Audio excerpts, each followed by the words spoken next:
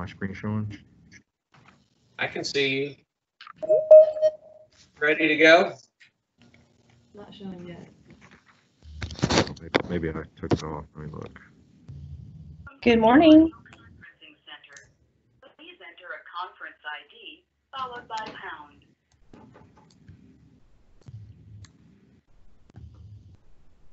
Vanessa, I'll take my cue from you as to when to start. Are we ready to go?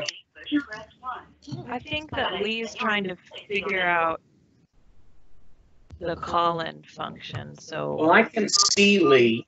Is she able to talk? we can hear her, she can't hear us. Well, she should log out and come back. Sorry, I can't find a meeting with that number. Try entering your conference ID again and then press pound.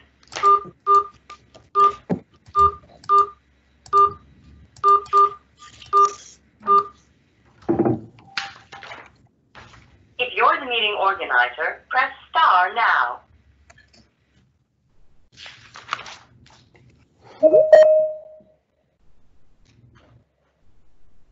After the tone, please record your name and then press pound.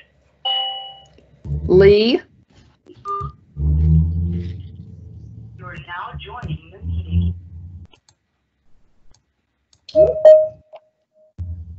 Is that better? Can you hear us, Lee? Yes, I can hear you now.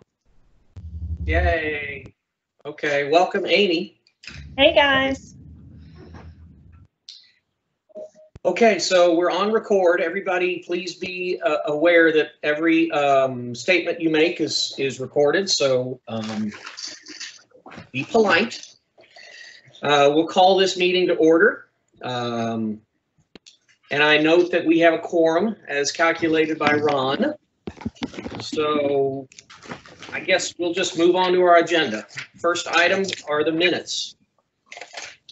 Hopefully, has everyone read the minutes of the April 17th meeting, the last meeting that this committee had? If so, I'll take a motion to approve the minutes as submitted. So moved. Second. Okay, the motion's been made and seconded. Any discussion? All right. All those in favor say aye.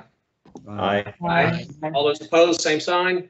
Motion carries. And thank you for, Ron, you always do a great job with these, and I really appreciate it. And as a procedural matter, are we going to handle it the same way on this meeting and give you a few days or a week or so to do that? We used to try and do it at the end of the meeting, but it doesn't lend itself very well to this teleconference system. We going to do it the same way?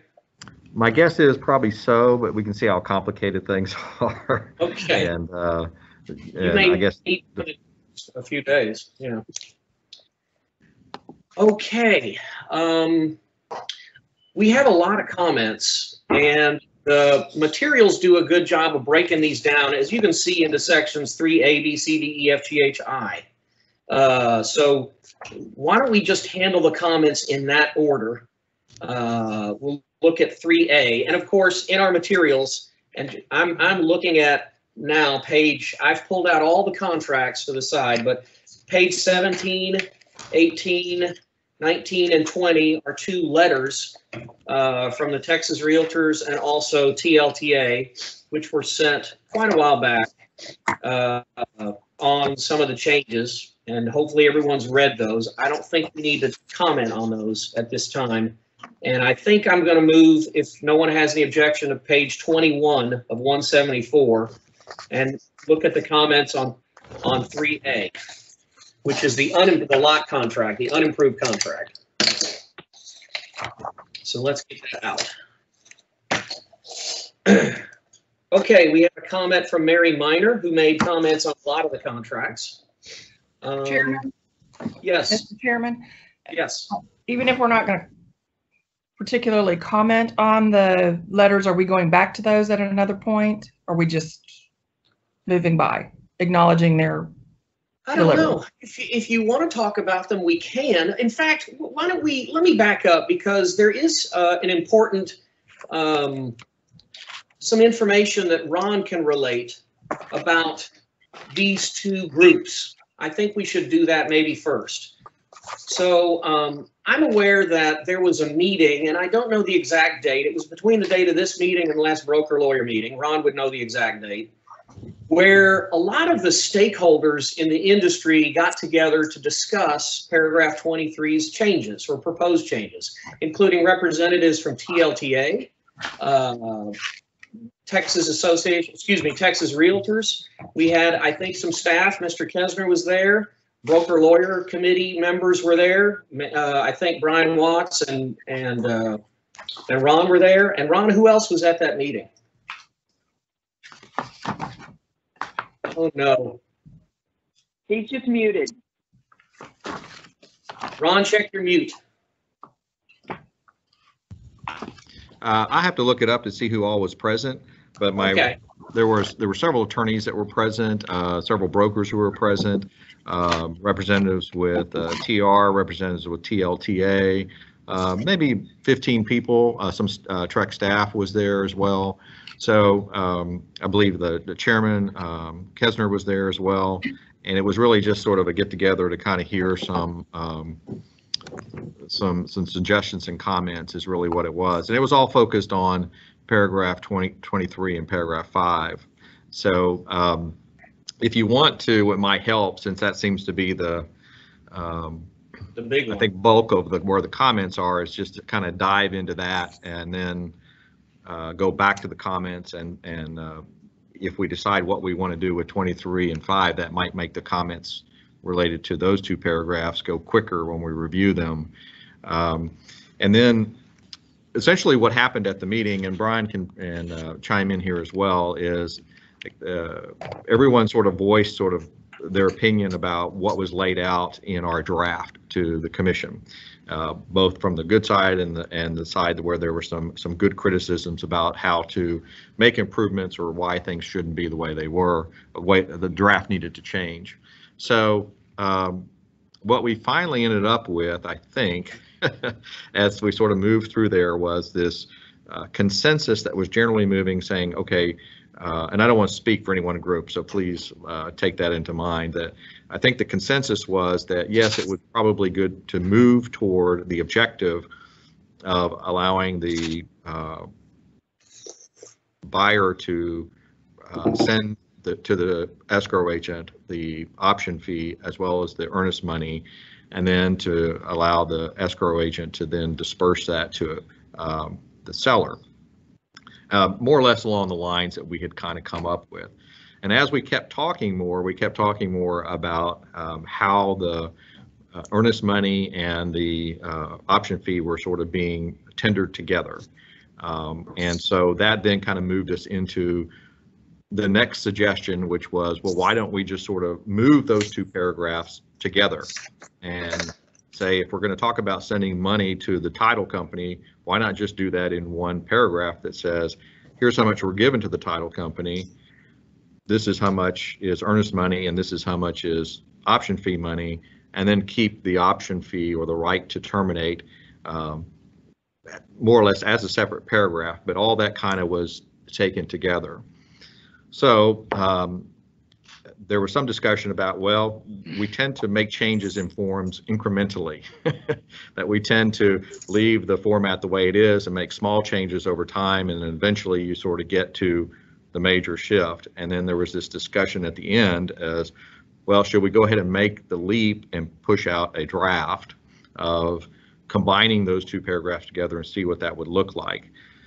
So without obviously changing any drafts, I put together, and I don't know if I can share the screen here or not. Let me see if I can share my screen.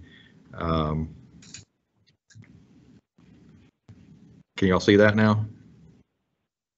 Just you. All right. Does everybody see the paragraph 5 where now it says earnest money and termination option? No, sir. No. Yeah. Not on mine. Oh, I mean, I've got it. oh, you've got the control. I've got the language. Let's see. How about now? Nope. I'll share it. Let me try. SJ, can you hear us? I can.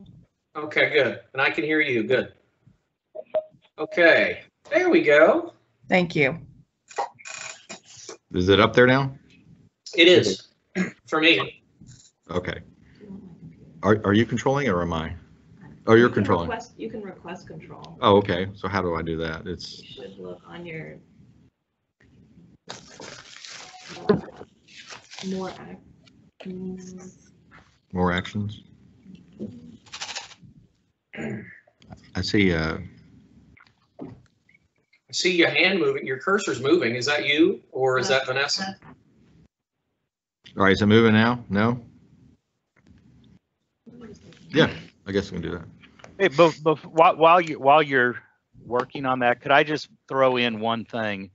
I thought at the meeting, I thought there was a good consensus, and Scott Kessner certainly was a proponent of the whole idea of making things easier and finding a solution along the lines that's been discussed. But there was also just the general thought, and this may be very consistent with what Bo and SJ have been expressing in the last few meetings, and that is that there is confusion out in the marketplace, especially with sellers not understanding the whole concept of option fee and giving the buyer an unrestricted right to terminate, etc. And this idea of pulling everything together into paragraph 5, making it simpler is maybe just the best solution to accommodate the concerns of all the parties. All right, want to that's email all. that to everybody? Hey, I was going to see if Amber could email that draft to everybody as well, in case you want to have a Word version of it. I need to send it to you. Oh, okay. Well, we can go ahead. So what you can see in there is really just what we did is we took what was in paragraph 23 and paragraph 5 and kind of broke it down with the idea that we're going to go ahead and tender to the escrow agent at the same time 2 fees, 1 earnest money and 2 the option fee. And then the rest of that paragraph 5A goes on and it's essentially the same language that we have in existing paragraph 5. And then we have below that the option fee paragraph. So essentially then what we did is we moved over paragraph 23. Oops. We moved over paragraph 23 into 5B. And then 5C and D, or what happens if that money is not delivered, either one is not delivered. There was also some questions about making sure that there was a provision in there that said that the any money received would first be applied to the option fee if there was any kind of shortage there, so that would maintain the option intact, and then it would be the default that you could then claim for failure to deliver the earnest money and move in accordance with your remedies there. So the remedies were preserved to be identical as they are in the current paragraph, and that was part of the discussion. Is and I think where some of the discussion focused on was there was confusion about, well, we had one remedy under paragraph 5, which was claiming default if the earnest money was not delivered, but then in the option there is no remedy. It's just that the option goes away and for failure to deliver the option fee. And so both of those were preserved there in this particular draft in trying to combine these two. Now I think probably it's going to take some time to especially for the lawyers here to digest all of this and to see how this works in this. But we tried to keep all of the, you'll recognize all of the sentences in there from the existing paragraphs. There's not anything that's new. At least I don't think so. Is that right, Brian? Yeah, I think it's It is classic Ron Walker simplicity. Ron, Compliment. it really is nice. My initial impression is it's fantastic. I really like it. I have a question for the brokers, though. Brokers, at least one comment in our 175 pages was from a broker/trainer, someone who said something to the effect of, I have my agents memorize the order and numbering of the paragraphs. They know, they're very familiar with this contract and that the earnest money is always this section and the option's always this paragraph. And do you think, brokers, that your agents are going to have their world turned around if we move what has been paragraph 23 for years and years and years to another part of the contract? No, I like it. I like it. Yeah, I don't think it's the end of the world. I think consider the source. Remember, you're being recorded, everybody. Lee, what do you think? I think it's fine. It's just like everything else. It's just educating them of the move. I do have a little bit of heartburn.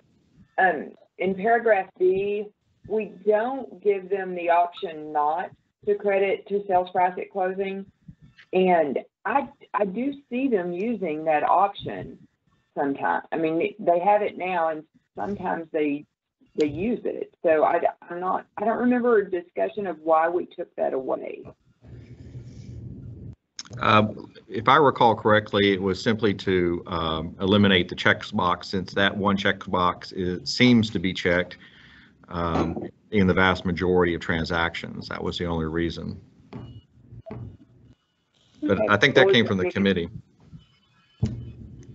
Yeah, and it's not a huge, I mean, it's not a sword I want to fall on. I just kind of like the checkbox and didn't remember the conversation. So. We might put it back under the theory that the less we change, the easier this will be to digest. Since we're already making a lot of changes, maybe stick it back in there and take it out, in another round. I don't know.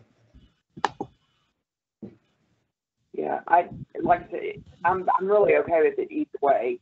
Another thing was there were, I didn't count them like Charles did, but there were a handful of comments from people saying, why can't we just give them an option, let them agree on whether they're going to deliver it to the title company or the seller. Right. What did y'all think about that? It was discussed, Ron, it was discussed in that working group call, that very thing, and there were a couple things that, number one, that creates another option and box that somebody has to check, which is counter to the goal. And then number two, that it would not resolve the problem that people were trying to fix. Is that fair to say, Ron? I think so. And what I was going to go back and look at, I thought we had decided at the in our meeting last on the draft that we have out pending right now before the commission, is I think we took that choice out, did we not? So I think that was, we were staying with the choice that we had already made. Yeah, so I'm looking at the draft of 23 that's sitting before the commission currently. So it doesn't have that option. So in other words, we took it out in our prior meetings. I think it's too confusing, and they could check a box and then later the buyer could say, oh, I changed my mind, I want to do the wire. I think you just get into all of that confusion.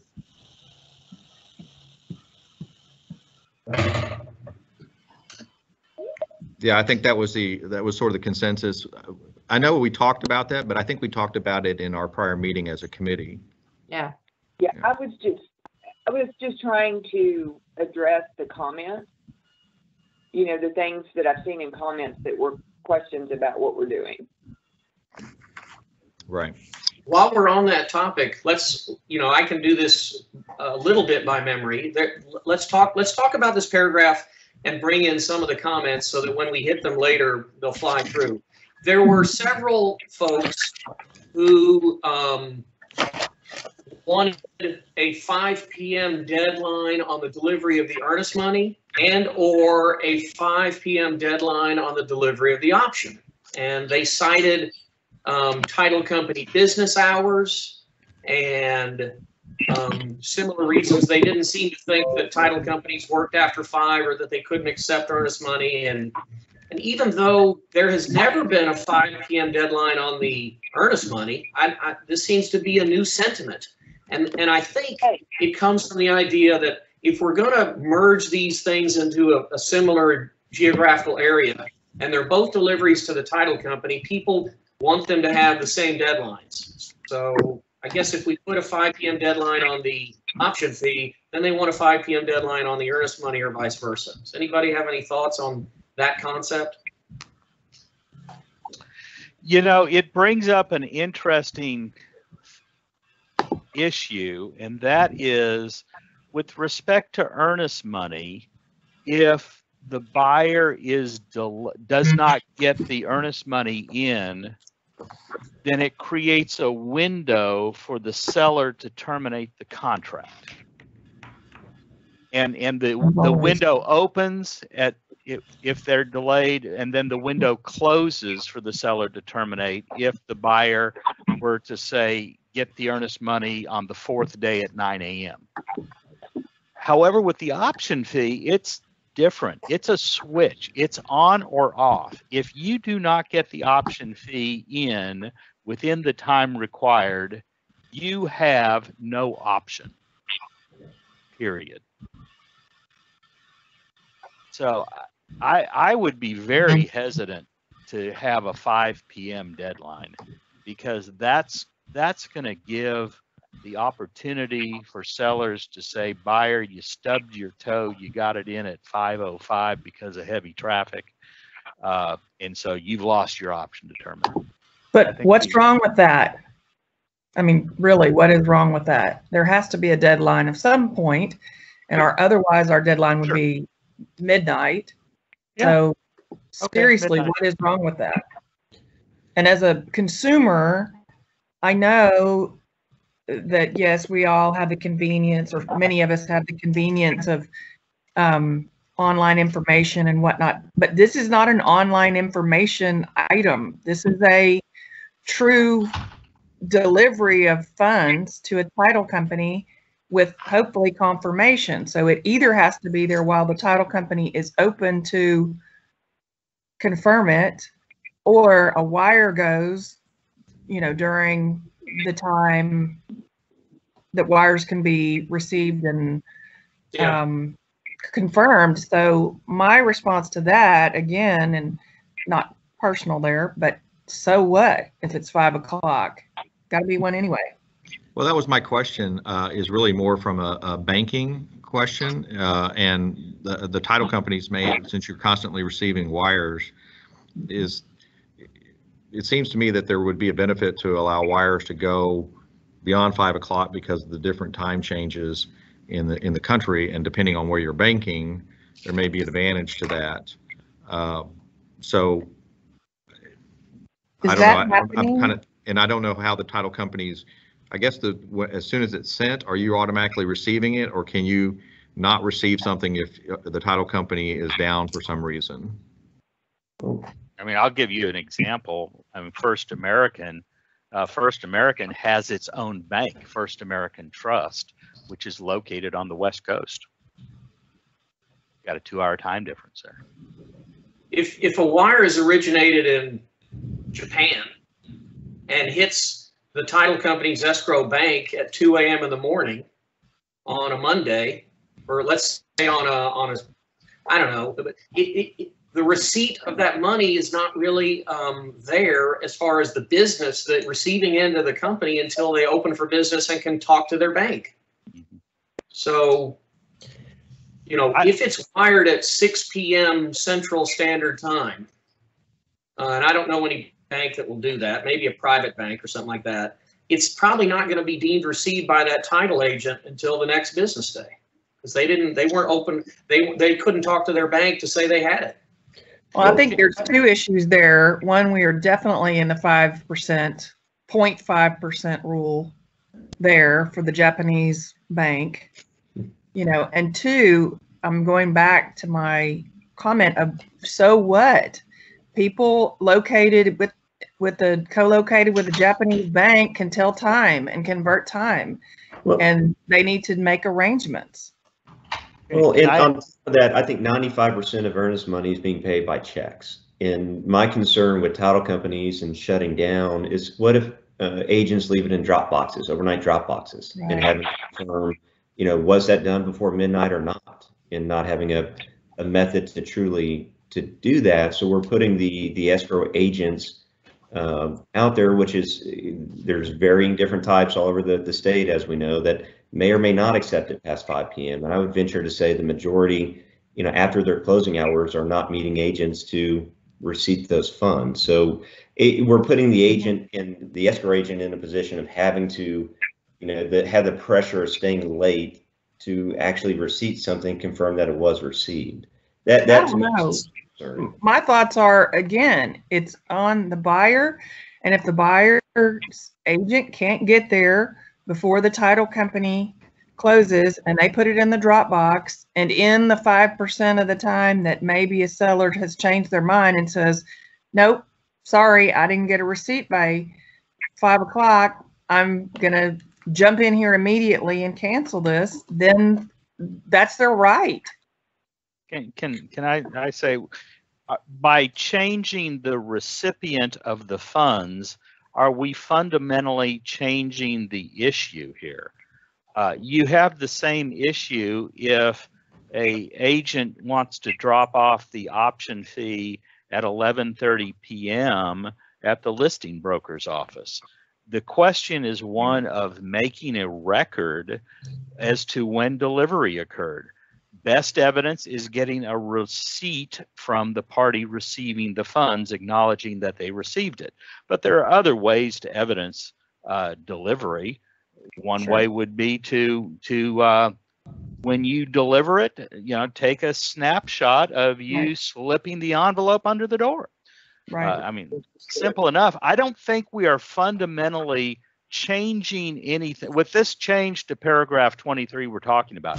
We're not fundamentally changing the issue of whether delivery was made or not. And so I see this 5 p.m. issue, although I'm not going, I don't agree with it. I don't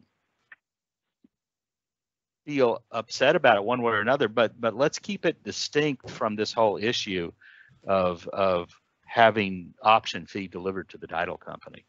Well, Lee, wait, I think Lee had her hand up. I hear from her, please. Yeah, I was going to say, well, first of all, the 5 p.m. thing makes no difference to me. Whatever the group does, you know, I'm fine with. But would a compromise be that instead of saying delivery, we say receipt? Could we say that it must be receipted by the escrow agent by 5 p.m. on the third day or whatever it is? I think we've shied away from that concept in the past because you don't want a buyer's legal rights impaired by an escrow agent. Let's say they're not there, their office is locked up, or you know, they're there on an emergency. You want to say, look, if I delivered it, it doesn't really matter, and I have proof of it, I get my option. So I think, you know, I'd rather have a key on the delivery, the tender, whether they take it or not. You know. I hear what you're saying, but we're talking about businesses that, it's not like different title companies have different hours, right? I mean, they're all open at the same time and they all close at 5. I mean, sometimes we have relationships where somebody might stay there and wait on us, but their lobby hours are pretty much consistent. Maybe the 5 p.m. Go ahead. Boy, you have a one-person office, and they got the flu. And so they go home? Maybe the 5 p.m. deadline is a good way to solve the disparity between title offices and their office practices. You might have some in some offices that generally close at 5 o'clock, and you have some that stay late. Maybe that unifies it. And SJ's point, and I'm sorry, I'm hearing.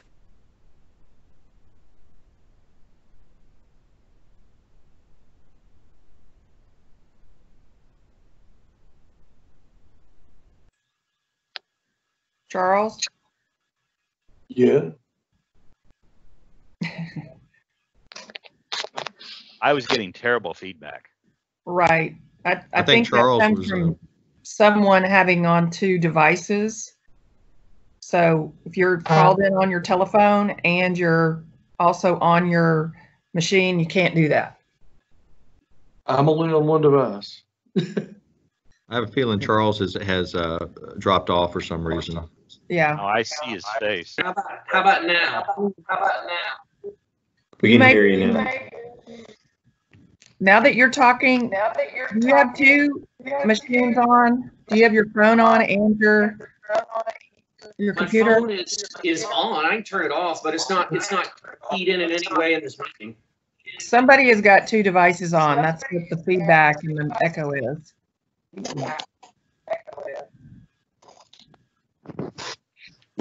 Nancy, Thursday is in 2 places. Could that be it? Thursday is in 2 places. You got to mute one. Muted though. So like if you're using your phone for the audio, you've got to mute the computer.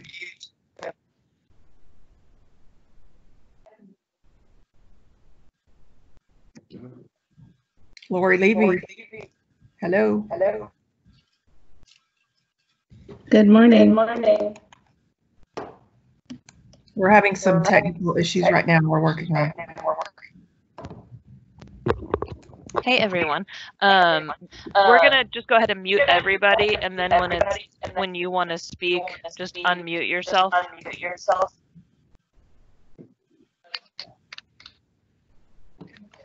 The marker you can mute everybody.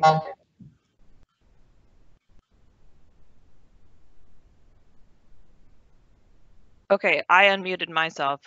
Charles, if you want to try picking back up and see if that helps. Okay. Any. Do I have am I in a cave right now? Okay. Yeah, you're good. I'm gonna put myself back on mute, and we'll let this discussion resume with whoever wants to.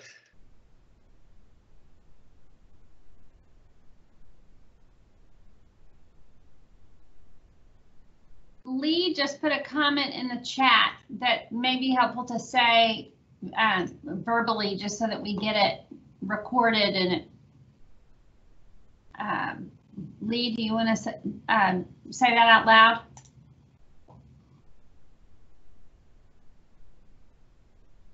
You have to unmute.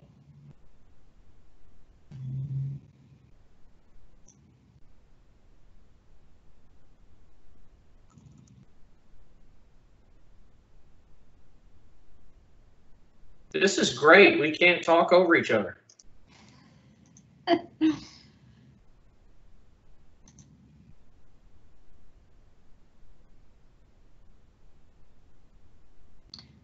Okay, well, maybe not, Lee. I'm going to read what she said just so that y'all, just so that it is kind of part of our record. I think this entire change is going to cause more challenges than we currently have.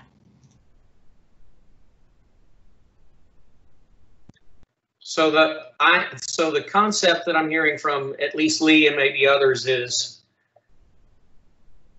keep things as much as possible under current practices. Current practices is a midnight deadline on delivery of earnest money and a midnight deadline on the delivery of option. We're just changing the recipient of that option fee, as Brian says.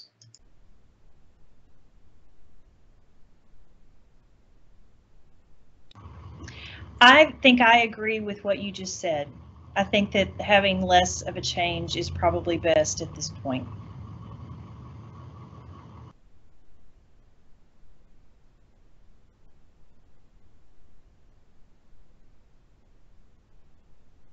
I'm going to encourage everyone to speak up rather than use the chat. You just have to unmute yourself.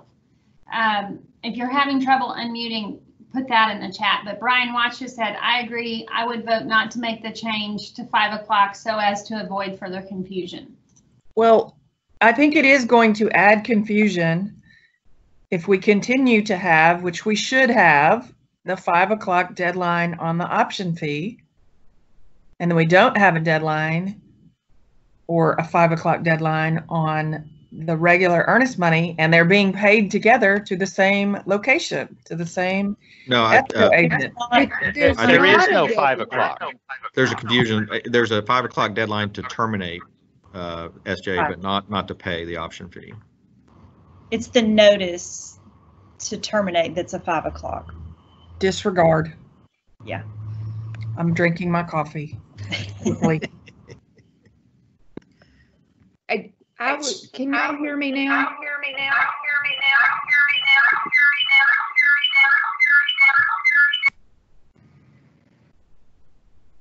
We just Who was discovered that? who it is. That was Lee.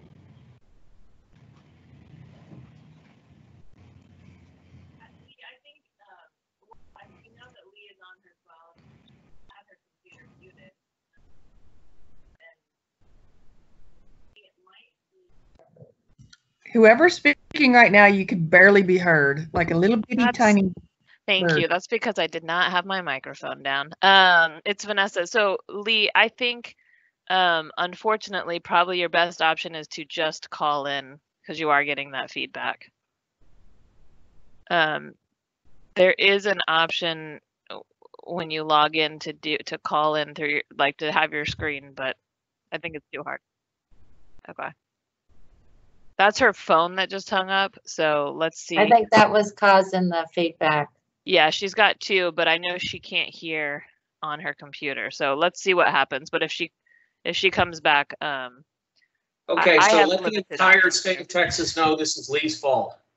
Yeah, there you go. Okay, I have limited control options right now because I'm sharing my screen. So Allegedly. when she comes back, we'll figure it out. Thank you. Allegedly Lee's fault. So let's, by a show of hands, let's at least, we've been looking at this language and looking at it and talking about it. We've talked about some possible concepts. Who likes Ron's drafting as it stands right in front of us? Raise your hand. Ron, you can raise your own hand if you want. I like it, but I need more time.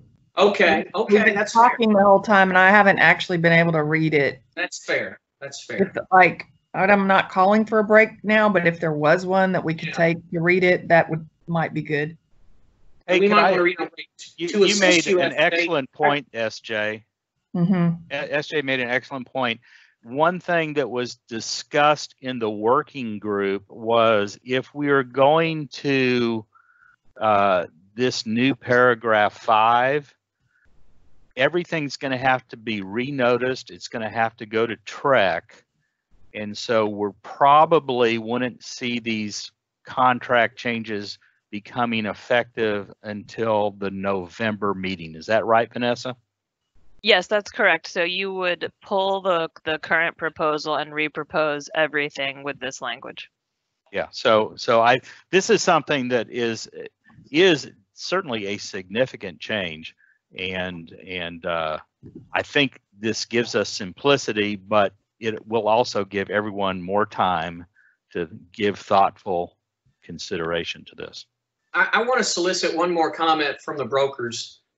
And we talked about it, then we moved on to something else. Let's go back to it. The idea of giving the buyer and the buyer's agent an option or a choice between delivery of the option to the title company or delivery the old-fashioned way straight to the seller or the listing agent. Does anyone want that in there? I think that would complicate things fairly dramatically. Because I of boxes and Charlotte. choices? Okay. Okay. We really, we're simple people. We need to have it one way or the other. I agree. I agree. To what? To just Oh, that delivery they're solely simple to the people? escrow. we not have a bunch of options? Last, not maybe last comment, one other comment that was made on these things, and I took, as you can see, I took a tally of the different opinions. Even people that were in favor of this change wanted to modify it to do different things. 5 p.m. deadline, option for choice between option fee to title or option fee to seller. Another somewhat repeated comment or request is treat this whole thing as a single lump sum like the Texas Realtors commercial contract and just have one sum delivered, have it called earnest money, and then have a piece of that earnest money deducted, which is really kind of what we're doing. But I think the 2-check concept bothers some people.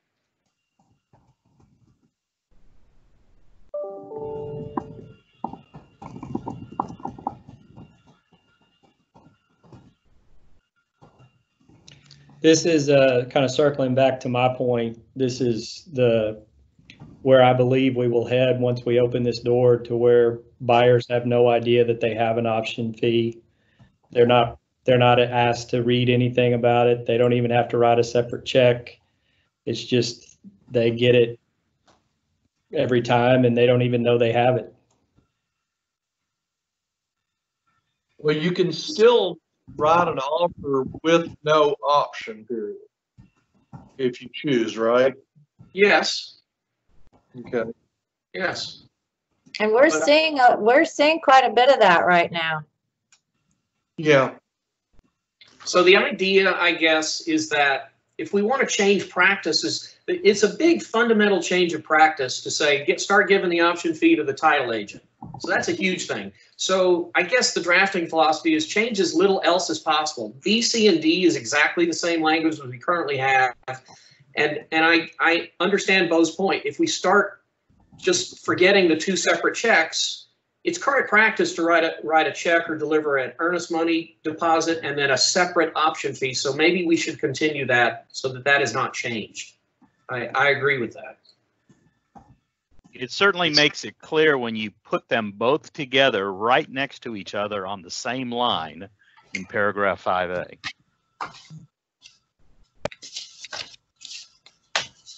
Well, why don't we move on?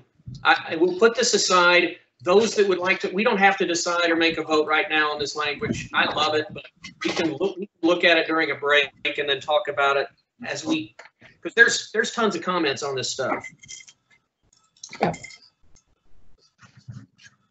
So do we want to go back to the agenda and look at the comments? Would that be a good choice?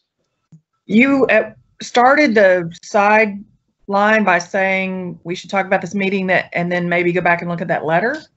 And we didn't go back and look at the letter. Okay, well, we can look at the letter, sure. If you wanted to do that, just reminding me where we were. So maybe look at the bullet points, maybe the thing that, because Texas Realtors was concerned about a number of things, and maybe the new language Ron has drafted addresses these things here. Because this is what they kind of first said. So I came late. What page are we on the agenda? I'm on page 18 of 174. This is page 2 of the Texas Realtors letter dated May 1st. And Lori Levy's on the phone, or was a moment ago. Lori, are you here? I'm here. Okay, and you too may need time to digest this new draft that Ron and maybe just Ron did, but maybe we should go through these concerns and see how well they're addressed, because I think they're all good points. So the first bullet point, application of funds if buyer delivers total funds that do not cover both the option fee and the earnest money amounts. Well, Ron's language now has that. The contract designates that all monies first go to option and then to earnest money. So we got language that clarifies that. Is that the way we want it? Yes. I think so too. You know, I've sort of gone back and forth on this. My initial thought was, well, wait a second. If the buyer, you know, if you have $1,000 earnest money and $100 option fee, and the buyer only delivers $1,000, whose fault is that? It's the buyer's fault. And should it be applied to earnest money or to option fee first? I was sort of thinking, well, no, it should go to the earnest money because the buyer's the person that made the mistake in the first place. On the other, he should forfeit his option. yeah. On the other hand, we all know that there is a situation out there where buyers during their option period pay the option fee and they never get around to paying the earnest money because they immediately terminate. And if we have that, then yeah, it probably should go to the option fee first. I personally, if the earnest money is not timely delivered, if they're not timely delivered, then the seller retains the right to terminate the contract, and the other still is still delivered. So to me, requires I can't hear you. Hey, John, you're on Mars right now. Okay, everybody, I muted everybody again. I think it's just there's too many people with too much noise. So the person who wants to pick up with what they were saying, go ahead, and we can do it that way. But I think we got to keep muting and unmuting. Unfortunately, there's just a lot of people in here and a lot of noise.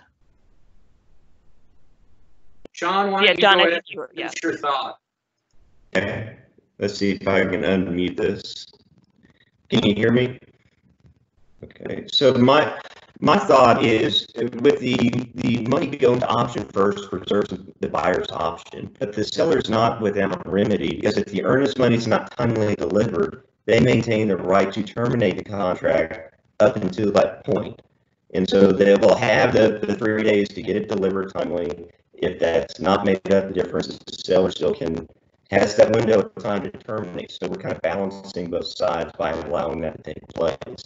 I would hate to have a drastic draconian remedy of losing the option period because of an issue with the amounts, whether it's one check that's not enough or second check didn't make it. I like the fact that if we had preserved both rights, basically the seller terminated if it's not done properly. So there's not a complete shutting of both sides off in terms of what the remedies will be. If I can, because we had a little trouble hearing, but I think what John was doing is it said that both remedies are still preserved if you apply it to the option fee first.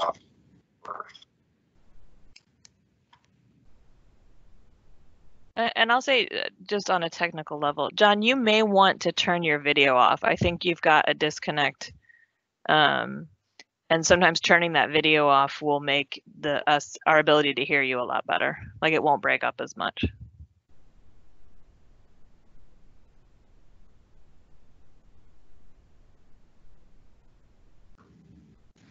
I'm okay with the way it's drafted.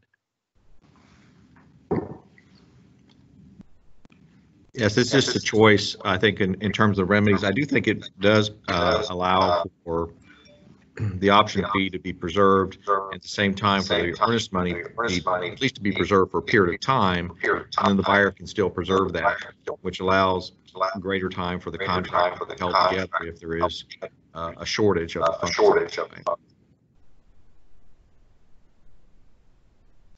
Lori, do you have any? Goodness, I'm sorry about this. Lori, do you have any initial impressions of the priority of application?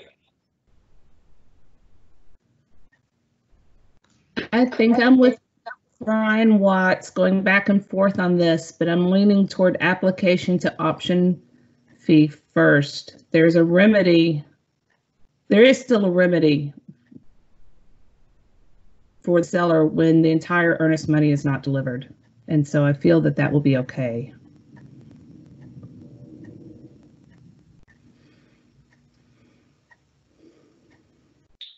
If we have no other comment, let's move on to the next bullet point. And this is a good one. Charlie has a comment, but he's muted. Charlie, go ahead. It wasn't all that great, but I do like the application of the option fee first, because again, the option fee not being delivered is an automatic termination of option.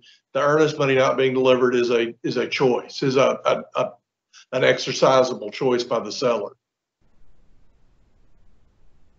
Okay, so on to their next bullet point, which is a good one. When the earnest money is delivered late, we've got kind of a race to the title company, termination versus late earnest money. That race is clearly set out. If the option fee is delivered late, past the third day,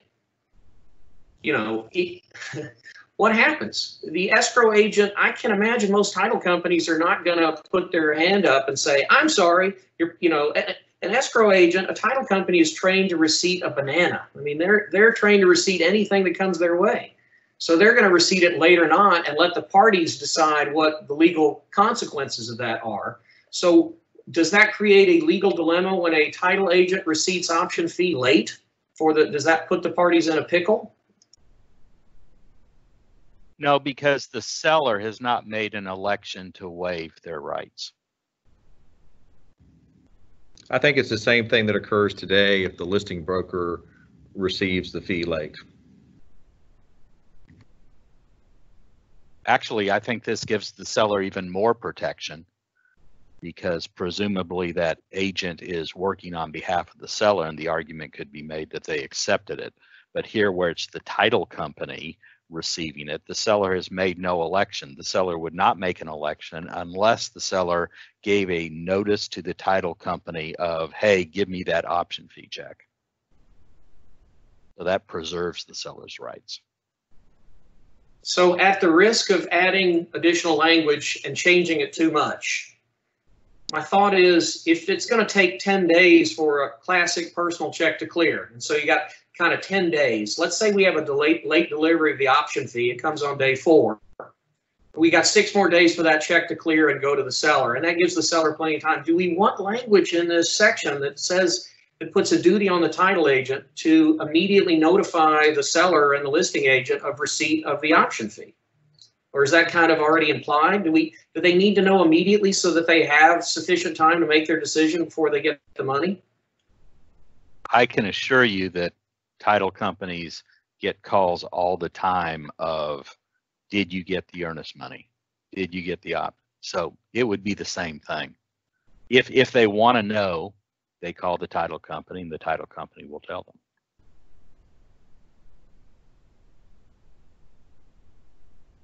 Any other comments, thoughts? Okay. This is go ahead. I have a comment if I could. I'm just a guest here, but I am a broker. I had this happen a while back where my client, the buyer, earnest money check did not clear with the title company, and I had no idea. So my question is, if we changed it to where the option is included in the earnest, how would that be? How would the parties be affected if the check was no good? A bounce check means that it has not been tendered or paid. So then the seller would exercise his remedies. And then that could mean that in this case, the option fee has not been paid and he can take the position there is no option. And then he could go to paragraph 15 if he wants to terminate for failure to deliver the earnest money. Thank you, Ron. So the next bullet point, option for a buyer to deliver the option fee to seller. And we discussed that, and the consensus, although I'm not going to say it was unanimous, but what I did gather from the comments on this concept is that means that we would have a checkbox and more choice for the agents and the consumers, and sometimes too much choice is a bad thing, and maybe we want to keep it simple by not having a choice and just saying that we're going to all move to this new idea.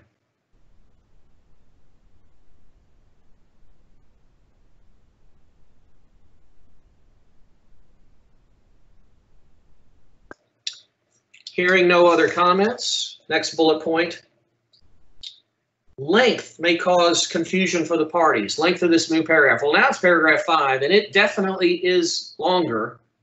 But the good news is you're pulling existing language out of other parts of the contract and just moving it. So, you know, I guess we're going to gauge. Good drafting means changing as little as possible, so we're trying to adhere to that philosophy. I don't know if anybody has any thoughts or comments as to whether we're changing too much, but. Charles, this is Lori. I think it's a lot less confusing now. I think that a lot of strides were made in this. I don't have the same reaction I had to the last draft with that length and the confusing nature of it, but that's just my personal thoughts having seen this just now. And it's understood that Lori does not speak for the entire 100,000 members. She's got to go back to her board and her leadership and find out what they, so these are just initial impressions. They're not binding on you. We understand that.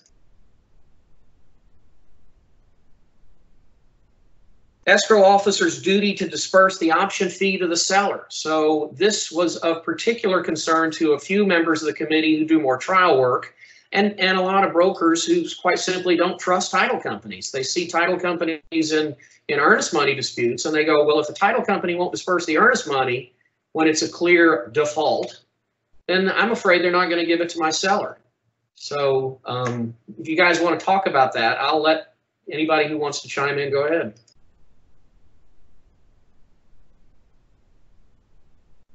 I feel reassured. I was one of the ones that had a great concern about that. And I felt reassured by the members of the committee that were in the title business. And I did talk to the title company we work with most often. And I've been assured, now again, we'll find out in practice, but I am hopeful that it'll work right.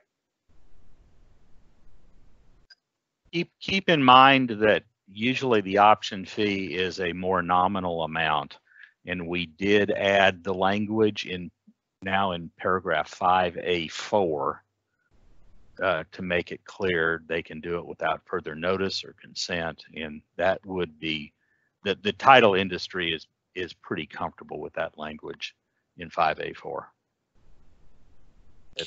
It should be sufficient.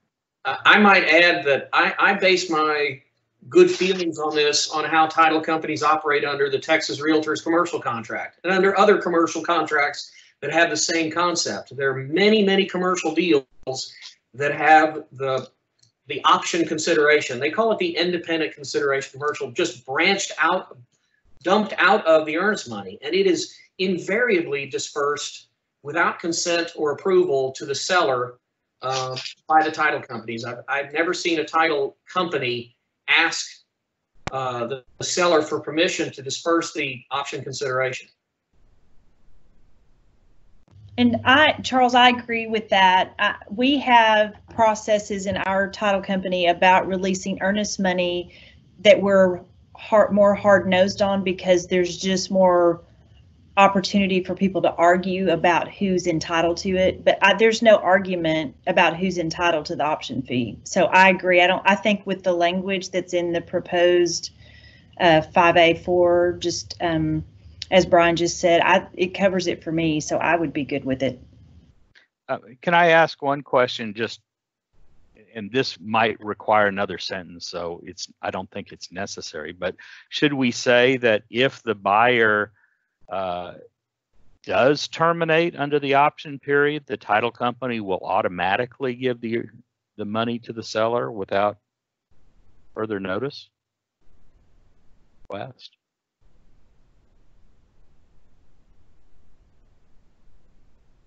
Or should we put it in the buyer's notice of termination of contract?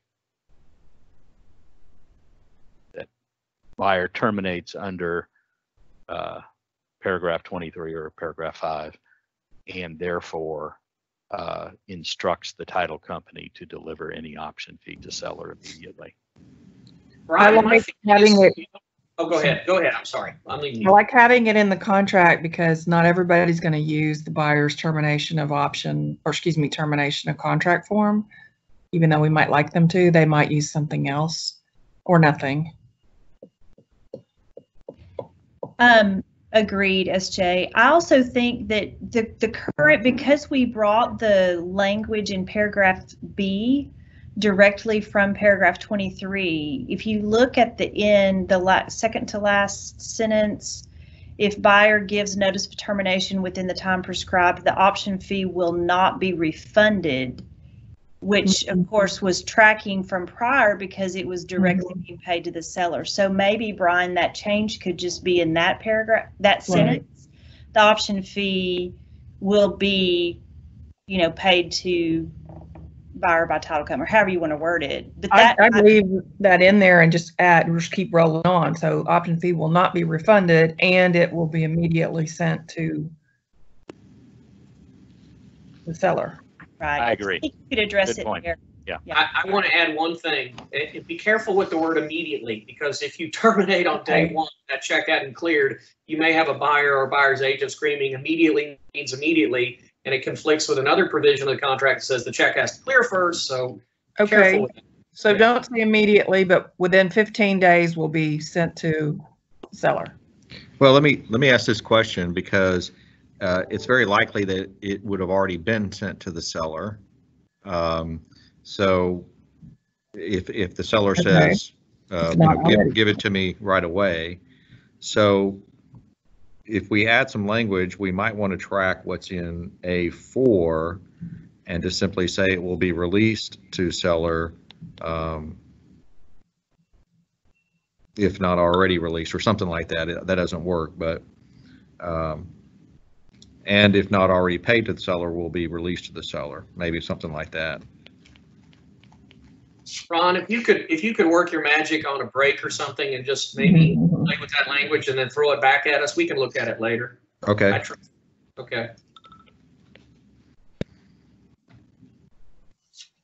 Okay. We can add something, a little clarification there. And I want to thank Lori for, this is a great focus exercise, and it really tightens up the language. So let's go on to the next bullet point. Potential fees escrow officers will collect in order to perform the service of collecting and dispersing the option fee. Well, Brian, can I get you to address something that emerged? I don't know if we want to talk about this. 1501, Val, 1501. Sorry. That's okay. But does this committee need to know about the title company's stale check issues or concerns that TLTA raised in the last few weeks?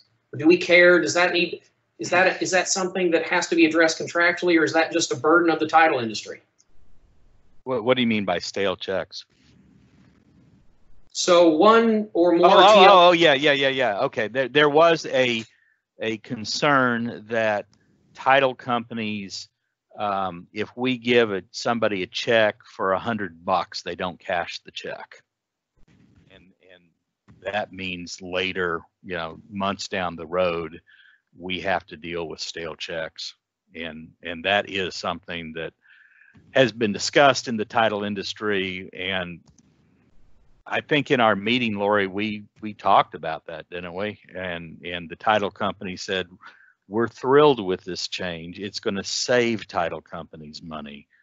There's not going to be a extra charge built into anything for us to disperse funds. And title companies right now don't charge for issuing an additional check if a deal terminates, and they have to cut a refund of the escrow. Let me say this. A title company could do it, but they're only going to do it once, because they're never going to see that agent's business again, right? So yeah, so maybe the answer to that is let the free market govern. Yeah. Title companies are governed pretty well by their customers, I gotta say.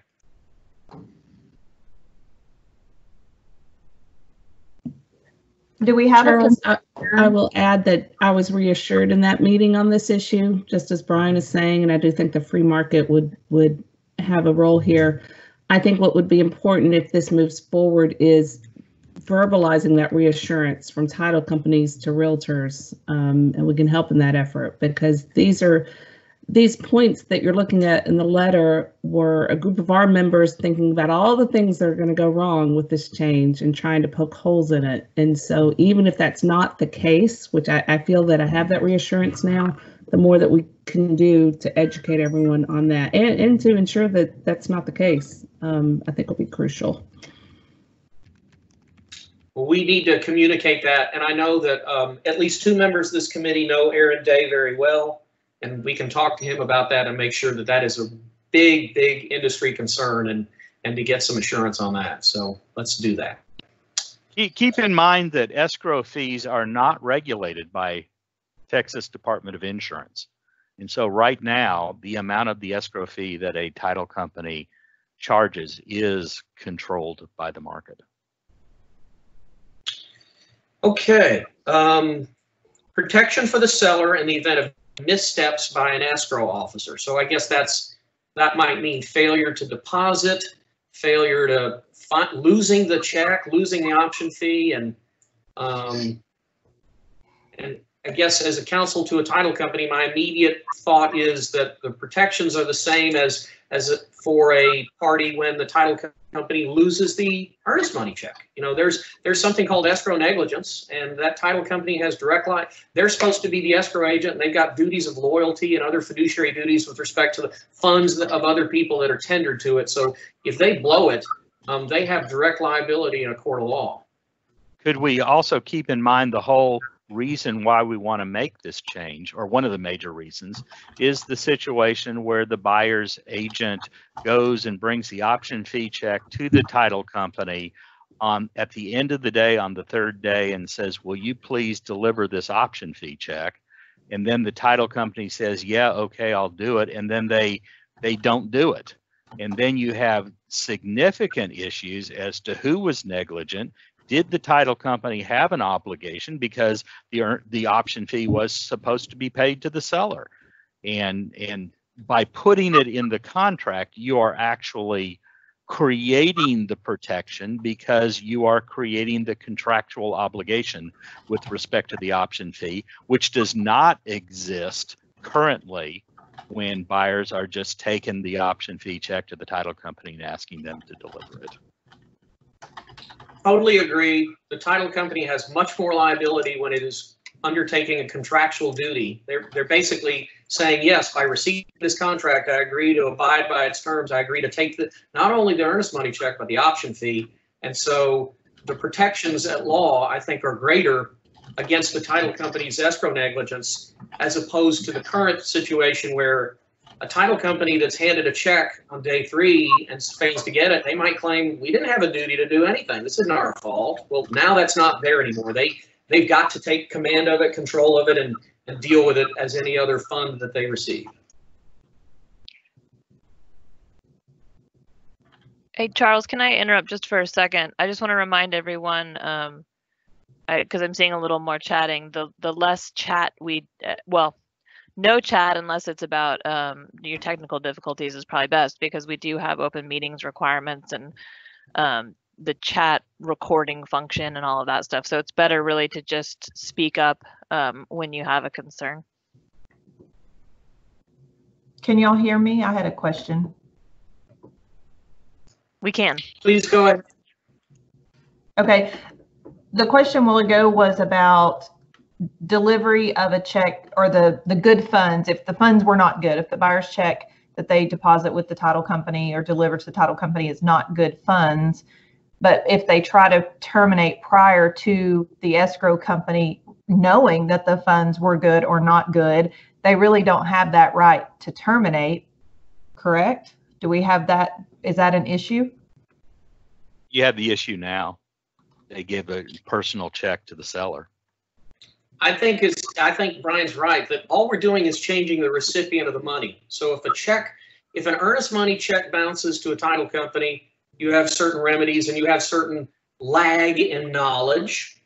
If an option fee check delivered to a listing agent bounces, you have the same lag of knowledge, you have the same time delay, but you have the same remedies. So we're not changing the remedies for a party. If you don't pay, you don't pay. I mean, that's quite simple. It may take a little bit of time to figure that out, but it might mean that you actually have a quicker turnaround on the option fee because title companies are highly regulated industry that has to deposit checks within a certain amount of time, and maybe that's quicker than a seller or a listing broker might do.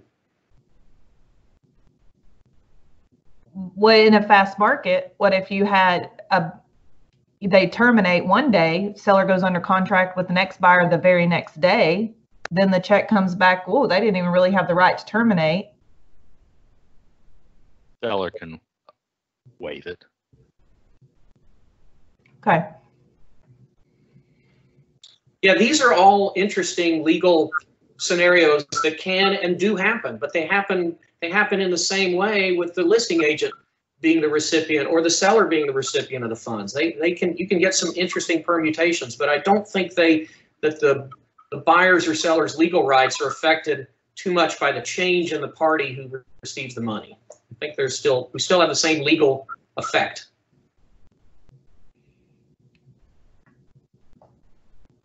I agree. And I guess the seller could give notice to that first buyer of termination because the funds weren't delivered within the 3 days because the check wasn't a good check, just to cover their basis.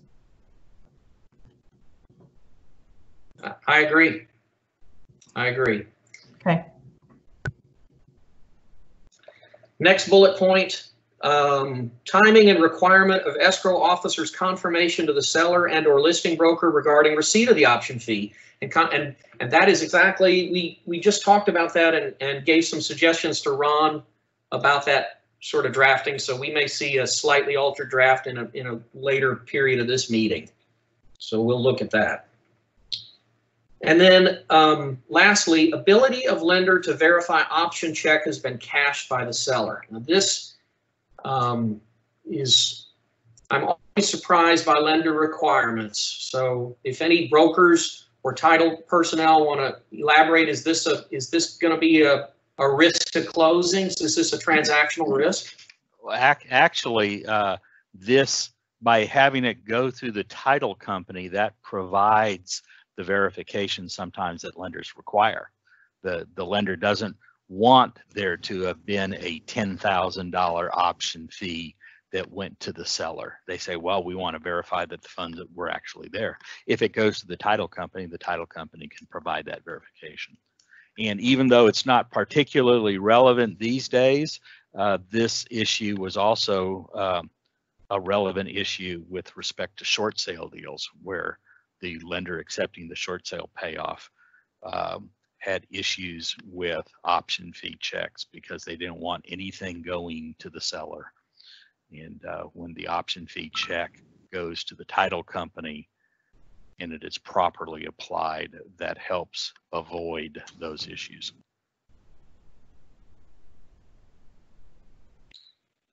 Well, that concludes the bullet points. Go ahead, Ron.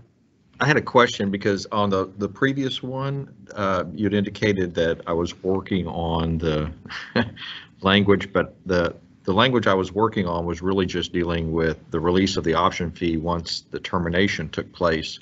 But this bullet point, the second to last bullet point in the letter, talks about a confirmation regarding receipt of the option fee and confirmation of good funds received, which I don't think we have that except for the previous statements that we were going into paragraph 18 that we dealt with that issue. You're right. I misread that. So okay. Let's talk a little bit about that. So I don't think our current contracts expressly state that the title company, well, maybe they do. There's a receipt box for the earnest money.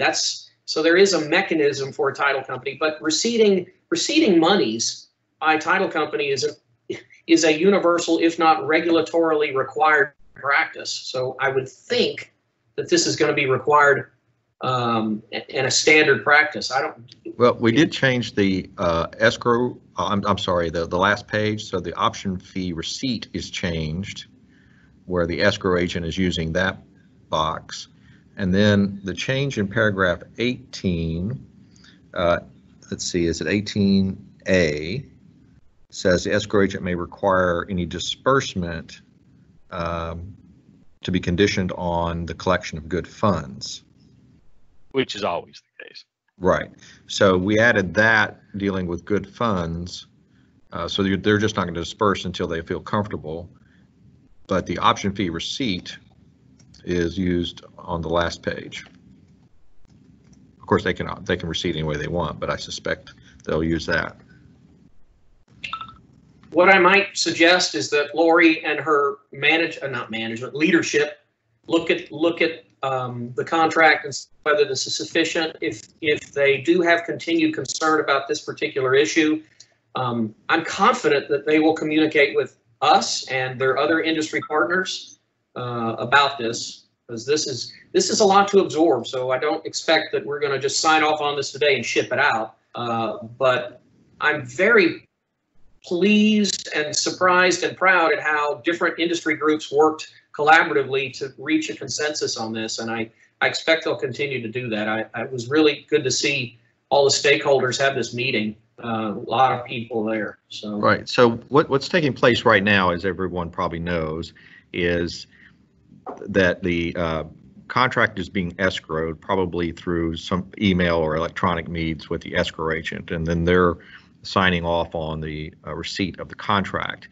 And then a day later, or however long it takes, they then send an amended page or an additional page, the page 10 or whatever it is, the last page, that shows that they now received the earnest money. And then a day later, the seller or the listing broker has sent over a copy of the receipt of the option fee, and then the escrow agents are sending that out again, showing that that's now been replaced as page 10. That's what I commonly see taking place. Me too. Does anyone who hasn't, well, haven't heard as much from Greg or Lori, does anyone else have any comments or thoughts that they want to talk just on paragraph 23, now perhaps 5, and want to discuss anything before we move to the written comments? Well, could I just make one last comment, and that is, do we have a consensus that we want to go forward with moving paragraph 23 into paragraph 5? I think it's great. I love the Ron Walker Memorial paragraph. And I think it's fabulous. And I just want to be sure that we have a consensus that that's the way the group wants to go. I move to strike the word memorial. Oh, honorary. The Ron Walker honorary clause needs to stay with I really like it, to Bo's point of bringing back some friction in the contract. And this is a way to accomplish that without much friction, but it puts it right up front. It's a very important, if not one of the most important parts of the contract, maintaining this option right to terminate. And I think it helps with that discussion, having it right up front and center instead of at the back of the contract. So for that separate reason, I'm really in favor of that. I'm generally in favor, but I'm going to say again that I would like for us to have a break with time to review this, without a live conversation going on before we actually do that. This is the one item that we didn't get to review before this meeting, so. Understood. And we'll I don't know what breaks we took last time, but we're on 10:20. We might want to push a little further and then take a break. And I think Amber is going to email that document, or has, to everybody. Yeah, she has. It's just, okay, good.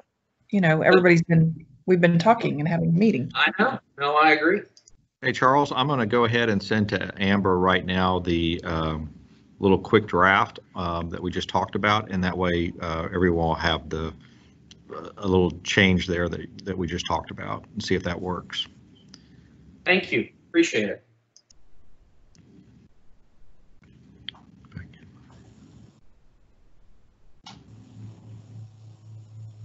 It's going to take a few minutes. I cannot do this quickly. Charles, you're muted somehow.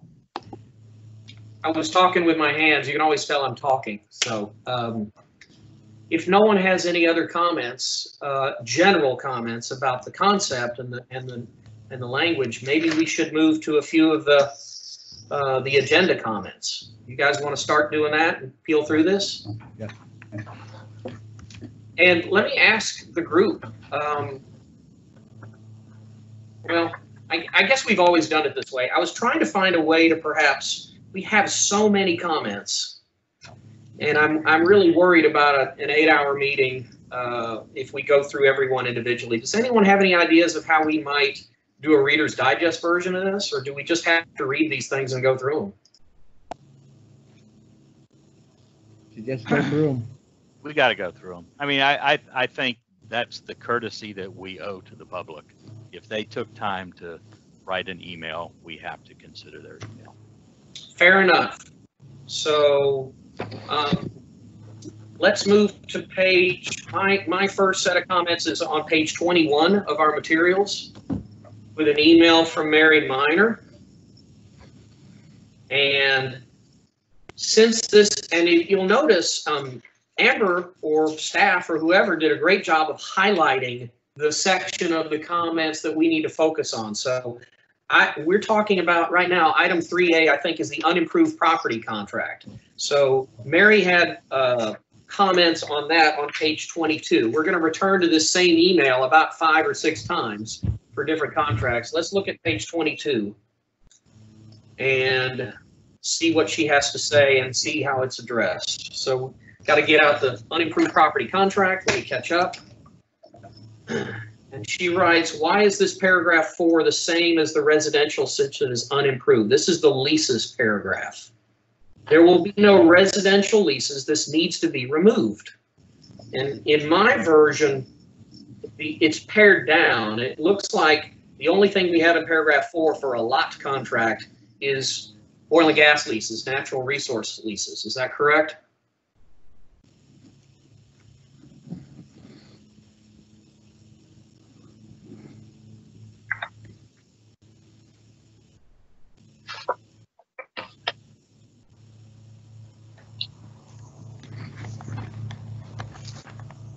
Is everybody good with this language? Do you think we need to get rid of oil and gas leases on a lot contract?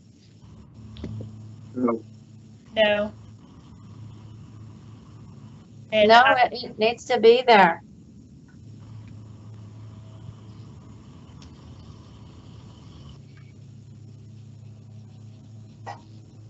And let me ask another question, because this will bring in comments that I saw later on the leases paragraph in general. Quite a number of license holders seem to have trouble reading the language, or they didn't really understand how this paragraph worked with the addenda. And so the way we've got it worded is it says, except as disclosed in this contract, the property is not subject to any leases. So there's an affirmative statement. And then if we want to contradict that, then you check a box. And by the way, on the unimproved property contract, do we need a box to check for that even though there's only one choice? If you don't put a checkbox next to A, then it almost looks like there's an oil and gas lease in every deal. I have a question about the residential lease. What if there's a mobile home on the unimproved property and that seller is leasing it to someone who lives there? That's a possibility. Is that a 5% thing? I've seen that. I don't know in other areas up in the northern part of where we cover, Aubrey and Princeton and all that. We see it sometimes with the mobile home on there. But that would be a residential lease, I'm guessing. Is this residential lease box in the farm and ranch? Could you switch contracts to cover it that way? I think it is. That's a very incomplete answer, but that might be, I don't know. I don't know. Charles, I think there may be on the drafts dealing with only on the unimproved form, from what I can tell right now. I'm going to go back and look what we sent over, but I think in the leases paragraph there, there's not supposed to be an A. In other words,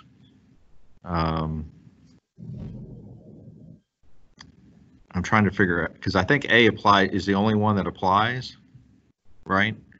So Correct. I think what we need to do is to look at redrafting that paragraph, because it's kind of strange to have an A but no B.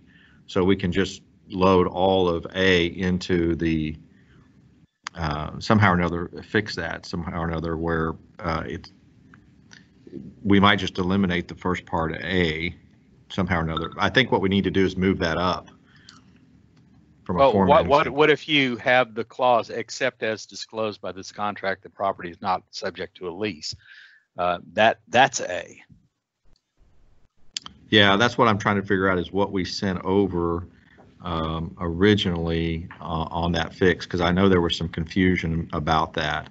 So I think we need to be careful of what that looks like in that particular form. And I think that may be the only one, but I'm not sure. I don't know if the new home forms were that way or not.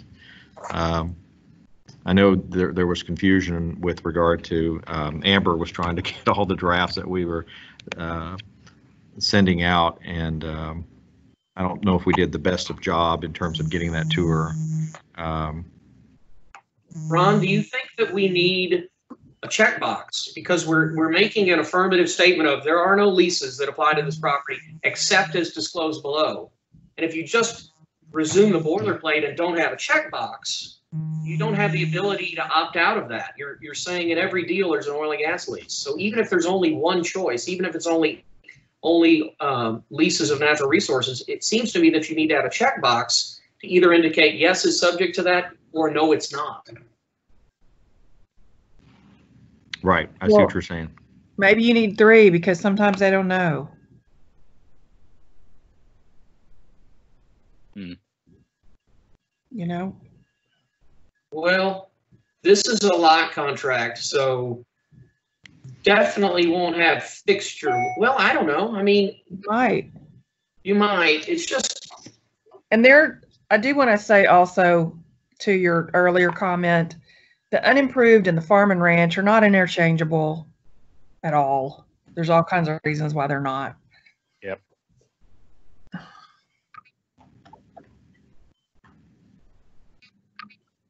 You know, this might just. We actually had what we sent over to Amber actually had a checkbox in front of A, but we sent over to her what you see in front of you in that form is paragraph 4 with the same lead in, and then a checkbox in front of A, and then there was no B. That's what we sent to her. So the comment is we don't need any of these. I think the committee disagrees and feels it needs at a minimum the oil and gas leases. But then there are some committee members that say, you know what? You can have a residential lease for a mobile home. You could have a fixture lease such as a propane tank on a lot. Solar panels, all kinds of stuff. Well, wait a second. Solar panels, I don't know, but is this a situation where in 95% plus of the cases you're not going to have to worry about it? If they do have a problem, that's a very rare situation. Let them deal with it in paragraph 11. Well, but whoa, hang on. The addendum itself is not for everybody, right?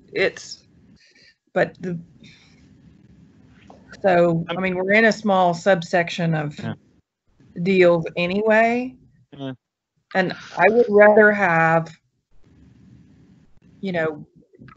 things out there to spark the memory of the seller and also the agents that are involved to check on these things.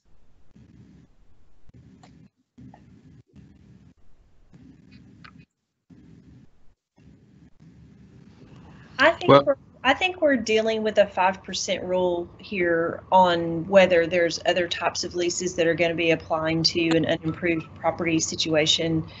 I mean, the mobile home situation, technically, that could be true, but the mobile home also could have been attached to the property as real property, and it's all really part of the real property, and they just use a 1 to 4 family, residential contract. So I think that the oil and gas leases need to be addressed because I think it needs to be brought to their attention. I'm not sure that the rest of these are going to apply often enough for it to be causing additional confusion by having it all there. That's just my thought. I agree with that. So what we want to do to make this clear is just add a checkbox in front of paragraph 4A in the unimproved form. Is that right? Well, first off, are we going to have that lead in except as disclosed? Is that going to be the new A? And then the natural resources will be B. And to that point, did anybody get the impression from a number of the comments that agents didn't seem to understand how this worked? Because they were saying, why do you need this if you have the addendum? And they don't seem to understand our wording of except as disclosed, there are no leases, and then you have a checkbox. Do we need to restyle this or reword it? I think it's clear, but I'm a lawyer. I don't think like other people. Is it an educational issue? Always. Always.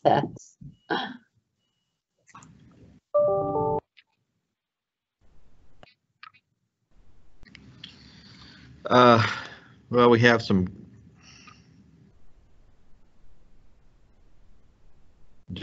we have both a formatting problem and a flow problem, I think. I think the intent is everyone wants to go ahead and include the language about the natural resources paragraph, right? Yes, sir. Okay. Yes. Okay. I can try to cut and paste something real quick and see how that looks and put that up for y'all real quick if you want to try that. Ron, I might want to, whoops, I turned my camera off. I might want to point out also that the parenthetical after Lisa says check all applicable boxes, plural. And so you might need to just check the applicable, check if applicable, maybe is all you do. There's no, I don't know. There's no plural boxes unless we add stuff. Is there a reason that the option of other is excluded? I mean, is there a reason not to have that as a checkbox that's available to use for some unanticipated lease or? Oh, that would address SJ's comment. Yeah. Without suggesting to them what they would be, just another. I'm not opposed to that. Yeah, I like that, leaving that in there. I think that's good too. A good suggestion. I would, unless brokers feel that'll confuse agents. I don't know. That may be the solution.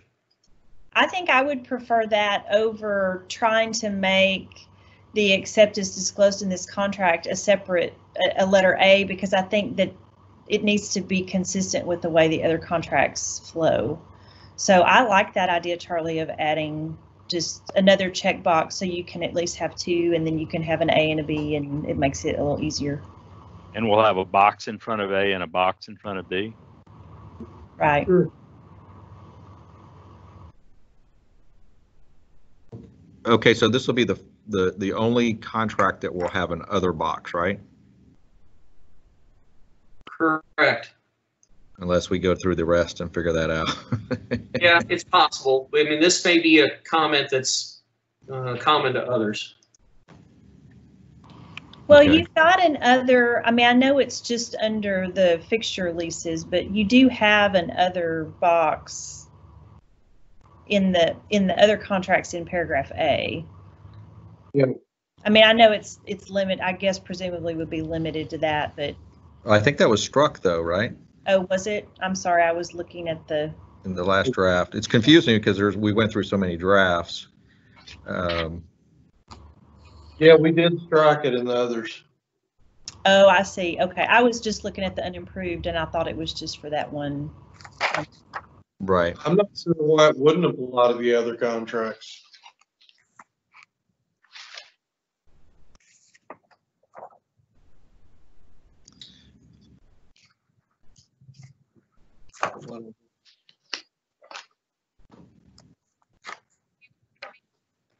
Do we want to let Ron fiddle with this a little bit and go on to the next comments in her thing? We're only on page 22. Yep. All right. So there is a complaint about paragraph 11, special provisions not being large enough. I'm going to simply let that, I think that should be a TREC matter, not a broker lawyer committee matter. I mean, there is a legal implication of that, but we don't really, we allow the agency to do the formatting so they can, I mean, I don't know, do we want to command that they have more space or what? No, no more space. I think it's fine. As a broker who sells, I have not had difficulty with that being too small. Okay, I'm going to move on. Paragraph 18, same as above. Well, what was paragraph 18's comment? Let's see.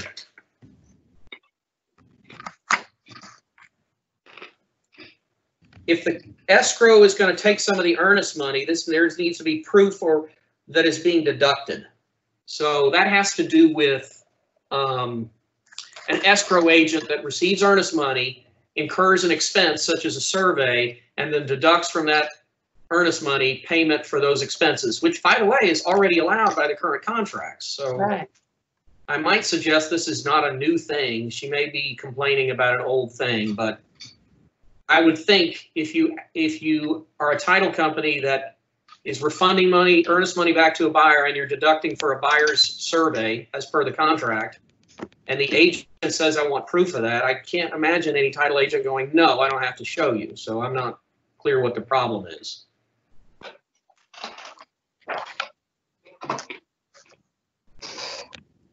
Paragraph 22, addendum regarding residential leases not needed. Again, addendum regarding fixture leases not needed. That's kind of duplicative. If we decide to have a box, then we'll have an addendum. So we kind of have addressed that. Option fee, termination fee. Believe this is the owner's money. So that's a vote in favor, a vote against the proposal. They want the seller to have it. And then that's it for that comment. Moving on to page 24. Karen, oh no, Tom, well, does Karen have a comment about these? Wait a minute. Yeah, and this was an exchange with Mark Morse. So right now I'm looking at paragraph 23, Karen Alvarez. Is this, okay, so she is talking about the change in special assessments made over time, which in the unimproved property contract, and it's in the other contracts as well, is paragraph 13. 13, is that what it is? Yeah. So we might as well talk about this because it's a comment that appears in other contracts. This was the change, just to bring everybody up to speed. I know that title companies and escrow officers were struggling with the interpretation of the existing language. Who paid this if there was a special assessment? And Ron does a great analysis of what's due and what's payable, but as far as buyers, agents, sellers, agents, and title companies, they get all confused. And so we just picked a side. We just picked the side of the buyer and said, you know what, if there's a multi-year assessment that's payable way in the future over a period of time, we're just going to have seller liquidate that and pay it at closing. And there are some voices against that saying that's not fair. So do we want to reconsider this language and shift the other way? As long as we have one way or another defined, I don't really care who bears the burden. I'll let you guys talk. I think you're right there. In the last couple days, I did get a email from a broker who's a pretty savvy person, and they asked me about this change, and they said, is this talking about, when you say assessments, are you talking about tax assessments or HOA assessments? And I said, it's both, but there may be an opportunity for us to be a little more clear in how we drafted this. Make it clear that it applies to both tax assessments. And I think there are like some public improvement districts that may have special assessments where they allow you to pay them over time or in one lump sum. I'm thinking specifically of street assessments. When you improve a street, they'll often charge, okay, everybody pays $8,000, but you got 10 years, and so they put a lien on the property, and it's payable over a 10-year period. So the question that I'd like to ask committee members for their input on is, does anyone think this is an unfair burden on the seller the way we've drafted it? Just factored into pricing.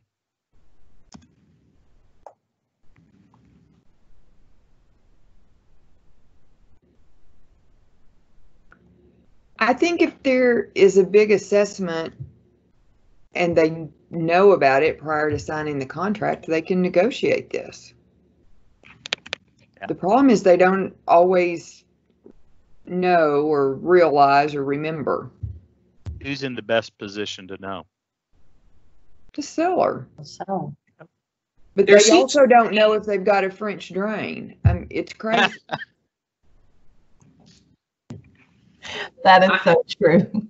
There is some well said. Comments that suggest that by having boilerplate, having no checkbox, and I don't know why these agents want checkboxes so badly, but they seem to imply that if you don't have a checkbox, then it's not negotiable. And I don't get that. Brokers, do you think this is not negotiable because it suggests or implies it has to go a certain way? That's what they'll think. I mean, it'll be an education thing. I think that they don't know how to negotiate it in writing. If there's not a checkbox and the parties want to negotiate, I think they know that they can, but they also know that they're going to have to send them to an attorney. And they don't want to do that, and it's easier on everybody if there's just a checkbox. I mean, I think that's the thought process. So the two checkboxes, if we gave the parties a choice, one checkbox would be the current language, all on seller, and there'd be a second checkbox to say maybe prorated between the parties or something like that. I guess that's what they're saying. Yeah. But how do you determine the proration if it's a prior assessment? I mean, I think it's better the way it is. It does, having it the way we propose does imply that it is customarily paid by the seller's responsibility. I kind of agree with that.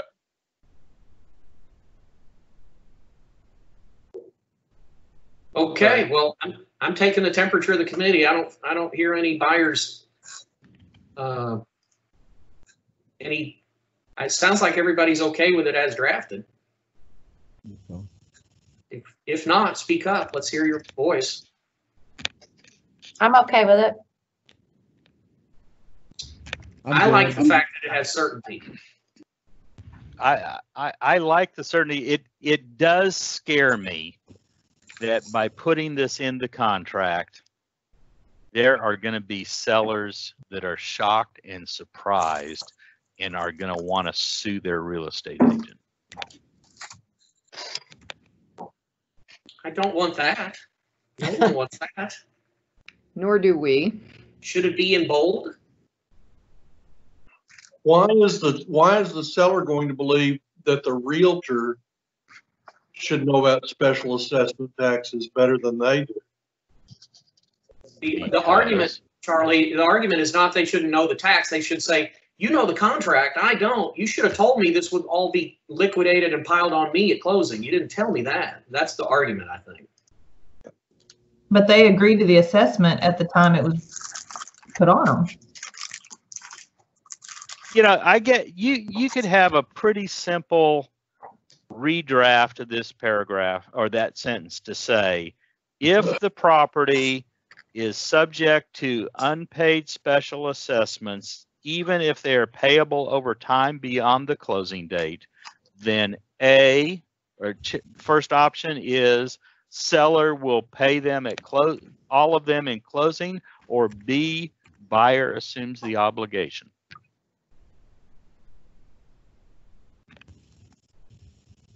I'm not opposed to a checkbox in this instance. For some reason, this doesn't concern me as much, and it seems more fair.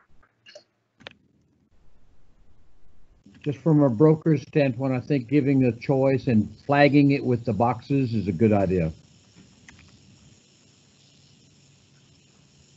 But then we're going to have to know more information. We're going to have something. If they check that they know about one, then we're of course going to have to know the number of years, how much is left, what the balance is, so it can be negotiated. Yes, no? No buyer is going to check the box that says they'll be responsible initially. It's going to be a negotiation. And what if they want to split it? Then what do they do? We need more room in special provisions. It's a tiny special provisions area. And then I hate to bring this up, but do we have to have a third box that says not applicable? And then now you got 3 boxes, and we're, I don't know. Well, you're saying you have to edit.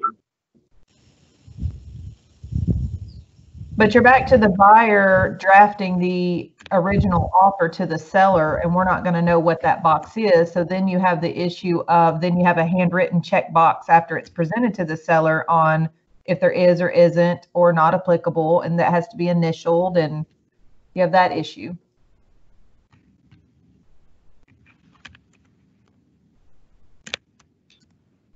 It's almost better if we say seller, or we say somebody's responsible in the language versus the check boxes, or we need it ahead of time. My only concern is that buyer's agents aren't going, or pardon me, listing agents aren't going to tell the seller what the paragraph says. Like it could be news to them at closing. That's my concern. Is that, I agree with you and I get it, but does that mean that we are now we're afraid to make changes that we think are best for the consumer because we're afraid that agents won't read this contract or know it or learn about it? They won't do their job? Well, we're making other changes because agents aren't doing their job. Well, true. We're trying to iron out an ambiguity that's presently existing in the language, and we're making a choice, a cost choice. And now we're afraid to make the cost choice because we're afraid that agents won't learn these changes.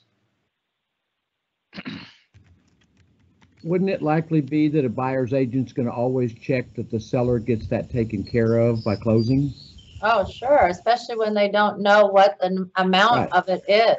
So it's a flag to the seller or to the seller's agent that if there is such one, you're going to be responsible for it. So I think it kind of puts it back onto the seller, but it just gives the choice up front. I think it flags to the agent to go ahead and let the seller know you will be responsible for anything. So I think it's a further reminder, goes with Brian's choice of that the seller is the one that knows these things. Well, and I like the discussion up front.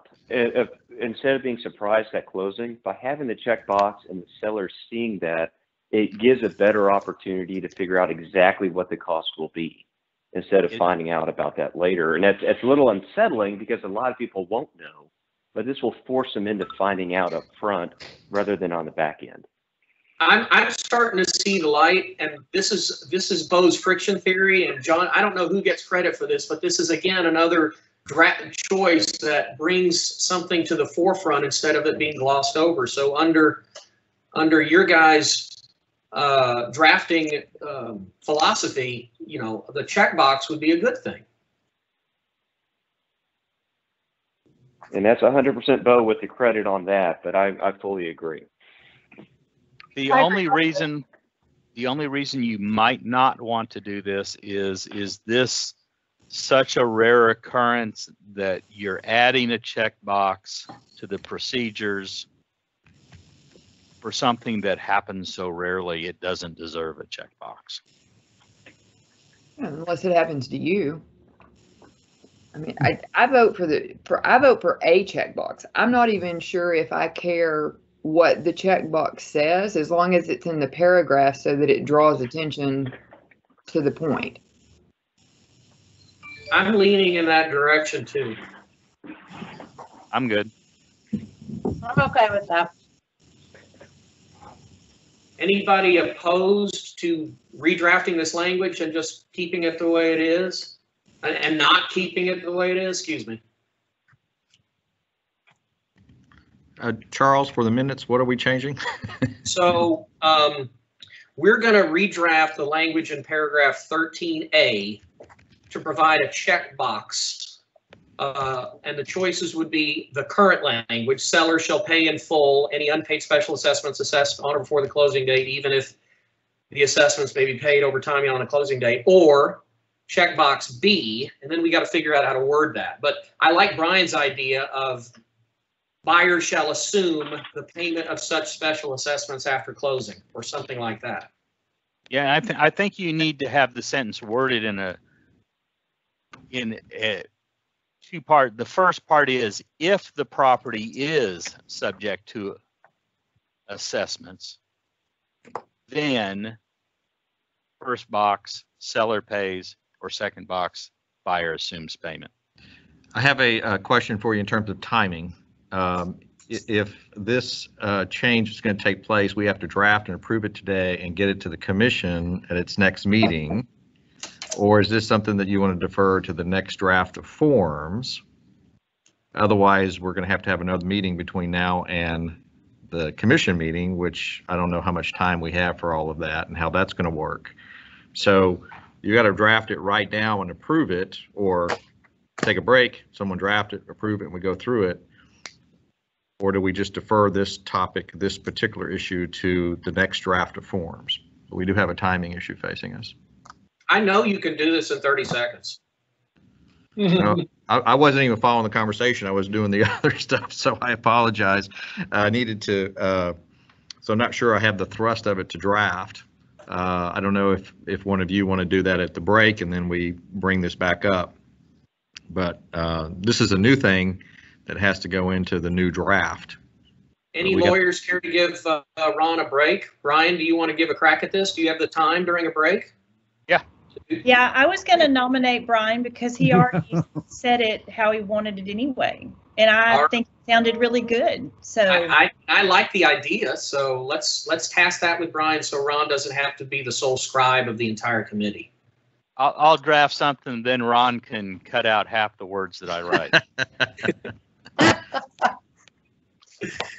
Plain language Ron versus lawyer Brian. Lawyer Brian. I like it. Lawyer Watts.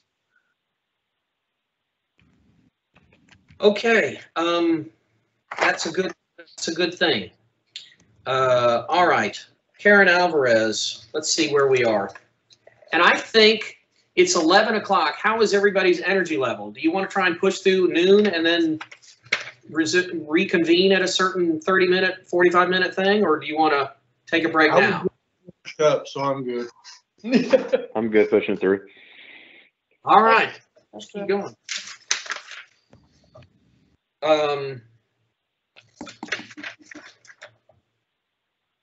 That's Karen Alvarez, page 23.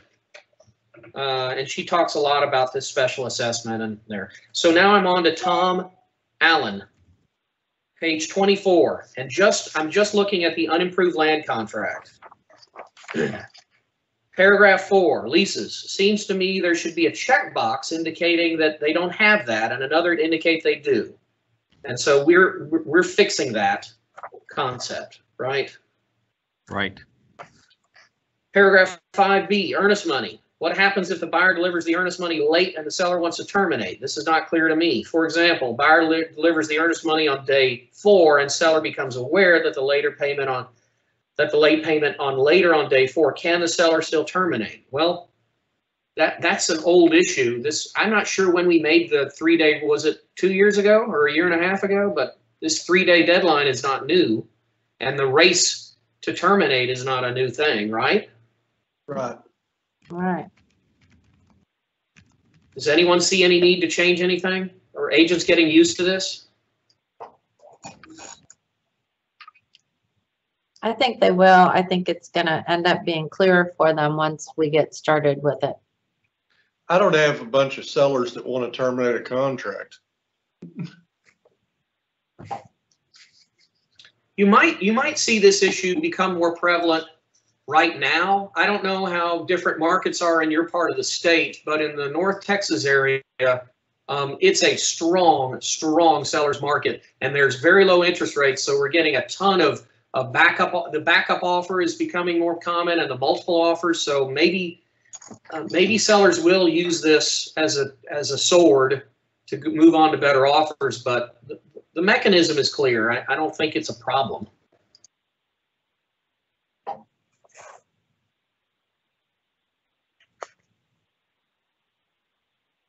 Then he's got paragraph 15 with a question mark. I don't really know what he wants. What is that question? Oh wait, that's part of the question. Can they still terminate under paragraph 15?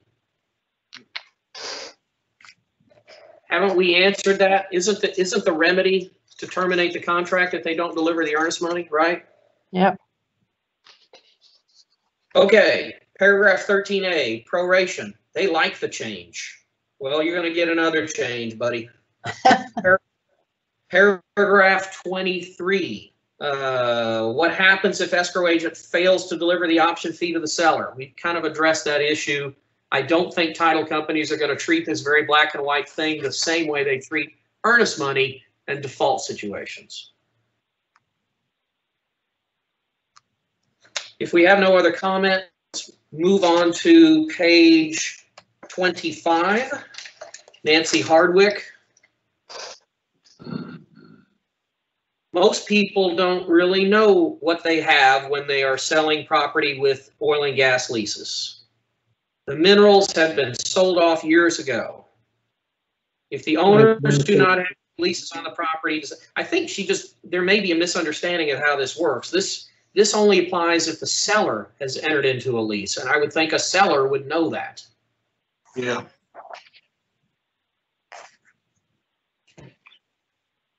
Is the wording that? Yeah. It may just be an education issue that this disclosure and the lease addendum, this contract only applies if the seller has leased out the minerals, not if they've been leased out prior to ownership. Well, the wording I think there'd be confusion. I think there'd be confusion about it, but it's an education issue. I can see a lot of people not appreciating the difference that aren't attorneys or legal background, but it's something I think we should tackle via education instead of changing the wording. The wording in that contract says, except for as disclosed in this contract, the property is not subject to any leases. Is the property subject to any leases if Oh, I see what you're saying. That's very sharp, Mr. Non-lawyer. So we're actually having the seller make a representation about the status of the mineral title that they may not know. Maybe what we intended to say is seller has not entered into any mineral lease. Is that what we're thinking? No, that's not what we're thinking. I don't think so. I don't want to just know what the seller did. I want to know the status of everything that they know. That's not realistic to ask a seller. Everything that they know. No, that they're aware of. Everything that they know and they're aware of, whether they entered into it or not. I mean, you have a widow who didn't do jack, but she inherited this property from her husband who did a lot of leases on it or did some leases on it, but she didn't do anything. Or the children who inherited from the parents who may have put leases on it and they're aware of them, but they haven't done any themselves. But yeah, you can't make someone disclose something they don't know. That's a basic law. So acknowledging that. But if there's any awareness whatsoever, it should be disclosed. I just sent to you, and I think Amber may have sent to everybody already, the revised paragraph 4, but what I did is I went ahead and took the liberty of, there's going to be like 3 different versions depending on which form they go through. So you'll see the pages, and at the top of each page which form it applies to. Obviously condominium will be different, but if we could work with that draft, and then I think maybe this issue can come up right there, because that's going to be in every form except as disclosed in this contract, the property's not subject to any leases. So now I think that's what we're focused on. And then we can address this with the rest of the current draft, but that's how the forms will actually look if we send them over correctly, I guess.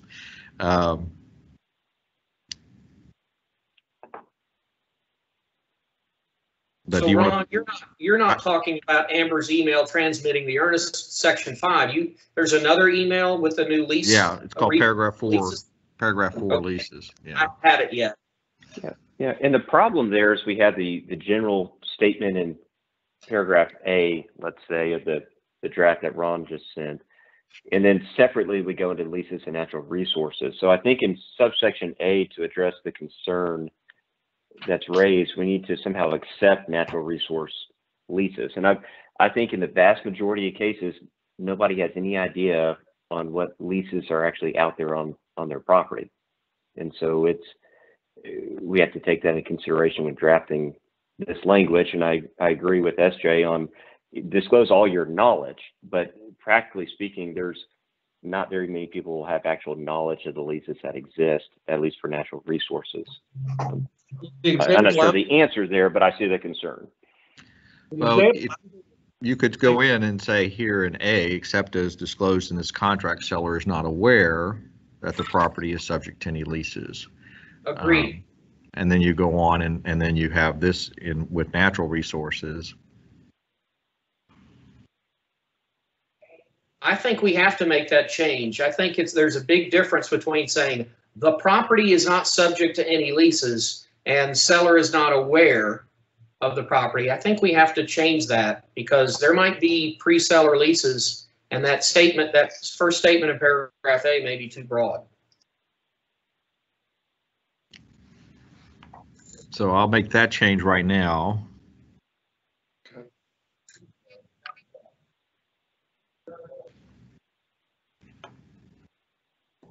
Ron, can you save it into Word? The last thing that came around was in rich text formula. Oh, it was? Not the paragraph 4, but the other redraft was in rich text formula. I think it was in 5 and 23 that you sent over. Was Yep. I don't know if you can resave that as Word. It's showing up as Word on mine. Okay, Amber says she sent it as Word, but she'll resend it maybe, and that'd be helpful.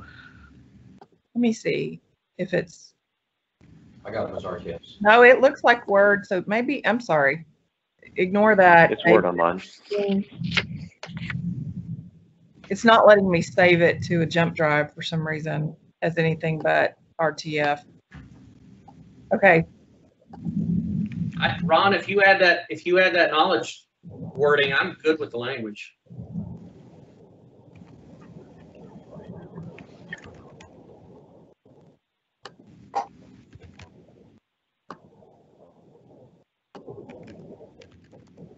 While we're looking at our emails, has everyone gotten Brian's special assessment email? No, I just sent that to Amber, Charles, and Ron. Oh, okay. We'll wait for that to come through. Well, we're keeping everybody busy. So let Amber forward that to everybody as well. If there are members of the public watching this meeting, it must be like me. I want to share the screen. Yeah, we're going to share it on the screen in just a second. Oh, cool. Thank you.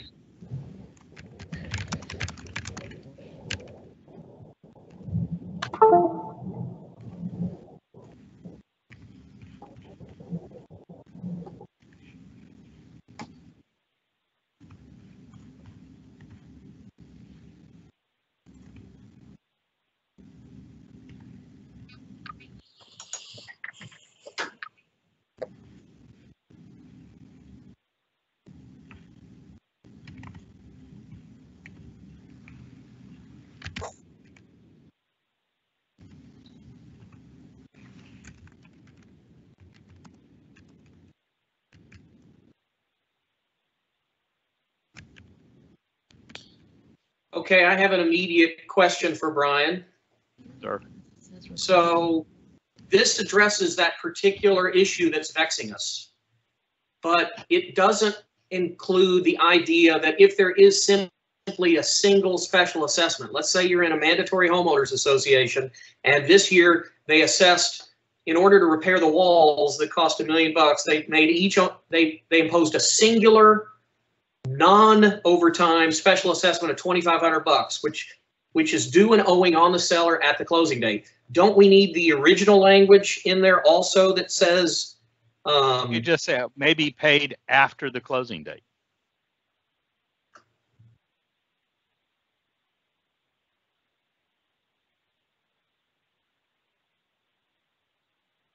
So what if it's not paid over? So you're just saying maybe paid after the closing date. Well, what if it's due, owing, and delinquent right now by the seller?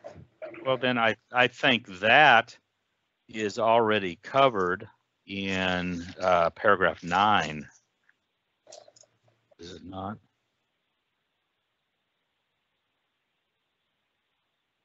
(9)(b)(4), there will be no liens, assessments, or security interests against the property which will not be satisfied out of the sales proceeds. Okay, I see that. As lawyers and brokers, are you okay with the way this is worded? What is your impression? I apologize since I'm coming in on the tail end of this one. So this sentence is being inserted in paragraph 13A. Is that right? Yeah. Correct. Yes. At the very end? Yes. And we're Okay. talking about taking out overtime beyond and just say may be paid after the closing date. Okay, but are we leaving in the draft that we currently? No, or is this replacing? replaces. This Okay. replaces. Okay, thank you. So does this work in all of the forms, including the condominium? There's already something in the condominium contract, isn't there? Let me jump to it.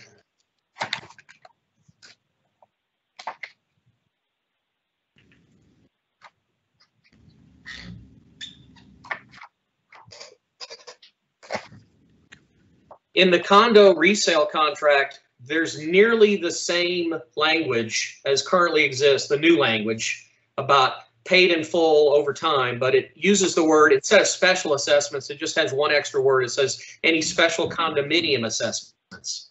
So it doesn't take into account PIDs or street, city assessments or anything, which might be more realistic for a condo anyway, because they don't abut land.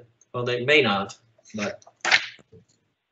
Yeah, look, in fact, if you look at our redraft of the condo contract, it already had a sentence that said any special condominium assessment due and unpaid at closing will be the obligation of seller. And then we added in at closing, seller shall pay in full, blah, blah, blah. So, I mean, having this clause with the 2 boxes to check brings to light the possibility that there may be special assessments, and that might be appropriate to do this on the condominium contract as well.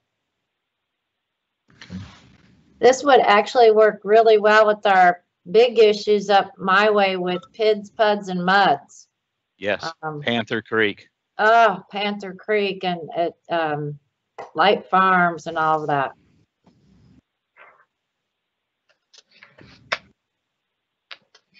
I like it. Ron, can I ask you a question or an opinion question? Yeah. So looking at this language, Brian thinks that the other scenario, the standard just singular special assessment due by the seller. Let's say it's been due and owing by the seller for 3 months and they put their property on the market. Brian feels that paragraph 9B4 deals with that and that we don't need any additional language for that scenario. Do you agree? 9B4, there will be no liens. Okay.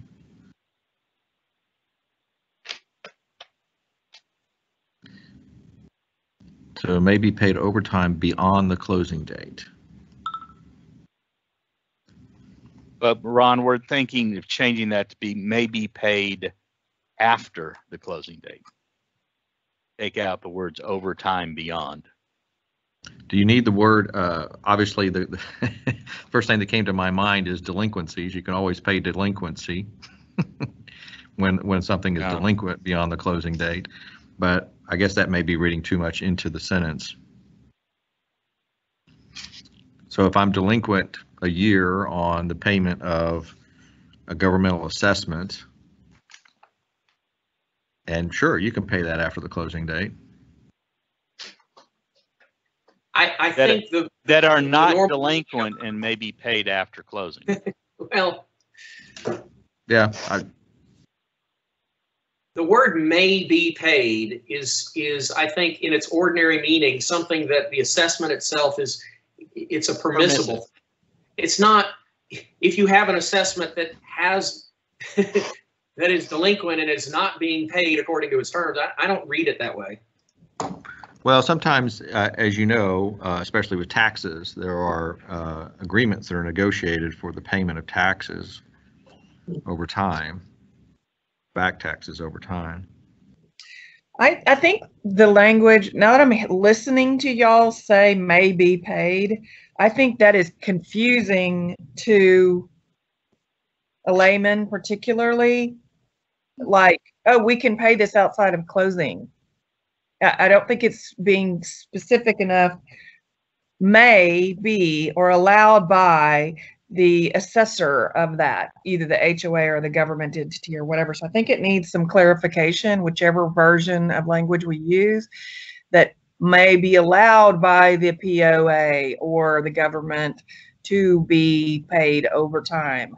I know it's sort of, it should be logical, but just listening to y'all, the may be paid after closing or may be paid over time, I think could confuse somebody to think, oh, we can just do all this outside of closing. And of course, that would not be marketable title, and that would be against all of the mortgage rules, closing, etc. Would it work? I can't believe I'm saying I'm right with AJ. It's SJ on this, but would it work, or would it completely change the meaning if you just said is to be paid overtime? I don't know. Well, I think SJ just raised a good question for me, is from a lender's standpoint, am I going to approve a loan where there are an agreement that a seller is assuming the payment of assessments that were made prior to closing?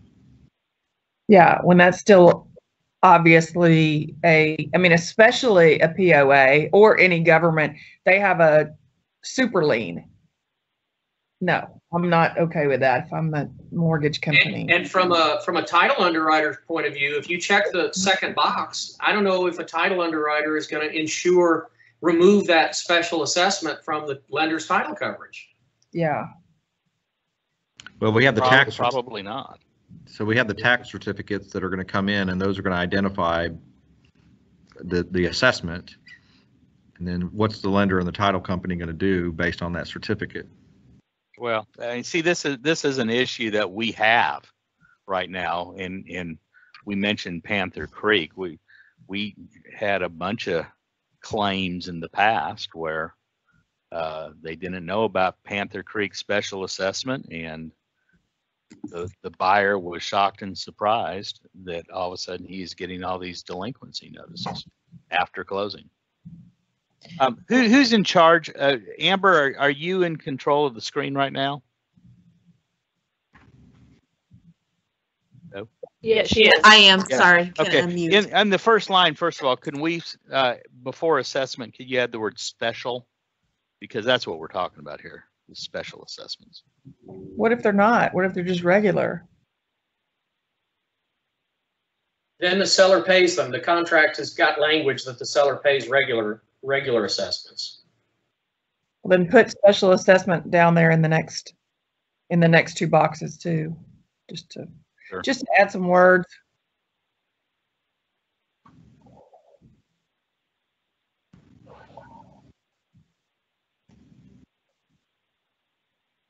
And then, so the second line, what if we said that is not delinquent and may be paid over time beyond the closing date?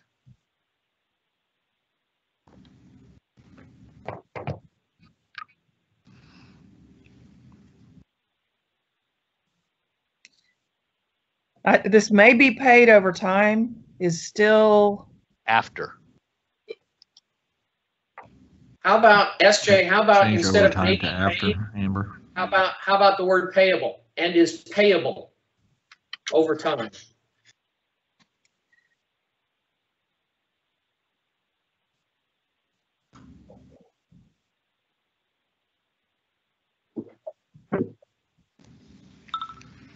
That's not addressing the issue that I'm concerned with. The issue I'm concerned with, even though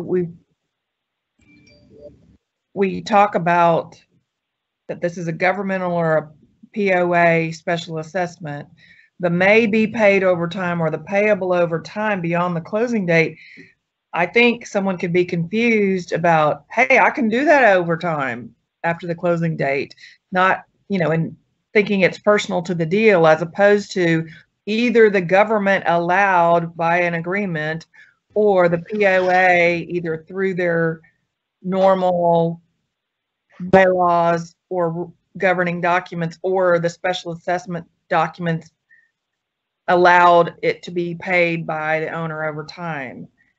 The distinction of who is allowing it to be paid over time. Okay, so and the assessor allows it to be paid over time. That's beautiful, Bill. Thank you. Yes, that fixes it. The assessor.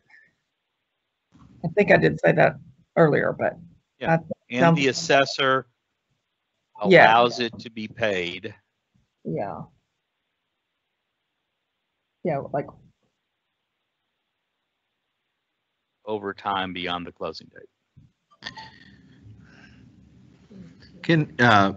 What happens in this Panther Creek right now that maybe you can explain to me? What's the problem that you're trying to solve there? The agents don't know that there's additional taxes due. The seller, when they buy the house from the builder, they don't even read it and they sign it, and they don't realize that they've agreed to the MUD or the PUD. It's over a 20-year period. And Brian, we've seen where the sellers or homeowners haven't even been given the bill in some cases, and it's just accruing and they've not received the bill to pay it. Have you seen that? Yeah. So we have a special assessment that is made prior to closing that the assessor says to the homeowner, you can pay this all, or you can pay this over 20 years. Right? Okay. And in the case of a property owners association or a condominium, it comes to light when you get the resale certificate. And so this is more like the PIDs that you're encountering, is that right? Yeah, PIDs, MUDs, and PUDs. But also, I mean, I've seen it a source of argument when we're preparing the settlement statement and there's a condominium special assessment, and all of a sudden the seller and buyer right before closing start arguing who's supposed to pay that $5,000 special assessment. And they both argue as to what's fair. There is no fair, except in October. Not even this year.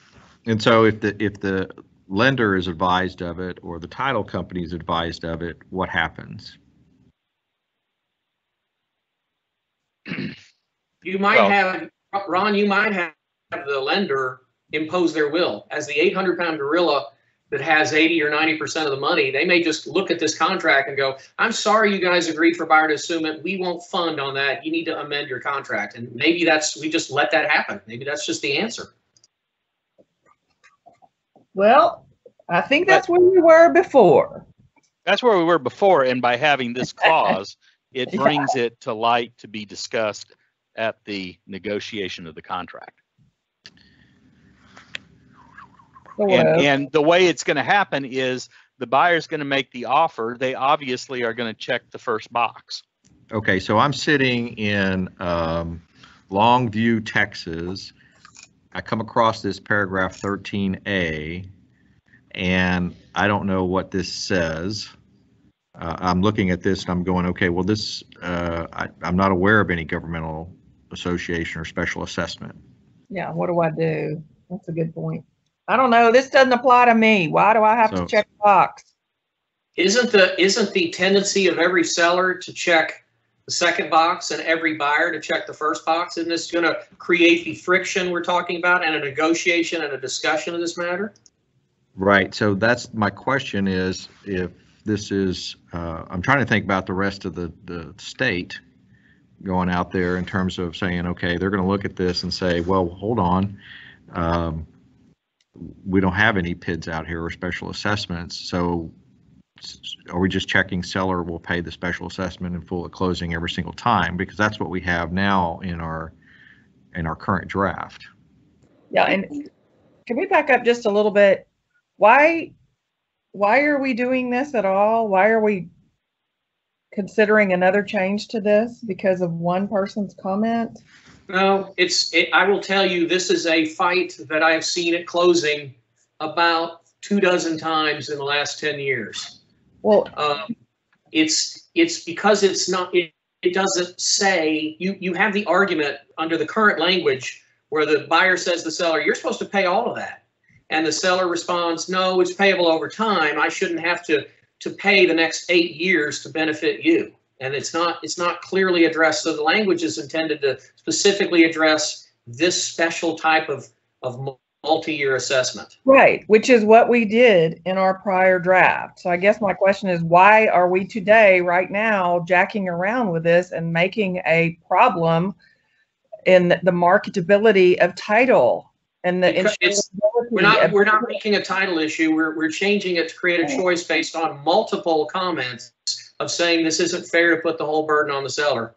Well, a choice. Fair. I mean, title insurance is not going to get issued, and with a lien, and that would leave a lien out there. You know, it absolutely will. This is a super lien. The taxes or probably we're not, SJ, we're not, there's not an option not to pay it. It's just allocating the cost to either the buyer or the seller. I understand that, but buyer assuming the payment means that it will continue to be paid out over time. After closing, the word after closing, that Correct. means the lien associated with that will be remaining against the property. That means this title is not marketable under the legal definition of marketable title, and it goes against the contract body itself, and it's not insurable. This will have to be, you know, I don't know what, funds escrowed for it or just uninsured. You remember, is cool. Well, it's plenty insurable if it's a cash deal. So you got to consider that. It is not. Yes, it is. If item is not insurable, this item would not be. SJ, if it's a cash deal, then the title company can make the exceptions it needs, and the buyer, if they agree to assume the payment, is not going to have an objection to the title. It's an exception to title. That's my point. It's accepted. Yes. And there is a lien. This item is not insurable. That's why it would be accepted. The property is insurable, but this item would not be insurable if it's not paid, and it leaves a lien against the property. So I don't know why we were doing this. I think if people make comments, maybe they don't understand, but I hate this, and I don't understand why we are respectfully, I believe we are wasting time creating a problem. This cannot pass. We cannot add this to our contract. This is insane. Well, now, wait, hold on, SJ.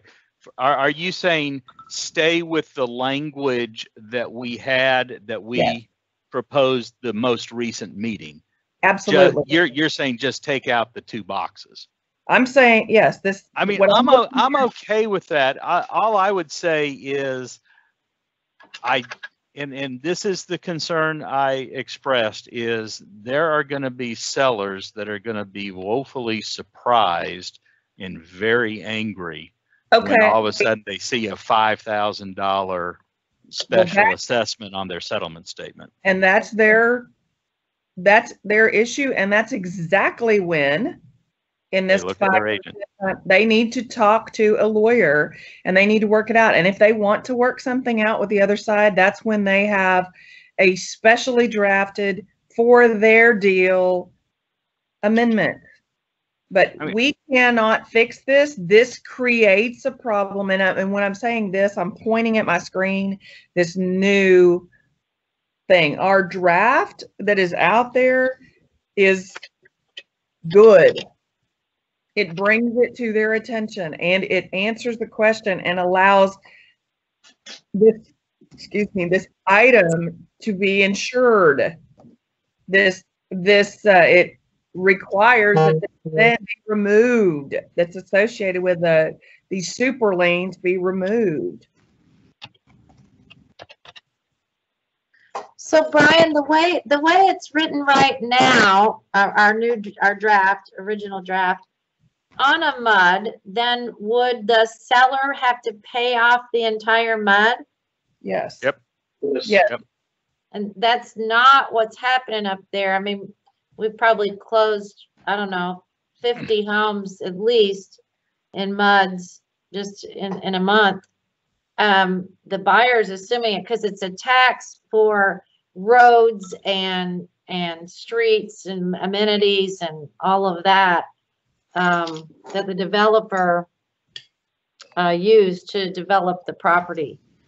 So we're seeing every time the buyer just picking up that additional tax on the house. And does their lender handle that by putting that in their monthly escrow? Yes, because it's part of the PITI because it's on the CAD, and so it's just included as part of their property tax.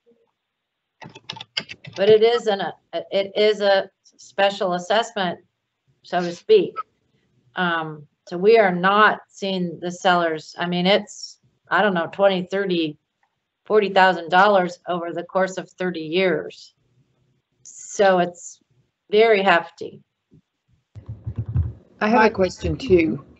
Like swimming pools, tennis courts, things like that, other than roads and things? Yeah, it's whatever the developer, whatever money they took down to develop the neighborhood. And then they do a special assessment on each lot.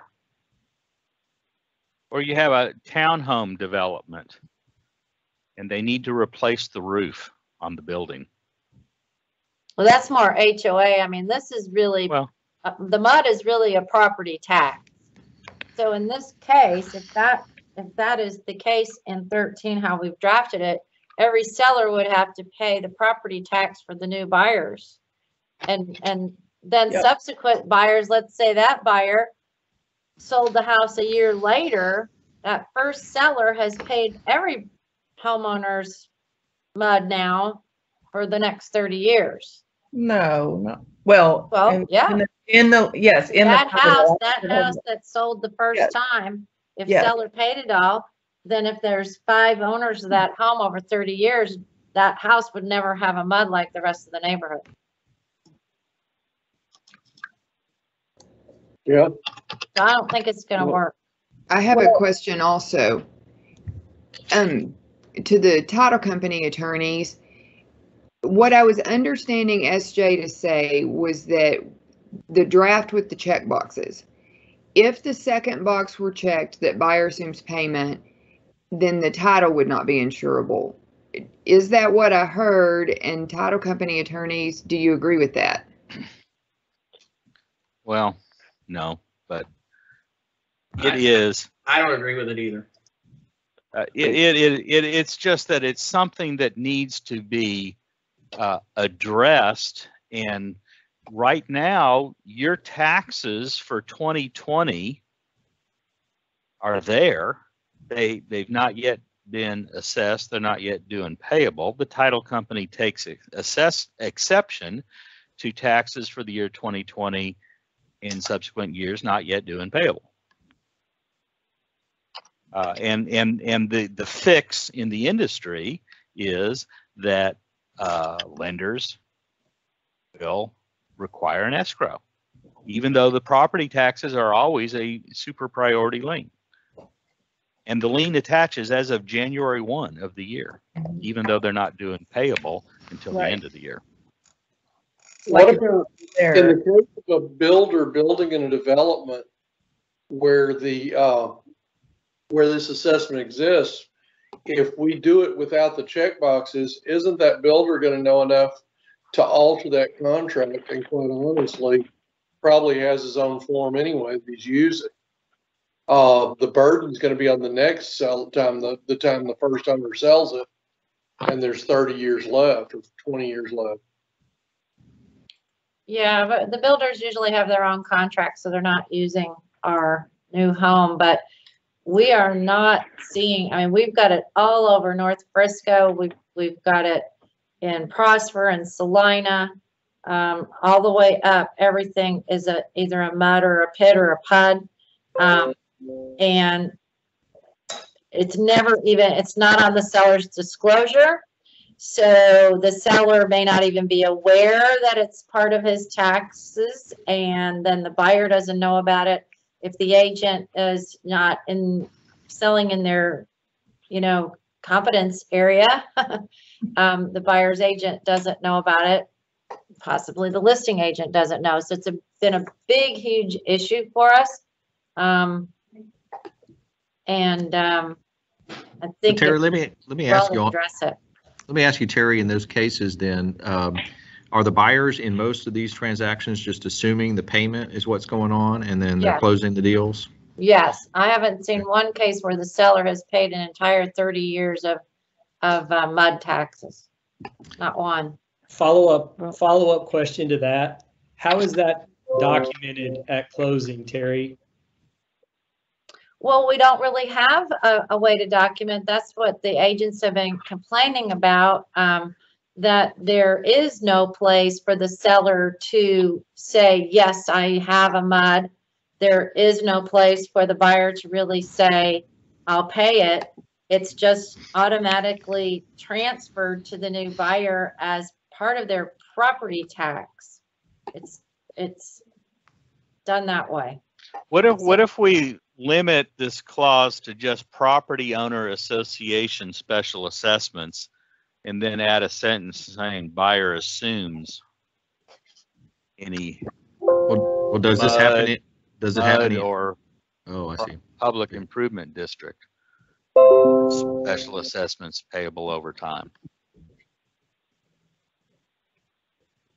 I mean, I was thinking originally that really what we were talking about on this whole clause in the current version that we see in green, we were talking about condominium and property owner associations. And so that was my question, is the special assessment include the muds, PIDs, and PUDs? Why don't we just take those out? I think Brian may be onto something, because the PIDs and MUDs and governmental assessments like street assessments that are payable over, say, 10 years, for example, are frequently assumable and are frequently assumed.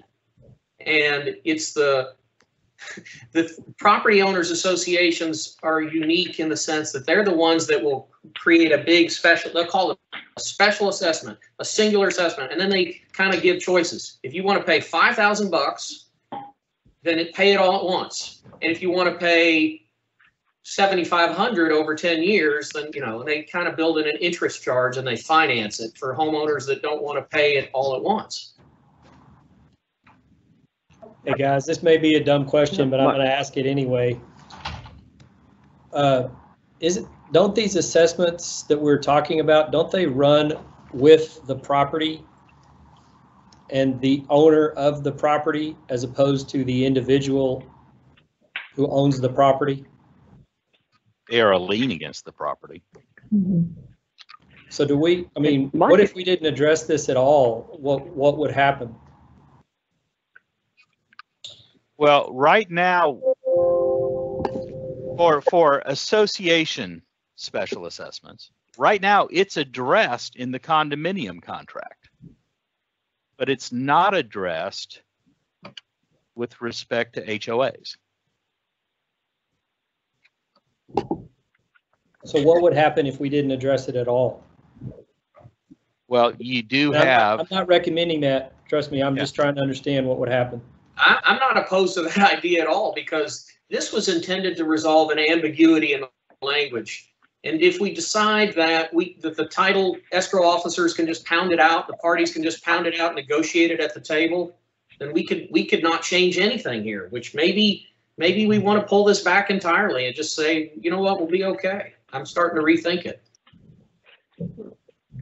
My concern is that there's an ambiguity that does need to be addressed to prevent the big issues that we talked about. But my fear is that we don't have all the information on the table and will potentially rush into making a change that we don't fully appreciate the implications of.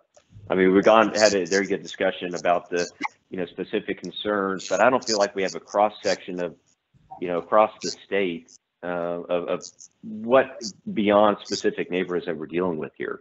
I like the discussion of getting the PIDs and the MUDs separate from the HOAs, but this will be a drastic change on the actual obligations of the party.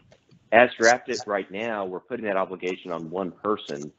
And so I think that needs to change. We need to make it different from just the seller paying it all, especially with options for payments over time. I mean, if we put the obligation on one party, we're not giving the decision or this discussion up front. And I just don't feel like we have a good understanding of exactly the global scope we're dealing with to say one way or the other what's best at the end. I have an idea. Go ahead. Oh, SJ. Well, I mean, respectfully, John, I understand the choice, and I think people can negotiate choice if they want to.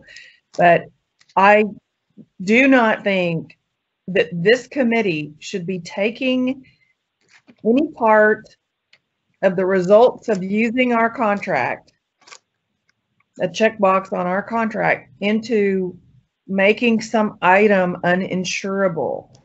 I mean, our job is to address and provide a contract for most people in most situations that will get them marketable title, which means there are zero liens at all when we're finished, and that there's nothing hanging out after closing.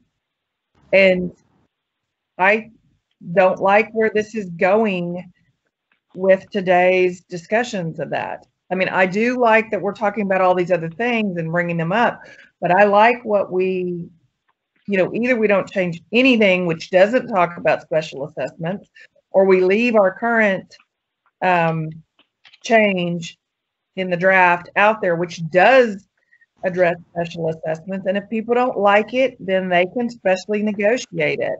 I mean, that's the answer here, is people have to specially negotiate anything that's going to take this contract out of the result of marketable title and no liens. Okay, I have an idea. Go ahead. And here's the idea. Let's take something that works right now. The condominium contract right now has a very simple sentence that we've never had any issues with. And that is, it says any special condominium assessments due and unpaid at closing will be the obligation of seller.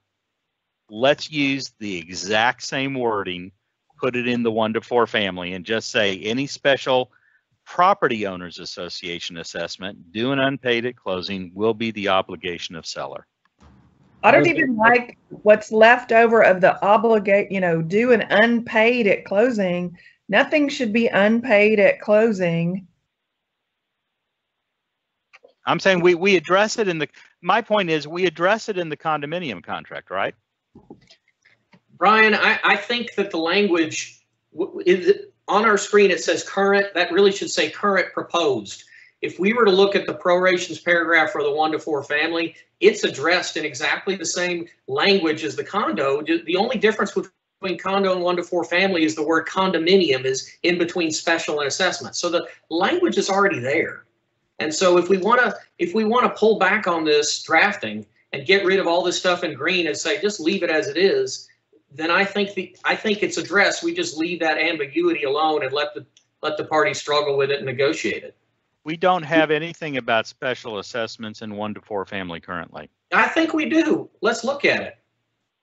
I think the language that we replaced with the green says, at closing, seller shall pay any special assessments. And it doesn't have this beyond, it just says they pay it. That's what's currently in there. You can't see it on red lines because it doesn't show the old language, but if we were to pull it up, you'd see it.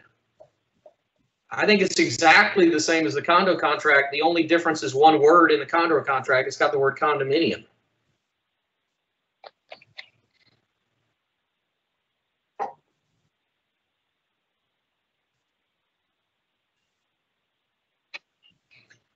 Amber, can you pull that page from the current forms?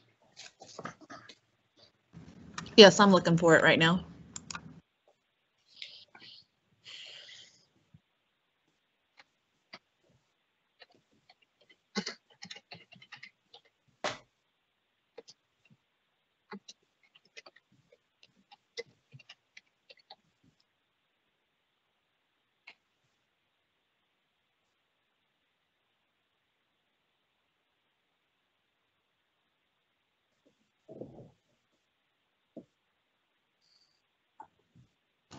It's not there. Yeah, Charles, I don't see what you're talking about. Do you have a special form that the rest of us don't? Well, it's in the current draft. It says unpaid special exception, if that's what you're talking about. It's in the current draft. Yeah, but my point is it's not in the current promulgated form. Look, let's look at 2014. There's something in there that this green replaced. No. Nope. Nope. It wasn't there. Added. That was the point. It was an ad. I think. Can I bring up a real life situation here about what we're talking about, if I may? Who's talking? Steve Holsworth. I'm a guest. I'm sorry. I'm a broker. I live in Corinth, just north of Dallas. And there's a subdivision that I was going to purchase a home, my wife and I, that has a PUD. And I just looked online through MLS at one of the properties that's listed for sale, and there's absolutely no mention of the PUD. Now, I talked to the city, the developer, and the PUD financing company representative when we were going to purchase a home and build in this neighborhood. And the fella with the company that was doing the financing for the PUD said it's X amount of dollars over 20 years. You can pay that up front. We'll give you a discount, you know, blah, blah, blah. Well, the first thing came to my mind was if I paid $15,000 instead of $20,000 and I get ready to sell my house, what happens to that $15,000 that I've already paid? And so we didn't end up building in that neighborhood, but I can tell you to the point of where we're going with it, where y'all are going with this is I have not sold a property as a resale in this particular neighborhood, but I can tell you if I had a buyer and I went to closing and we sat down and we're going over the closing statement and there's an additional $250 a month for a PUD and I had no idea about it and neither did my buyer, that's where the issue is going to come into play. And that's what we're having all the time, Steve. It's just an ongoing issue. Sellers go and buy a house without a realtor or a realtor who doesn't pay attention. They're happy, happy, happy. They sign the form. They don't pay attention to the $250 a month. How or what that is conveyed or whether it's not, whether it's a lien on the property, they don't know until they get ready to close. And then a buyer, an agent from out of town, and I shrug every time they come into town because I know that this is going to be a problem and I have to address it with them up front. And when they don't know what a PUD is and they don't know what that money goes to, then it scares them off. And But there's no vehicle for the listing agent to notify a buyer. There's nothing on the seller's disclosures. It was something I remember when I first got on the committee talking about it. because there is no place for them to disclose that there is one or is not one, and what the cost is. So it's always an issue coming up at the closing. And the other point I want to make is I work with some commercial developers, and every commercial developer that I work with now for buying raw land for single family, they're financing the PUD. So it is a new way for a developer to get part of the cost of the infrastructure put in for developing land. Okay, those are all interesting and great comments about multiple things: raw land, new home construction, what ought to be on the Texas Realtors seller's disclosure, or if somebody wants to call the legislature and get them to talk about the property code 5.008, since we only follow that for our seller's disclosure, and your local board of realtors MLS systems. But back to our contract here, you know, I think we need to, you know, if we can address this issue that keeps coming up by amending our contract, great. And so maybe this proposed amendment with special assessments hits that, and so it brings it into the discussion, which is the point. If you like it like this, great, roll with the contract. If you don't, negotiate it with the other side and document it. SJ, we actually do have it in the contract. It's in paragraph 6E7 about public improvement districts. And it talks about if the property's in a PID, you know, or any kind of an improvement, that an assessment may be due annually or periodic installments. It just doesn't, it's just a notice, but there's no place for the seller to say, yes, there is, or no, there's not. And so it's just one of those paragraphs in 6 that is just overlooked. Again, I don't think the contract itself is a seller's disclosure notice.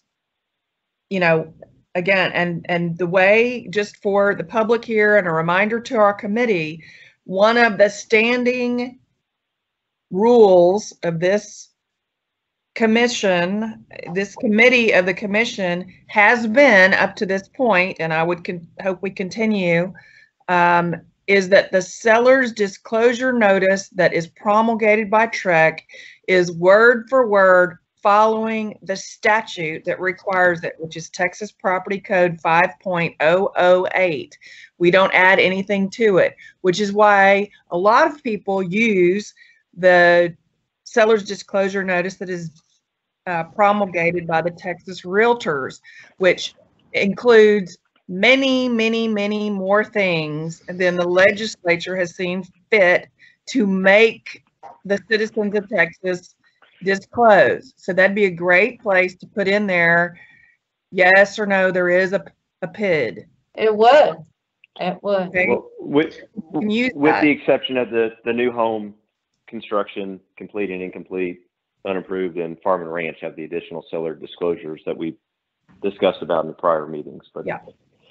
Yeah. Well, what I'm hearing is, with regard to the governmental fees, the PIDs and the MUDs, when they have assessments, it seems like the policy statement that I'm hearing coming forth is that the buyers should assume those if they're being paid over closing, because those essentially just like taxes.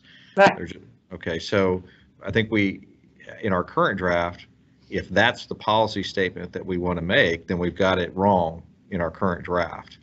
Well, those aren't considered special assessments, are they? I mean, I think we maybe, the term of art special assessment didn't include PID stuff. Well, go back to 13A in the current form. The first sentence says that taxes for the current year, interest, maintenance fees, and assessments. Okay, now that's assessments, right. I'm assuming for the current year are prorated. Right. Yeah. So, but what I'm hearing is that the assessment that's actually a one-time assessment that's made, but is payable over 20 years, that's governmental, the policy statement on something like that is that that should be assumed by the buyer. Is it called an assessment? That's what I've heard, is that with the PID or PUD, they say, we're going to assess you $50,000, and that's going to be payable over 10 or 20 years, or whatever amount. I think it's a government assessment because the developer borrows the money from the government or the city or the county. It's a gray area. So I view it, there's not precision in terms of art. Some MUDs call them assessments. I've heard them referred to as taxes. I've heard MUDs referred to as quasi-governmental entities. So we're all there. There's no singular uniform practice or terms of art, which makes this so hard to grapple onto. But I agree with Ron that the general principle is that these types of quasi-taxes or taxes are assumed. So then the next question I would have is, does that same policy statement hold true for HOAs, which I've heard the reverse, which is no, for HOAs, it ought to be the seller pays for those special assessments made prior to closing. Do I have that right? I think so, but let me reframe the argument. It really is kind of an equal sort of thing. The buyer says, hey, you were assessed $5,000 for this wall, and it's due and owing, and I don't care that you're given the option to pay it over the next 3 years. I want it paid. I want it liquidated and paid. That's the buyer's point of view. The seller's point of view is, you get to enjoy the wall. Why should I pay for your next 8 years? You know, let's say it's a 10-year assessment and you're 2 years into it. Why should I pay for your 8 years of enjoyment of the wall? So it really is an equal-sided argument, and one that's prone to heavy negotiation. Well, the buyer gets to enjoy every part of the house, the wall, the insides, you know, everything else. And we want finality when this contract is over. Again, I think we want finality. I understand. I'm siding with the first argument, which is why we've even brought this thing up, because most of them do have a shorter than the 20-year. It's usually a shorter payout for a special assessment, either in an HOA or a condo association where they're recladding the building, or they're adding in the swimming pool, or they're fixing the swimming pool because it's needed to be, you know, resurfaced or whatever happened.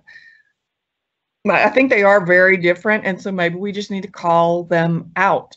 Maybe we need to specifically say, maybe that'll make Terry happy too, if we say, you know, PIDs, PUDs, MUDs, annual assessments are not included, if that's what, or then maybe that's a box, are or are not included. That box maybe is the answer to it.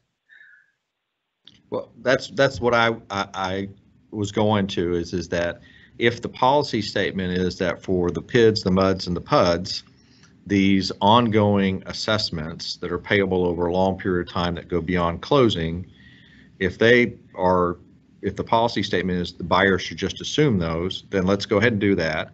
And then with regard to HOAs, if there's a different policy thing, we can just simply say the seller picks that up. Or is it the same that the buyer pays for it? That might be the fairest thing. I buyers are responsible for any PUDs, MUDs, whatever, and sellers responsible for HOA special assessments. Is this something that we get done today, or is this a can that we kick down the road and deal with it 2 years from now? I mean, well, what's the timing? We need to deal with one thing, and that is our current draft. Okay. Yeah. Well, I'm curious on the scope of the HOA assessments and how many are out there are, you know, for items that are payable for the foreseeable future that are more like the improvements for the MUDs and PUDs or PIDs. And I'm not sure we have a good grasp of that. To go back to, you know, making a decision here, we're making a one policy decision for the tax side and a different one for HOAs. And I think generally speaking, HOAs will be shorter term, but I'm not sure that's always the case. And in listening to the discussion here about some of the specific neighborhoods, it sounds like those could be the same type of long-term assets or capital improvements that we're we're dealing with infrastructure, and with it on the tax side. So that's my only concern of rushing into a decision today without everything on our plate to fully understand this. But does anybody have any more insight onto that, or is this? I want to. I do want to say something, and I am speaking out loud a comment made by Mark Moore that says a MUD is a governmental entity. And if that is the official position of TREC, that a MUD is a governmental entity, is there a similar official position that it is a tax and therefore we have addressed it? Well, the MUDs have the right to issue bonds, and they have the rights to assess taxes. So normally what happens, of course, when they are taken in by cities, there's a dissolution of the MUD or continuation of the MUD by the city. It just depends. But they do have the taxing authority. Mark's raising his hand. Let him explain himself. Yeah, yes, a MUD is a governmental entity. That's my legal opinion. That's not a policy statement from TREC. They do issue taxes. One thing to keep in mind on assessments is the legislators hate using the word tax, so they use a lot of euphemisms like assessment or fee. It is a tax most of the time. I can't speak for everything. On every single law, there's a ton of special districts. There's a zillion entities out there. In general, an assessment is like a tax. Also on this comment from the commenter, I read every single comment that was submitted. This came up a few times, and basically it's the same thing that a couple of y'all in North Texas have already spoken about. It's a surprise, and it could be $3,000, $5,000, $10,000. So that language in green is a new thing, and as Ron and others have pointed out, it is a big deal, and it could be a big deal on people if that language is left. Yep. Well, and I just remembered something slight side when you just started speaking, and I could tell by the background, you and Ron are in the same room. That was the echo.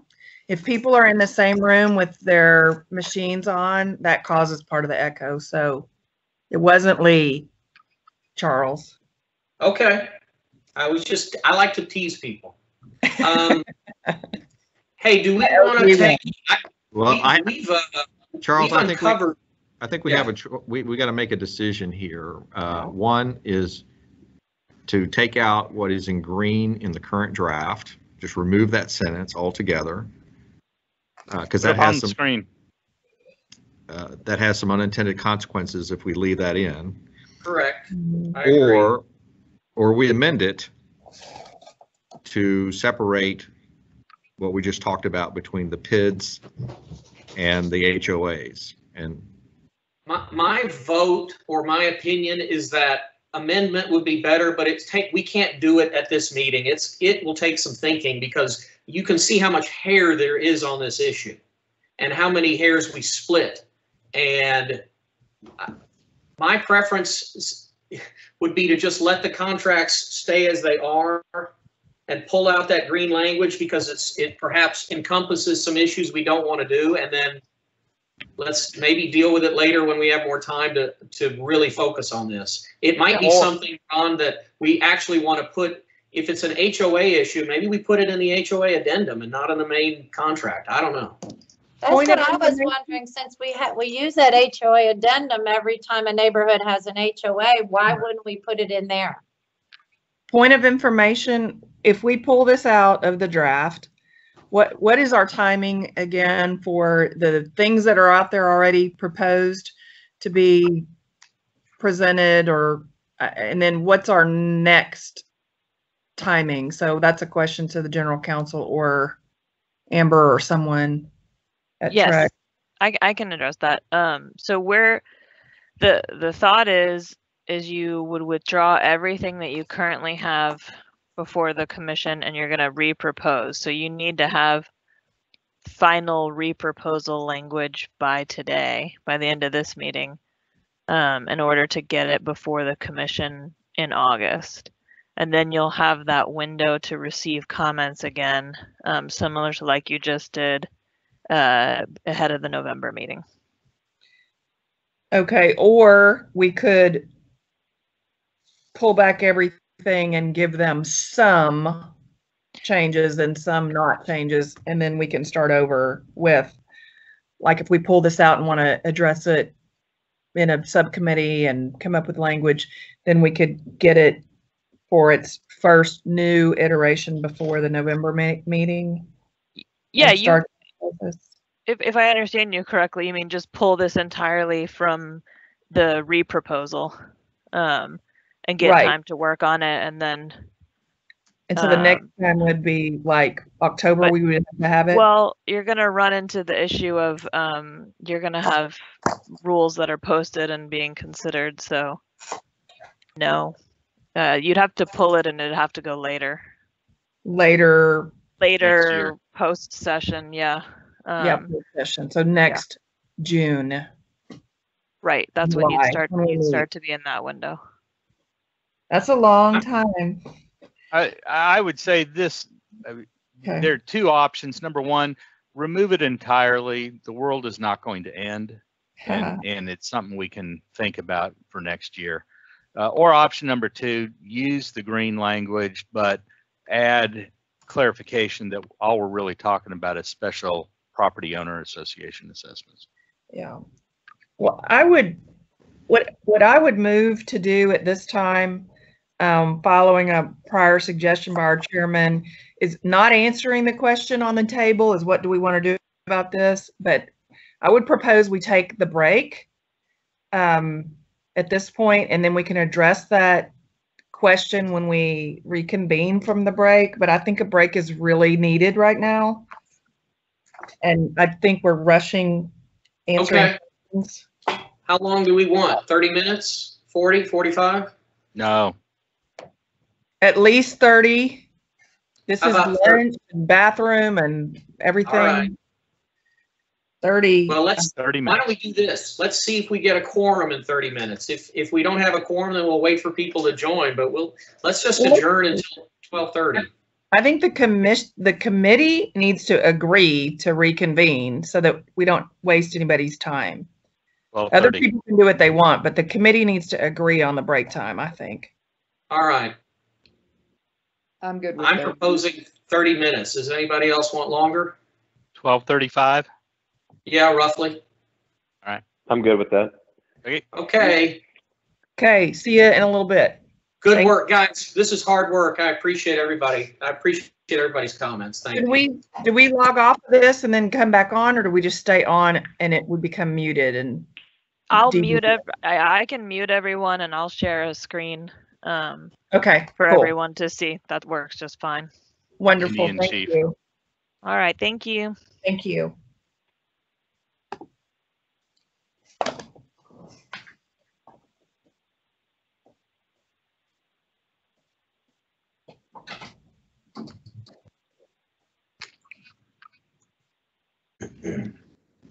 All right, so Ron's here. Lori, are you here? Key-ball, yes. Yes. Charles Kramer, got you. Charlie Yes, Steele? sir. Charlie Steele, are you there? Greg Glenn? Yes. Okay, he's good. Bo Blackburn? Here. Amy Schlusher? Brian Watts? Here. John George? Lee York? Yes. Yes. There's Charles. Okay. SJ? And Terry Macaluso. I'm here. All right, so I think we got a quorum. The others Okay. will probably join us. Let's pick up. Those that are not here will miss the discussion. So where we left off was deciding whether we want to strip that paragraph 13 language just out of the proposal entirely and make no change, or draft something new, because I think we're all with the consensus that the language is currently drafted encompasses more than we intend or want to intend. I don't know. I move for option 1, and we look at option 2 at a later date. I'm in favor of that too. Who else likes that idea? So scrapping it all for now, taking the green out, and then just reworking this next time? Next time we have the opportunity, correct. Agreed. I agree. Yes. I agree, as long as we put the mud pit pud on the agenda for next time, because it's so relevant now, really causing a lot of trouble. Okay, we can always talk about it. Let's More do than that. 5%. Okay. All right, well, let's move back to the comments. And Terry, I think you are right that we're on page 37. We're on item 3B. We're now finally on the 1 to 4 family. I'm looking at the comment of Mary Catherine Hancock, who says the first line with parties can get a little cramped if there are multiple buyers. And that's a formatting issue that I don't know requires any broker lawyer comment. And number 5, earnest money for the name of the title company. It's a little cramped. It auto fit. Okay, so I don't really think this committee, I'll let staff of Trek decide what they want to do with that. Mary Catherine Hancock also says more formatting issues. Okay, so that's just a back and forth between Amber and Miss Hancock. Next page. Attorney and title guy Lawrence Henry on page 38 says, I have 2 suggestions. It's to essentially treat the option fee in the Trek residential contract similarly to how the Texas Realtor commercial contract treats the feasibility period. Basically, there is only earnest money. And he's in the category of just duplicating that language and having one check, and it's just a lump sum and you branch it out of there. And I think the consensus of the committee is that we have some good language subject to approval, and that we're not going to veer off the concept of a separate option fee since agents have been doing that for so long. Does that sound correct? Agreed. Yeah. Okay. That's concept number 1.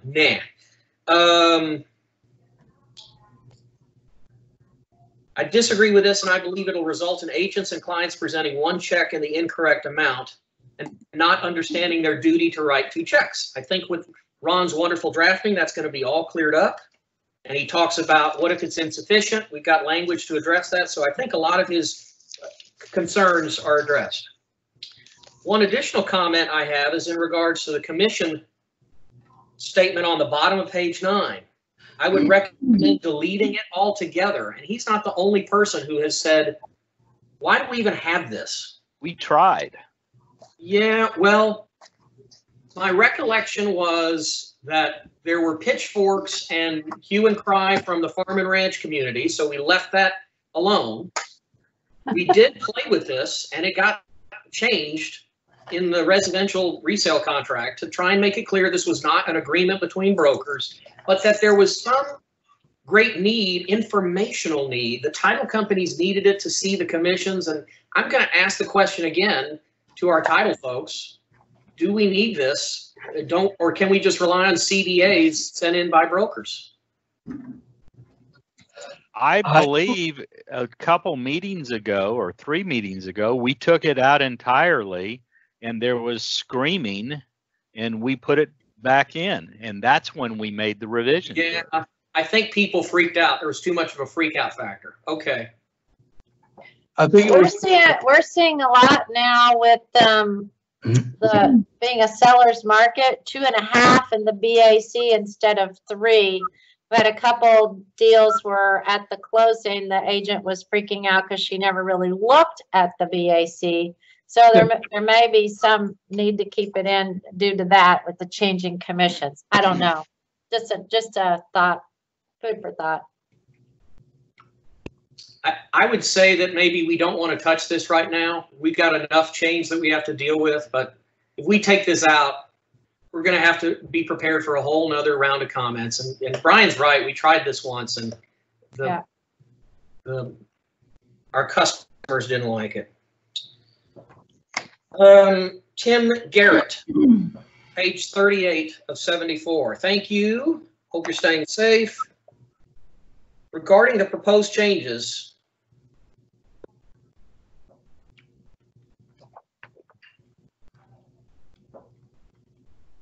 I guess it's a suggested change. I'm not sure if he's drafting new language for us.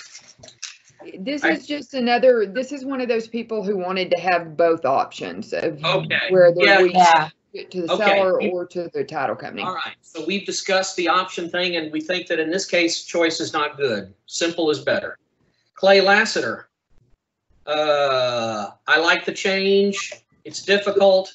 Shouldn't it be in the condo contract too? And I think this is in the it will be in the condo contract, or it's proposed. So I think Mr. Lassiter's okay. Richard Miranda, I support the change. He wants it in one check. We're going to give them the option of one or two. That's Ron's language is flexible, and he likes the. Go ahead. Giving them an option of paying the seller directly, are you saying, or? I can't hear you. You're muted, Charles. Sorry, I'm trying to mute myself as much as possible. But no, what he wants is the option. Well, he wants it in one check, and my point is the language will allow that. It gives the parties the option of doing a separate option fee check and an earnest money check, or a single check, in a combined amount. So both payable to the title company, correct? Always payable to title company. The seller is not going to get this anymore. Okay. And he likes this. He likes the smart devices stuff. So that's just a thank you. Stephen emails Terry and says,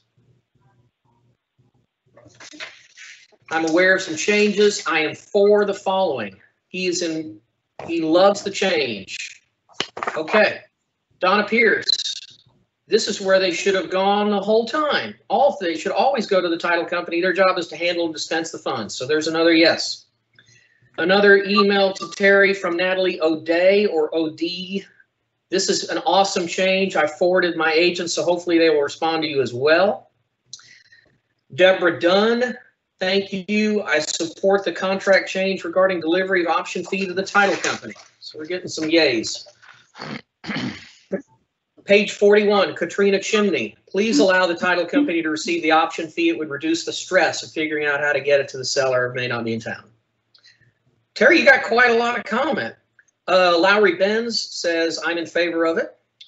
Lori Bowen, as long as they approve of doing it, I'm okay with it. Well, this is a title industry promulgated or recommended change, so I think the title companies are going to be okay with it. Shay Lynn says, I'd like it to be dropped off at the title company along with the earnest money. Well, I think you're going to be happy. Bill Lanier emails Bo. I like most of the changes, but I wanted to make a couple comments. He doesn't like all that shortages in area choices, those boxes. And he doesn't think people know what it is, and it's hard to explain, and No. I would say this is a little late. This is an older change, so I'm hesitant to peel off something that's been in effect for, I don't know, 3 or 4 years now. Education. Yeah. Number 2. Paragraph 4. Would this not be better suited for an addendum? So it may be a failure. And again, people may not be reading this, but the paragraph 4 is currently worded says, there are no leases unless we check one of the boxes. And if we check a box, then you attach an addendum. So they kind of work together, and we do have an addendum. And 3, he likes combining the option fee with the earnest money. I think the new language will give him that power. Nancy Martinez. Please add the non-realty items addendum as an extra box in paragraph 22. Let's pause here and take a poll of committee members, because she was not the only one that wanted this as added as a box. In fact, one commenter said that there are other boxes in the 1 to 4 that we hardly ever use, a lot less, like, I don't know, maybe loan assumption addendum. So if there's a space issue, maybe take one out that's less used and put in the non-realty items addendum. What do you guys think? I thought we put it in there a long time ago, and Apparently, if we didn't, it's because of the lender. The lenders don't always want to see it, but it's part of the contract. Yeah, the lenders will make you take it out. Yeah, the lenders do not want it. It messes up the appraisal. It's stupid that it messes up the appraisal, but it does.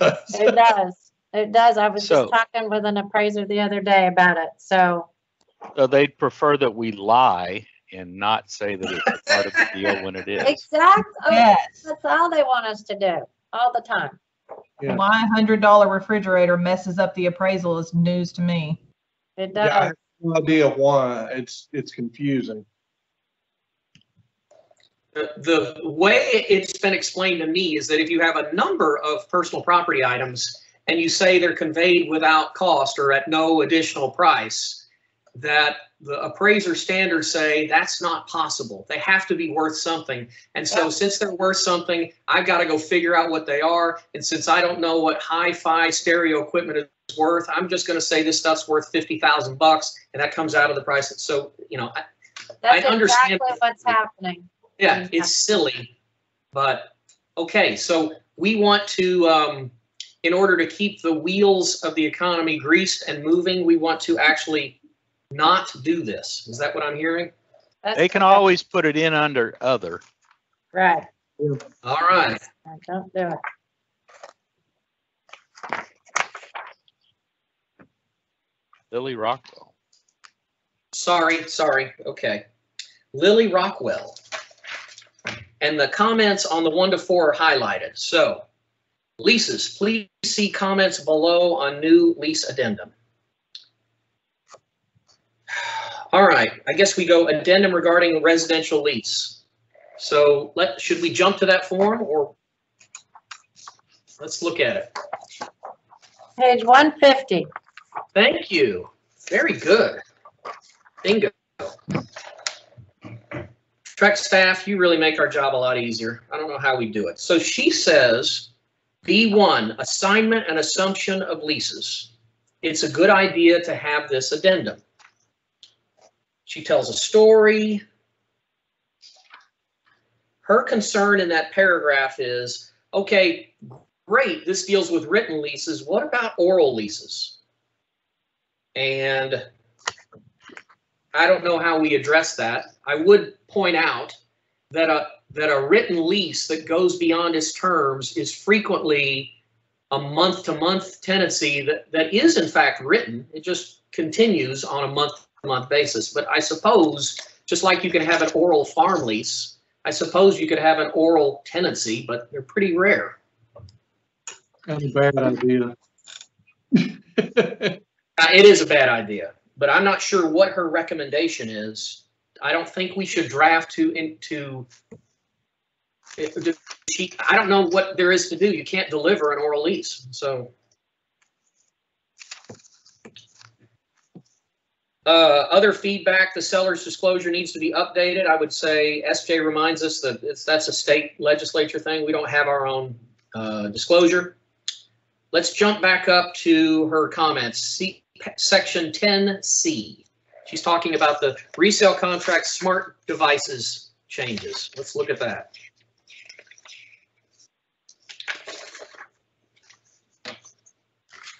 Oh, it's in yellow. Oh my goodness. Okay. I think it's a good thing to clarify this with sellers. However, I do predict some interesting situations where you can't remember passcodes, but I don't have a suggestion on how to improve it. Okay, so trying to make the world a better place, there's going to be some bumps and learning curves. Section 22, why not add non-realty items addendum? Because of lenders. Section 23, thrilled we can now write the check to the title company. A little confused as to whether this means they can immediately cut a check to seller or hold it until the buyer leaves the contract. As soon as it clears, they can. It's a question of what I think title companies, if they're doing their job, will be communicating with their customers. You're constantly talking to buyers and sellers. And I think you could always call a seller and say, do you want me to wire you this money or cut you a check, or would you just like it held until closing and let them make the call? That would be the best thing, but I don't know what's going to happen. And then there is a suggestion that we add language to this contract for what I call the two-tiered option fee, which I have talked to agents about in classes, but say it needs to be drafted by an attorney. This is the idea that maybe you want an option fee on a backup contract, because you can place a backup contract and in a sense you're locked into place. You're obligated to buy, but you're waiting. You're waiting on the termination of the first contract. So if in backup position you find the house of your dreams and you want to get out of the backup, by paying a little itty bitty option fee, you have the right to terminate. But you may not want to pay more than $10. So you could have language that says, upon the backup becoming primary or upon notice of the termination, we'll deposit the remainder of the option fee. I would say that that is something that should be drafted by an attorney if they want to get that sophisticated and layer their option fees on a backup contract. Whenever I'm asked that all the time, time right now. Whenever I'm asked that, I say, be very careful. That's probably an awful idea, because when you become the primary under the backup contract 2 weeks later, you're going to forget everything about that option fee. But Terry, you say it's pretty common for agents to do that to save their clients money? Well, at the top of the backup contract, it says that they must deliver, I think it's must, but don't quote me on the word, deliver earnest and option in order to have, the option to be in backup and all. We usually tell them to deliver a smaller amount so they can keep shopping for another house and not tie up all their earnest money. So they'll maybe deposit, couple $100 earnest and maybe $10 option, and then if they go into first place, they can put up additional earnest and option based on the contract that was executed. So we're seeing a lot of that. And if you don't put up earnest, if you don't put up the earnest and option, then a third buyer could come in and go into first place as a backup. Are your agents that want to do that, are they pretty much getting the drafting guidance? Are their clients getting the drafting guidance they need from attorneys? And are you accomplishing this language through attorneys, or are agents writing it themselves? Agents are just writing it themselves. Mm-hmm. So I was going to say, I understand the earnest money, doing small earnest money now and more earnest money later, but the option, I don't get that. I mean, it's usually not a whole lot of money anyway, and they have the full option the whole time. So why would they not pay their option fee up front? Well, they do. They do. They just pay but not $10. I mean, they pay a lesser amount, because right now with our multiple offers and all that, we're seeing $1,000 for option. To try to get picked. And so we don't want to do that as a backup, because our chance of losing that money is pretty high.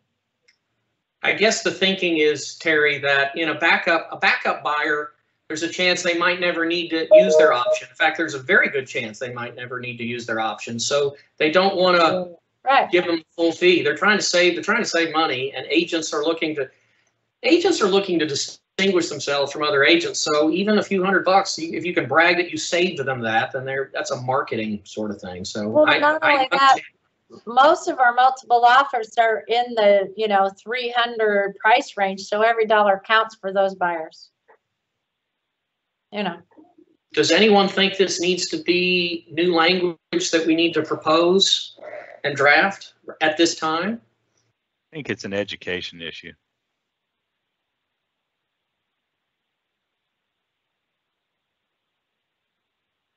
I'm not sensing. I don't think we need to draw it at this time, but I think it might be something to put on the table for next time to look at. The market changes so much. Sometimes we don't use backups at all. So let's put it down in the minutes to revisit this issue the next time we meet and just talk about it. And I just think buyers forget about the option fee, and they become the primary, and they totally forget that they have to pay an additional option fee in order to keep their unrestricted right to terminate, and they screw up. Okay. I haven't seen that. but. Hey, Charlie, we like the top of your head there. Old spot. Come on, bend that laptop down. Let's see your big face. Well, I'm on my phone. I can't figure out the laptop. Okay. All right. Well, you're coming in clear. That's what matters. Okay. Other feedback, we hit that seller's disclosure. I'm moving on to David Monzingo on page 44. Problem is, agents forget to add the date. Solution. Contract date, effective date on the top of page 1.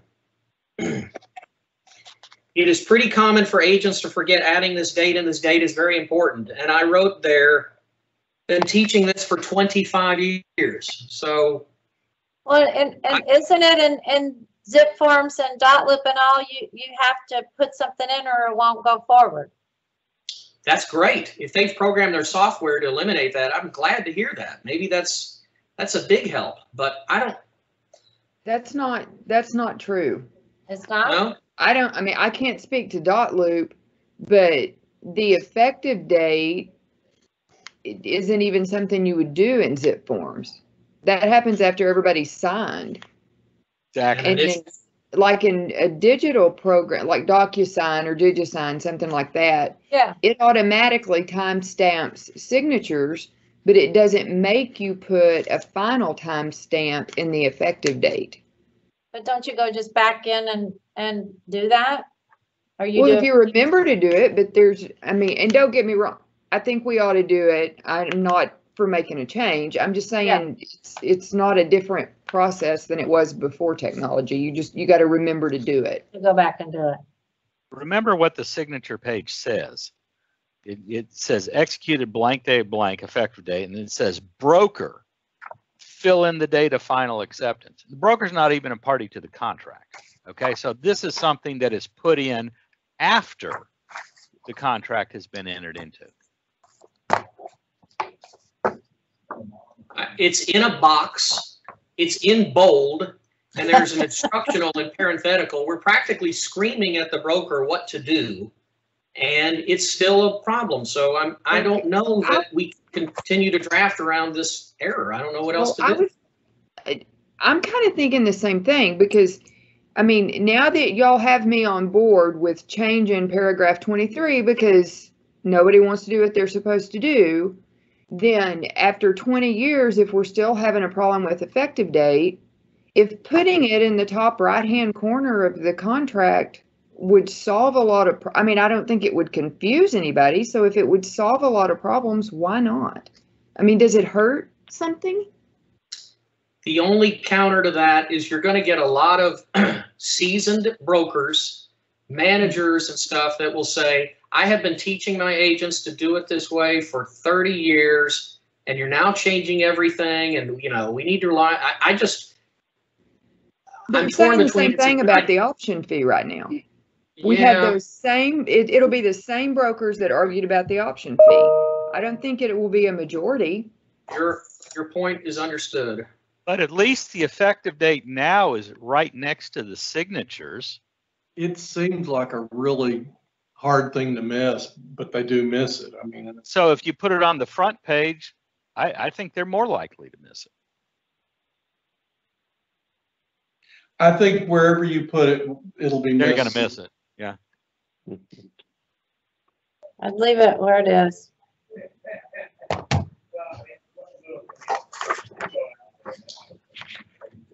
Do we have any more discussion on this comment? Okay, David Pruitt writes to the general counsel, it's a good idea to have the title company collect the option fee and the earnest money. I'd like the title company to disperse it as soon as possible. We may think about aligning the rules regarding the counting of days so they're the same. And I think they are the same, aren't they, guys? It's 3 days all the way to midnight. That was part of the change. There are some agents that are confusing the 5 p.m. notice of termination deadline with a 5 p.m. delivery deadline for these fees, and they think that there's a 5 p.m. deadline to deliver option earnest money, and I mean, no. So on the earnest money, we do give them an exception, I believe, if there's some weekend with a holiday or something. Correct. But if I recall, Ron's new language says that that same extension would apply to the delivery of option money. Is that right, Ron? Right. Okay. Yeah, it used to be, or the way it's in the current promulgated forms, have 3 days for the option fee and 3 days plus Saturday, Sundays for the earnest money. So they're not in sync now. Yeah. But with the new change, they're going to be in sync. Okay. Good. Celia Trevino, page 45, says, I love it. Have the option money go to the title company. Esmeralda says, in regard, I think it's an awesome idea and long overdue. Love it. And she tells why it's so hard. And okay. Lori Padilla says, my broker told me there may be a change. I think it's a fantastic idea. I support it. Mary Miner, we're back to Mary's original long email. Now let's look at her comments to the 1 to 4 family. All right. Residential leases. She has no problem with this. Okay. Fixture leases. I do not understand this since you have a proposed addendum and they should be attached and listed. And she may not be understanding the mechanism by which it works. You check a box. And if you don't check a box, you don't add an addendum and there is no fixture lease. So that just may be training and education. Yeah. Leases of natural resources. Again, you can just attach an addendum. So again, same issue. Don't check a box, don't attach an addendum, check a box, attach an addendum. Paragraph 8, put in the disclosure, this is fine. What is paragraph 8? Is that the broker is a party? Correct. We moved it over there. Okay, she's fine with the placement. Okay, paragraph 10 is fine. Smart devices. These are either a non-realty item or fixture leasings, but the paragraph is confusing. She doesn't explain why it's confusing, how it's confusing, or what recommendation she has for it, so I'm not sure how to address that comment. I kind of like the smart devices. Anybody feel it needs to be changed? No. I like it. No, I do too. Special provisions, no space. Staff will take note of the comment. 18B. I believe if escrow is going to take some of the earnest money, this needs to be receipt or proof of payment that these expenses are being deducted. This is not really new. The new language has to do with good funds, but the title company's always been able to deduct expenses from the earnest money on behalf of the party that incurs the expense. So I don't know that there's any change that needs to be made. And I can't imagine a title company refusing to provide an invoice if requested. Termination option. This is the seller's money. Should not be delivered to the title company. She's a no. Okay. Page 47 is her comments on other contracts, which I'm sure we'll see. We now go to Karen Alvarez, and she talks about, we beat this to death last time. This is the paragraph 13 stuff. We're pulling all that out of the deal. So that's page 48. I'm moving on to page 49. Denise is not in agreement with sending this duty on the option fees to the title company. Bonnie Wilson says, yes, I am in favor of these changes. Send it to the title company. Kristen P says, I think the purchase contracts have more clarity. The option money should remain separate from the earnest money. We have that now as currently reproposed. Don't have a combined payment. Okay. Next comment. Ryan, I would like to say, is a much needed change. I like it. So he's in support of the title company holding the money. So is Miriam Durrani. Antoinette Boulet or Boulette at Keller Williams says, I'm not a lawyer. I do have some concerns. Please forgive me if I'm ignorant of the changes. I love the option fee and earnest money can be delivered to the title company. Okay. I had heard we were going to do it by 5 p.m. on the third day. And again, we've talked about all this. We're currently at midnight.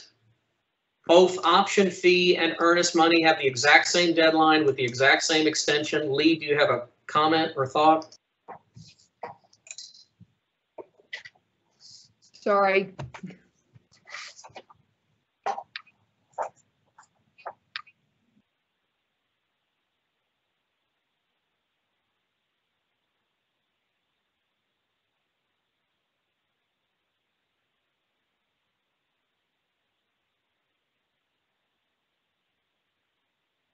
Charles, we Charles, you're can't on hear mute you. again.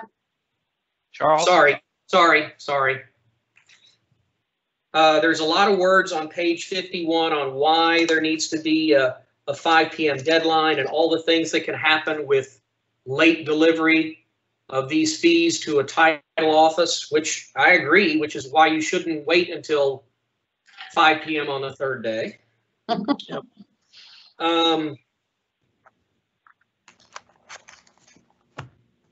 The option fee is different than the receipt of earnest money.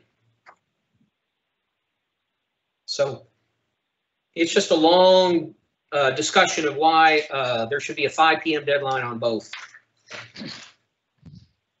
which we've discussed. Kathy Tabor, page 10, Ray Commission. It doesn't look like there's enough room to insert 3% of the total sales price or a flat fee. Please make sure the blank space is long enough. I'm just going to say that's a formatting issue. Melinda says, I would ask the option fee not be allowed to first be received by the escrow agent, second to be included in one payment. She's against the escrow agent taking possession of this.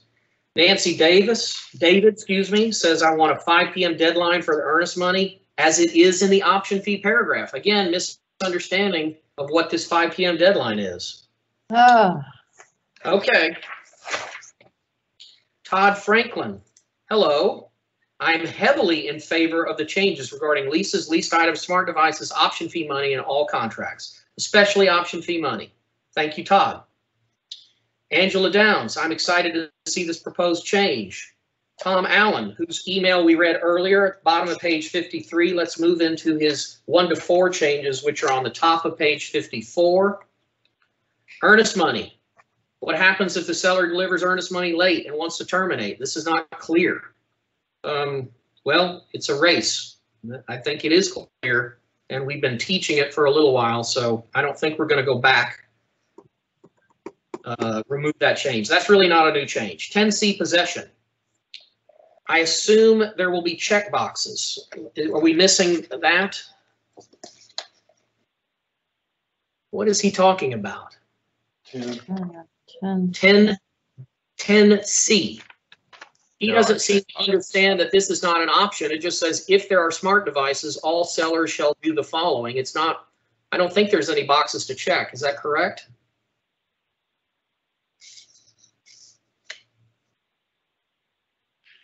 That's correct. Yeah. I believe, yeah. So I don't see a need for a checkbox there. If there are smart devices, every seller will do those things. Paragraph 22. Oh, I'll stop. Comment? No. Paragraph 22, can we add the non-realty items addendum? We discussed that. Paragraph 23. What happens if the escrow agent fails to deliver the option fee to the seller? And again, I think that goes back to this fear of escrow agent conduct based on how they handle earnest money. I don't think you're going to see weirdness with respect to the delivery of the option fee. I think it will be automatic. Terry Covington, thank you for the hard work. A much needed form, residential leases, fixture leases, a much needed form. HOA addendum. So she's got a series of questions. A, B, C, and D are not proposed changes. They seem to be legal questions. How would it address these things, and how do we deal with these things? I don't really see a comment or a change to address unless you're reading something impliedly in there.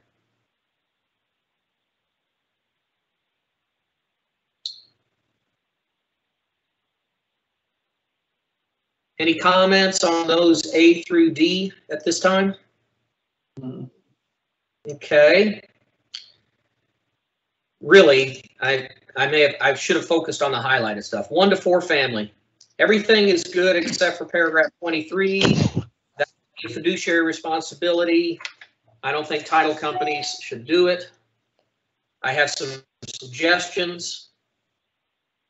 Allow them to pay it with an electronic app. I view the contract as worded to permit Venmo and Zocom and other electronic delivery of these fees. Don't you guys? Yes. There are title companies, I assume, y'all, that are already doing this. Yeah, there are. Paragraph 2, let's just withhold the earnest money from the option fee like if they terminate. I think she's close to what we got, close to what she wants, but I don't think we're going to change anything with respect to paragraph 23. I think we chewed it up. Jimmy Porch emails me and says, thank you for your video, extremely insightful. I'd like to pause on that and just reflect and think about that. I'm a little worried about the video, actually. It was TikTok Kramer. I did a video, and if you have a chance to see it, you can see a lot of gesticulation and head movement, and I look like I've got some sort of disease. I'm not very photogenic. So he likes the idea of the option fee going to the title company. Can we use cash apps? Yes, we can.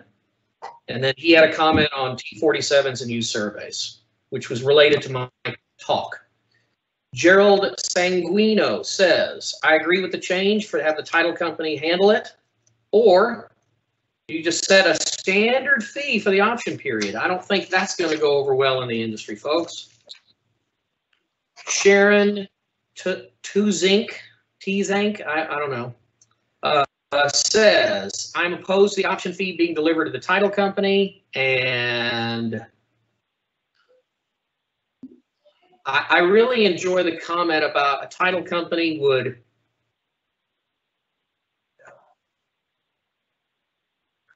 well, anyway. Jan McGovern seems a bit awkward to get for the title company to get the the option fee to the seller. I'm not sure what's so awkward. The line, at times, I've myself or the buyer dropped off the option fee to check at title as it was convenient for the seller agent to pick up. We have a blatant admission of bad practice. Bob Durer says, if the earnest money is delivered to the title company, it should be in business days. Every time someone wants to open up the business day door, I think we have a universal no. I see Mark shaking his head. He'll get tons more calls if we've stuck with calendar days. The few deliveries that we have to the title company, such as earnest money option fee, we take care of that with the extension. There you go. Jan McGovern, on all assessments being paid by seller, and she talks about these long-term assessments that buyers often assume. I think we've taken care of that by getting rid of that language. Joe Ellen Anderson says, security system smart dice is a wonderful addition. Leases love it. Earnest money, why not a time of day rather than the end? She wants a 5 p.m. deadline. And option fee, I like it. Deliver to the escrow agent. Is there discussion of adding age of AC compressors, furnaces, and water heater to the seller's disclosure? Not by this body. We do the state form. Liz Gleason says, I've read it. I have 2 suggestions. Include the information about special flood hazard areas to paragraph 22. Is that a rare Trek addendum? Does anyone know what she's talking about? Well, it's information. It's not an agreement. It's a TR form. Did you just say TAR instead of TXR? Ron? No, I said TR. TR. Is that what it is? I shouldn't even say TXR. Okay. I don't know. Ask Lori. What's the proper way to say it? Texas Realtors. Texas Realtors. Okay. So I should say TR form 1528. Okay, I won't put the X in there. She wants a 5 p.m. deadline on earnest money. Title companies are not open at midnight. Well, then that's why you don't want to wait till the last minute at 5 p.m. Faye, we're on page 58. I have to say, oh, is this the diametrically opposed person? No. Yes. Yes. No, All right. we got another diametrically opposed person.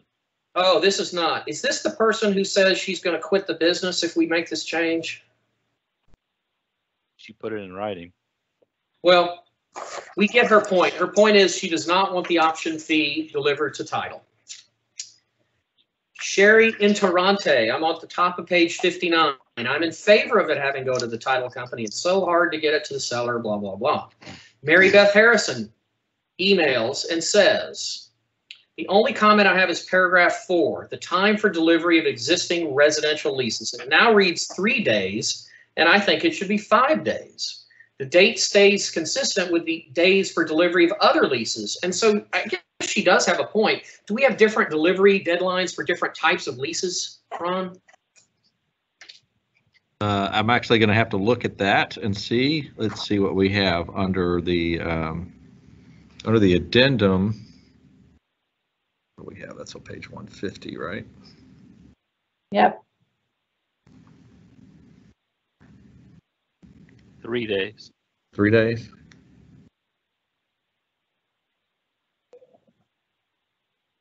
But fixtures, it's 5 days.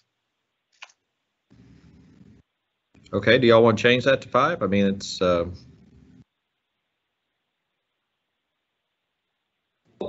in favor We of should 5. change the other one to 3.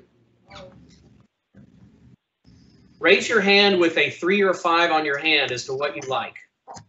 I like 3. 5 is almost a week. Bo, aren't you going to say? Or Bo's sticking up his middle finger. He just wants 1 day. So We're number 1. Bo's in favor of 3. Terry's in favor of 3. The brokers are all saying 5. Terry's a broker. SK, I'd probably defer to the brokers, frankly. yeah, maybe this is a logistics issue that brokers should chime in on more. Guys, I'll shut up and you talk. Like I said, 5 is a whole week. So that's just another week in the contract. Am I wrong? It's pretty rare for a lease to actually impact a transaction. It will happen, but it seems like, you know, giving them 5 days to look over it, I don't have a big problem with that. But if it's 3, we'll deal with 3.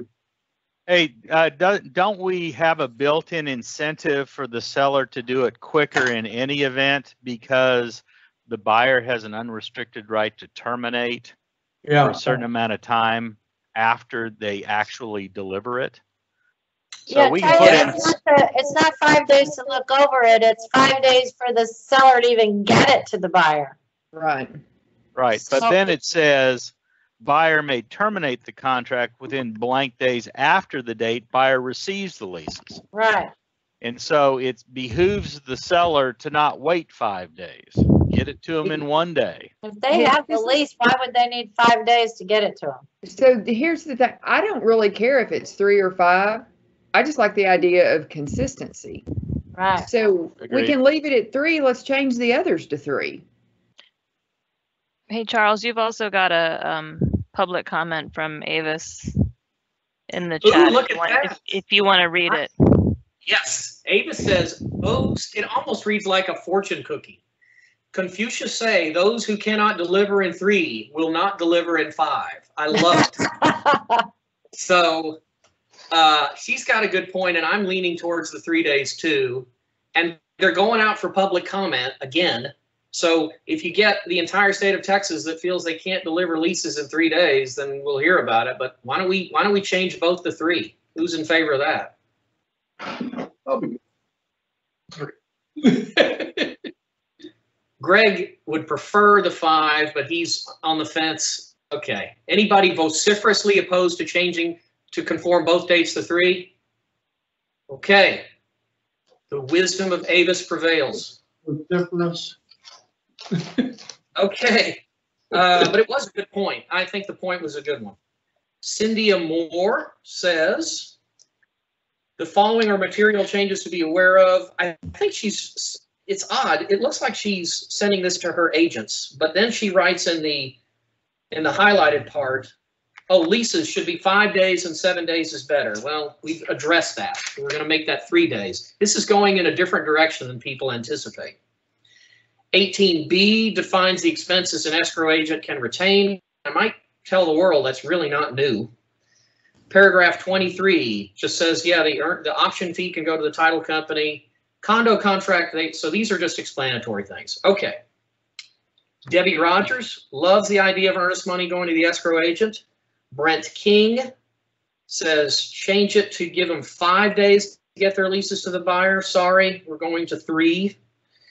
Cindy says the only thing I can see that might present a problem is that 2C, this is of the resale contract, should not eliminate the garage and gate controls. This should be left in as well as the new verbiage added.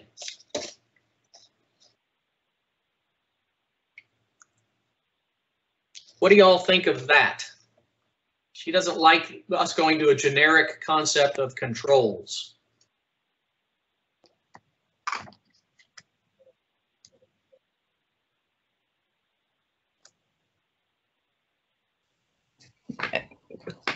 Just the generic controls because we don't want to list out every possible control. Right. I was about to say, as soon as the next technological advance occurs, we're going to have some other thing. Yeah. I think that's exactly right, because we were getting into the thought of these really cool amenities to a house that are controlled by a dedicated iPad type device, automated air security, smart cameras, you know, and so those types of things which are dedicated to that. Obviously, you're not going to hand over your cell phone. You're not going to hand over your generic iPad. But if they make a special handheld that is unique to that thing, that would be an accessory that goes with the property. Can I point out in paragraph B, we still have garage door openers listed, third line from the bottom of B. So yes. she has her way. Well, wait a second. How's that I think the big opener is that big box on the No, ceiling. a garage door opener, it means the mechanism of opening the door. Yeah. Not the control. Yeah. Not the controls. Okay. Right. So I think we're okay, because I would say the controls there now are part of the improvements. Yeah. Very good observation, Ron, but okay. I see the distinction. Does anybody want to make a change on this? Nope. Okay. Page 61. Holly Hightower says, I appreciate the time and effort. Changes, they help us. Good job. Jules Hegenstaller says, I believe the language to pay the other broker should remain the same. Anybody want to open this discussion or talk about it? Do we really want to give a bigger window to agents to try and create a little agreement in the contract itself that might vary from MLS? No. I see. No. I see the brokers saying no. Okay. I think it's a good change, even though they don't like it. Sometimes the things that we're doing to protect the public are hard, but it's good. Scott Culberson says, we always talk about the transaction and all the choices belong to the seller. I believe that in order for our industry to represent sellers, the seller should be allowed to choose whether he wants the option fee to be delivered to the seller or the escrow agent. We've discussed that and decided, no, let's make it simple and uniform. Faye Taylor says, I drove over, she talks about how hard it is in her jurisdiction to get those option fee checks, so she's in favor of this change. I'm tired of it. Oh, no, I take that back. She's basically saying we should stay with the system that we have because she works really hard and everyone else should do the same and obey their fiduciary responsibilities. If I can drive 2 hours, they can drive 10 minutes. Okay. Susanna Boyer says, I'd like to understand the rationale. It should go without saying that we can't disperse without good funds. So she doesn't like that change, or she doesn't understand it.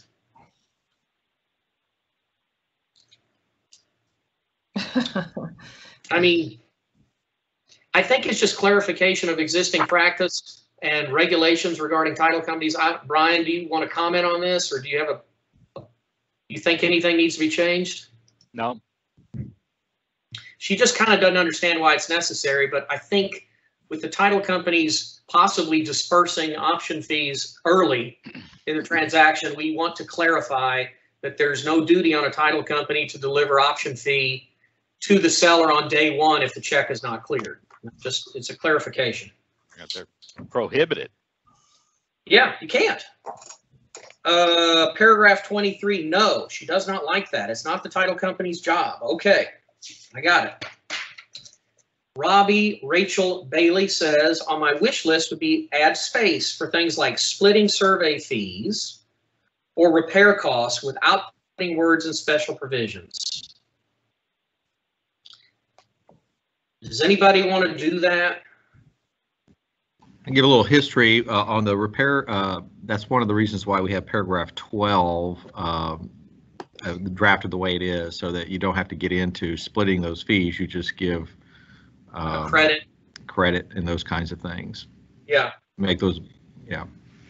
We've come a long way from years ago when we had the property condition addendum and we were arguing about cosmetic repairs versus structural repairs. And I think that in the end, the modern practice is for seller to throw some money at it and not actually get into paying for doing the repairs. And then she wants a box that says no survey needed. And we've discussed this before and think that that is not in the interest of the consumers of the state of Texas, if I'm right? That's right. Okay. Barbara Robin. Paragraph 5, put a 5 p.m. deadline for the delivery of money to match the delivery of the option fee. Again, she's confused on deadline to terminate versus deadline to delivery. Paragraph 8, make the line longer. That's a formatting issue we can let Trek handle if they want. Paragraph 23, I'm not sure title companies are going to like this. Well, I think they will since they wanted it. And then she wants to talk about, and I saw this in some of the other comments, so we've got all this sophisticated treatment of this option fee, and I think it's well papered, and I like Ron's language, but what about additional option fees in subsequent amendments? Okay, and I don't think we got the amendment form, but I think if you were to pull it up or look at it, the way that an additional option fee reads is that it goes to the seller. So is that a process we want to streamline and conform to the original option fee? Is that going to get delivered? Do we want to talk about this? Well, first of all, remember that what the amendment says, it tracks the Joppich case, and it says buyer has paid to seller additional option fee, such that it cannot be questioned that the option has been extended, because that's what the Joppich case says. If the contract specifically acknowledges that payment has been made, that is conclusive that the option fee has been paid and the option has been granted. And for those non-lawyers that don't know the Joppich case, and Brian and Ron and SJ, correct me if I'm wrong, it was a case that dealt with the common phrase $10 and other good and valuable consideration, and the legal challenge is, hey, I didn't actually get $10. And the Texas Supreme Court said it doesn't matter if it says $10, if it recites it, then you're deemed legally to have gotten it. Is that correct? Correct. All right. So yeah. That's why it's there. Well, and that's why the amendment is worded that way. Now, let me ask you, if you do an amendment and you say, and we have a significant extension of the option period and a significant sum of money, not $10, but I don't know, let's say $200, $300, $500. That is not a situation where if you said I'm deemed to have paid it, so I don't have to pay it, I can see a seller, I can see there being a legal dispute if it's not actually delivered. And in contrary to the recital. So is the recital setting people up for a legal dispute? I mean, first of all, it happens so rarely, but that is a question that is out there about that case, because the Joppich case, the Texas Supreme Court said we're adopting the restatement of contract provision, and they acknowledged that that is a situation where the option fee is a relatively nominal amount and the length of the option period is a relatively short period of time. So someone could say, well, the Joppich case doesn't apply because it's a longer period of time or it's a larger amount of money. And brokers, isn't the classic or typical option fee, additional option fee for these little extensions like $1 or $10? Isn't that what you usually see? No. No. Brokers. No. I'm saying $10. $10. What do you see, Lee? I see it. Usually, it's a direct relation to the initial option. So if it was 5 days, $500, and they want to extend it 2 days, it's $200. Okay. If I can, the old case law prior to Joppich basically said that there's no such thing as an extension of an option. It's really you're buying a new option. And so you have to support that new option by separate consideration. Hence the language in the addendum, which was pre-Joppich, says that the buyer has paid to reflect the idea that additional consideration is being passed for this. Although we call it an extension, it's really a new option. So the issue that comes up here is we're back to the very first way that we drafted the option provisions, which was to go in and say you need to pay the money as soon as you have that option. And so now you can rely on Joppich and put $1 or $10, and that consideration does not have to actually pass. Or if you go to more, then we've sort of defaulted back down and said, you just better figure it out. In other words, attach the check to the paper and get that over to them ASAP so they have it in front of them at the moment or contemporaneously with or very quickly at the time that they're signing this amendment form. So that's just something, because since the buyer is essentially controlling the amendment when it comes to the extension, then if that consideration is more than nominal, he's got to figure that out. Now, sometimes sellers will go ahead and grant an extension simply because they're waiting on something. They say, well, give me some more time and I'll extend your option for $1 or for no money, essentially. But it's usually the buyer has control of that, the initial flow. Do you think that based on all of this law and these practices that we need to run this additional option, if it is real, through the title company, or should we stay with the old practice of recital of delivery and buyer just better be careful? Well, this form is not up for revision. So my suggestion is that we defer this to our next meeting, and these forms probably won't become mandatory for several months. And then we can go ahead and change this in light of that. I don't think it's going to be a big problem. I don't think this is a huge issue that's going to demand immediate attention to this. But I would say, yeah, we can defer that for our next meeting. That is my favorite answer. Okay.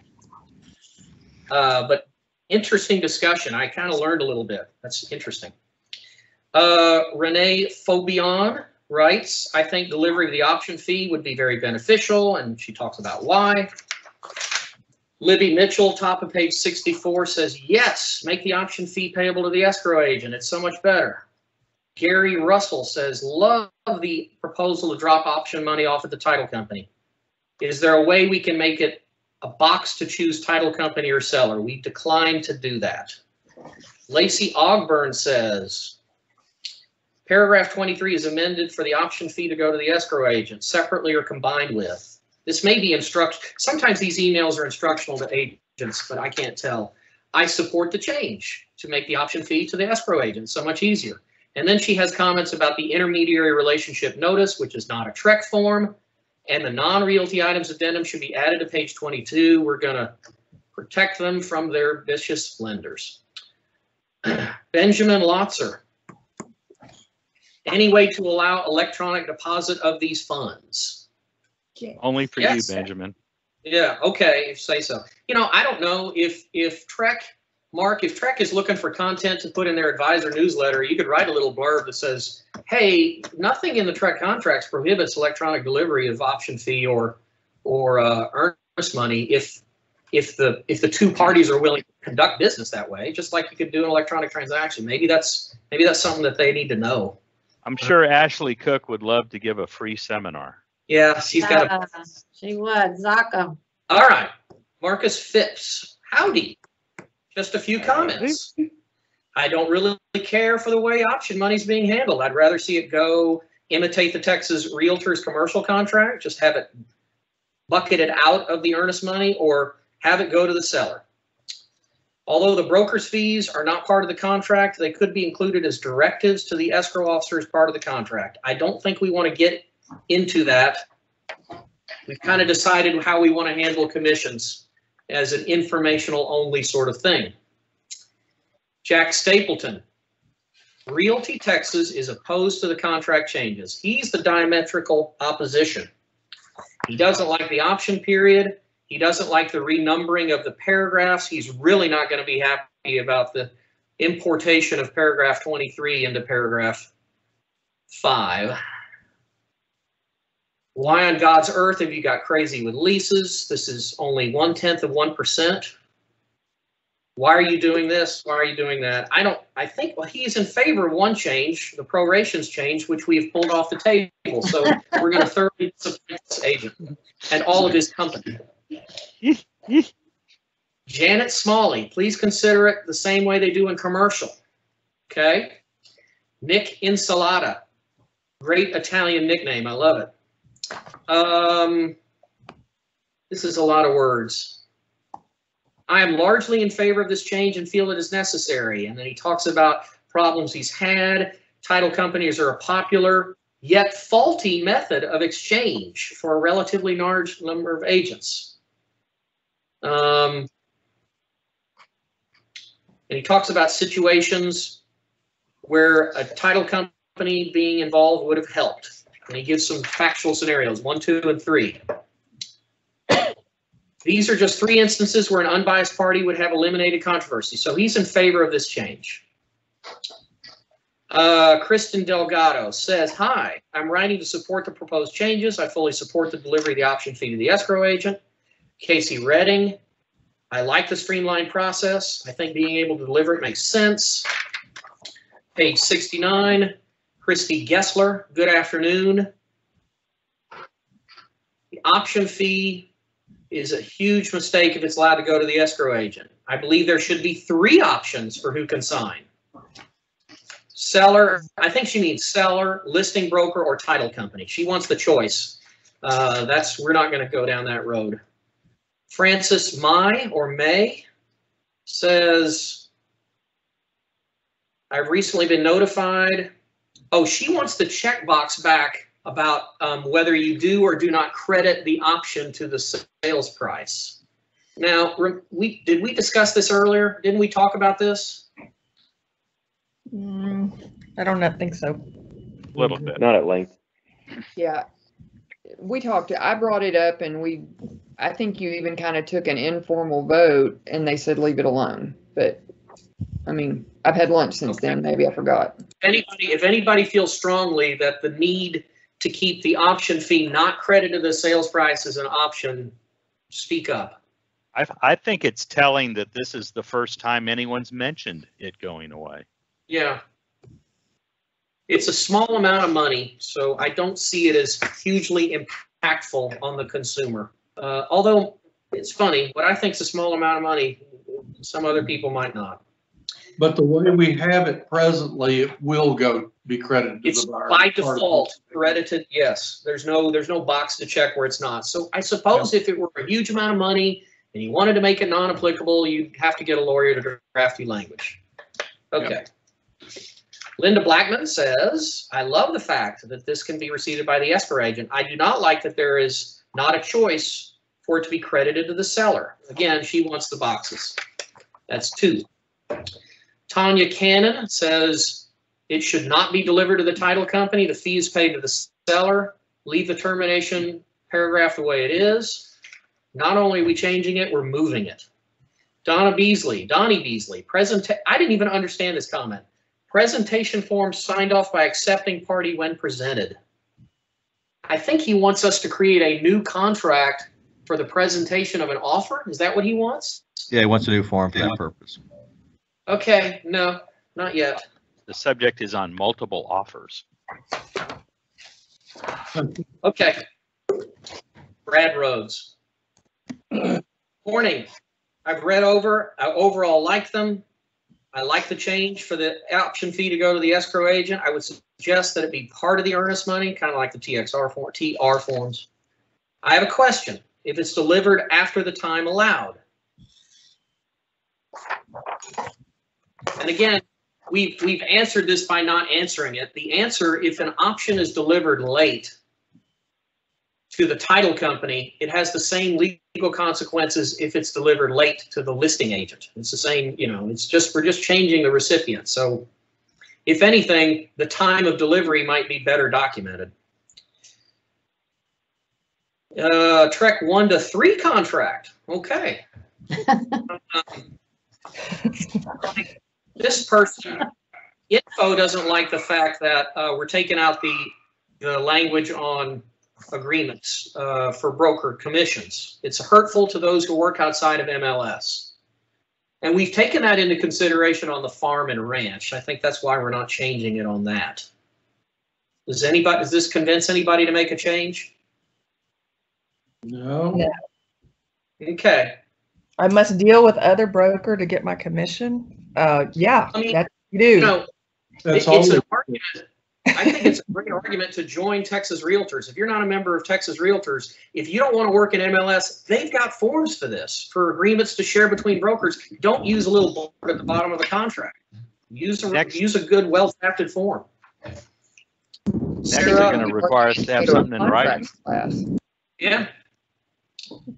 Sarah Bogus, I would like to see the amendment change to coincide with changing the option fee. Per Ron's recommendation, we're all agreeing to punt that down the road. Bonnie Collins, I think these are good changes. Will addenda be created for the leases and fixture leases? Or does paragraph 22 mean that the lease agreements will be included in the addenda? I think it should be clarified. The addenda are only attached if the box is checked.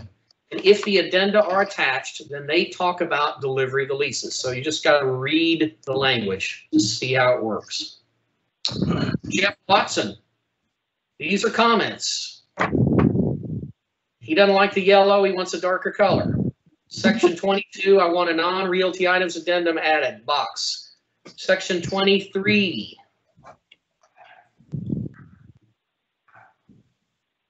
He's just got questions, similar to a lot of the Texas Realtor questions when this first came up. I'll notice that some of these emails came out a while back and they don't take into account our new draft. So I think a lot of this is going to be dealt with.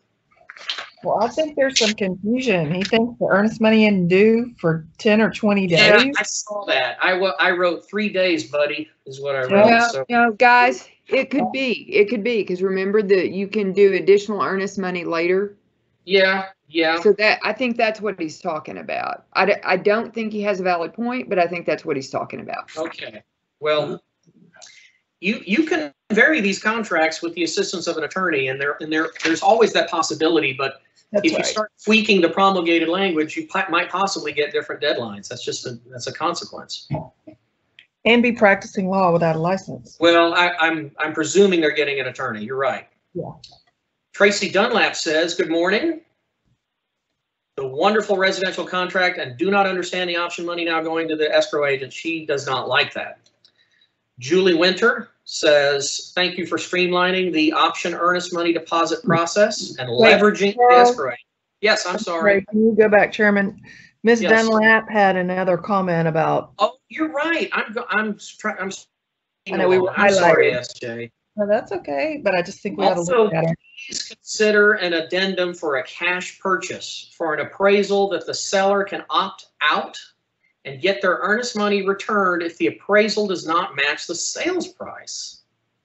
Realtors are continually told to write nothing in special provisions, and that's the only place we can put it, and I would prefer to have an addendum so that everyone's on the same page.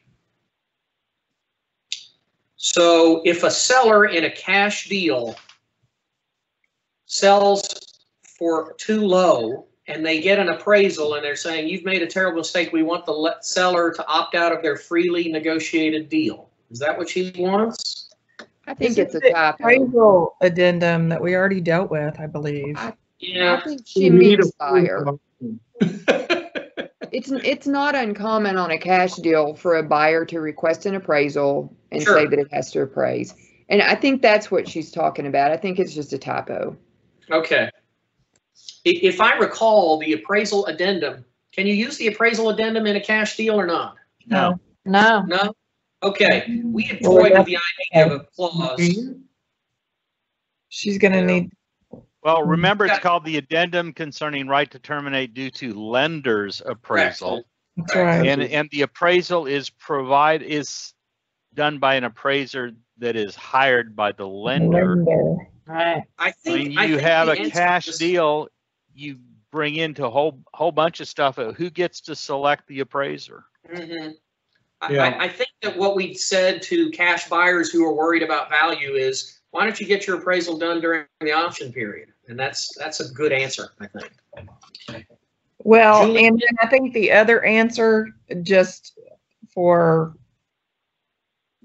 our Trek committee purposes, is this is also falling into the 5% or less rule.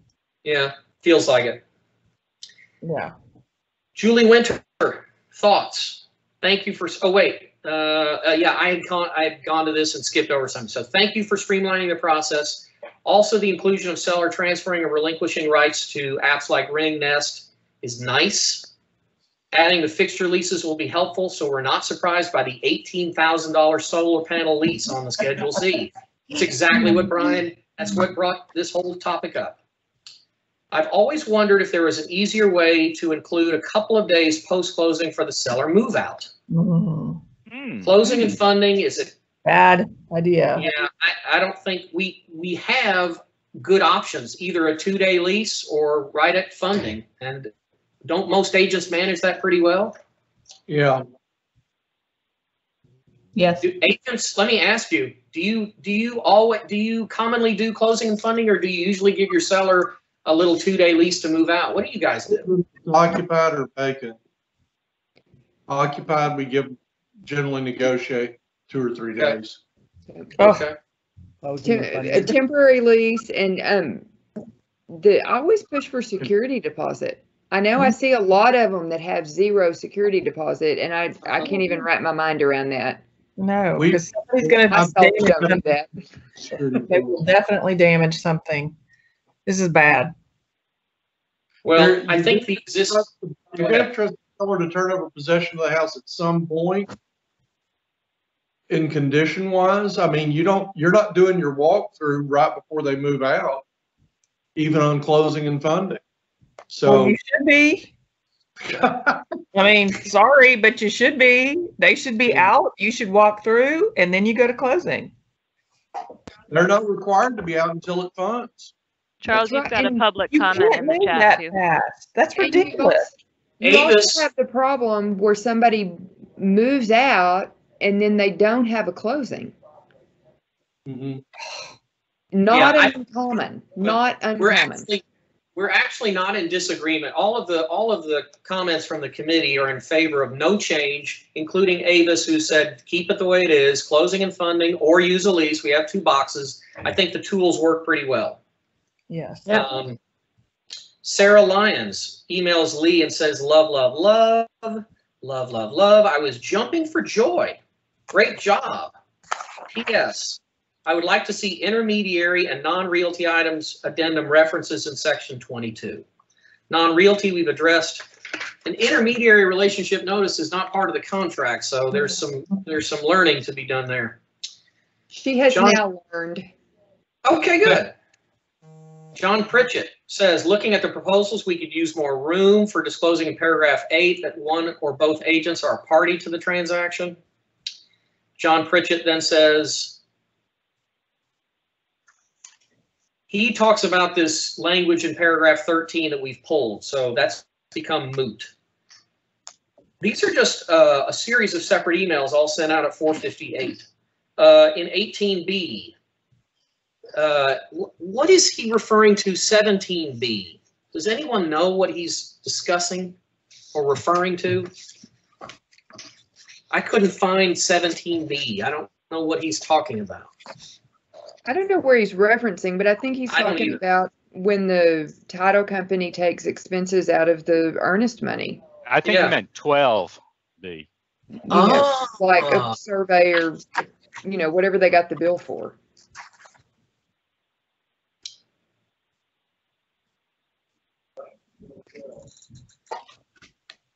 B is a rarely cited provision. I don't see that used very much. But they seem to be different things. I mean, does anyone feel the need to streamline this inconsistency? No. I'm going to take that as a no. Okay, I heard a no. Jerry McCurry says, hello. If allowing the option fee to be accepted by the title companies, please include number of days, we have that, and time of day. Close of business at 5 p.m. is suggested. So he wants a 5 p.m. deadline. We've left that alone for now. Mark says, thank you for talking. Sorry, that comment's really not from me. It's from Leslie Lerner. I was just sort of forwarding it. So sorry for the. Okay. Mark, can you? What was they talking about? Houston Association of Realtors. What's the deal? Okay, let me look at it. Yeah, since it wasn't my comment, I don't quite remember. I understood it at the time. Team members' names, team leaders, and team members. Yep. Oh, exactly. they want more lines. Is that it? Oh yeah, co-agent team name or team leader name. Those are the main things you want. Okay. I'll defer to the brokers if any broker wants to comment on this suggestion. If they think it's, I don't think this is a huge deal, but We've talked about it before and said it wasn't necessary, but I mean, I'm open to it. I don't have a strong opinion either way. Terry, what do you think? Well, everything goes under the team leader, so usually they just write in the team leader's name, but I think what they mean here is that for the other side to know who they're dealing with. I've got 12 teams in my one office in Frisco and, 15 people on each team, so it's hard to know who's actually writing it. So it might be good. I haven't had anyone really complain about it. I think they just deal with it. Chairman Avis Lucich has her hand up. she does? Okay. May I address the body? Yes, you may. Thank you. With a different general counsel and a different head of enforcement, the real estate teams were sanctioned for not having the name of the person that the consumer believed was their agent on the back page of the contract. Yeah. So if it was my team and SJ was my buyer's agent, they want SJ's name there. Now, I don't know what this general counsel and this head of enforcement would look at if a complaint were filed, but there are agreed orders that will support that comment.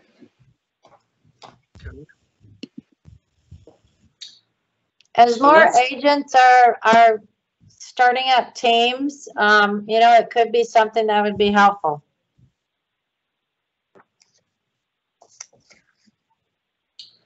Is this a thing that only is affecting the buyer's agent section? Is it not affecting the listing agent section? Charles, this is Avis. It should affect both, and there's actually room, generally speaking, to put both. So in my example, you could put Avis, you could SJ Swanson / Avis Wukash. Okay. In that line, there's room for it. That's how we train it in our office. Okay. Well, there's your answer then. Just squeeze it in with a /, put both names. And I mean, unless we really want to add another line, I don't really care from a legal point of view. Avis, whose phone number then and license number would go there in a /?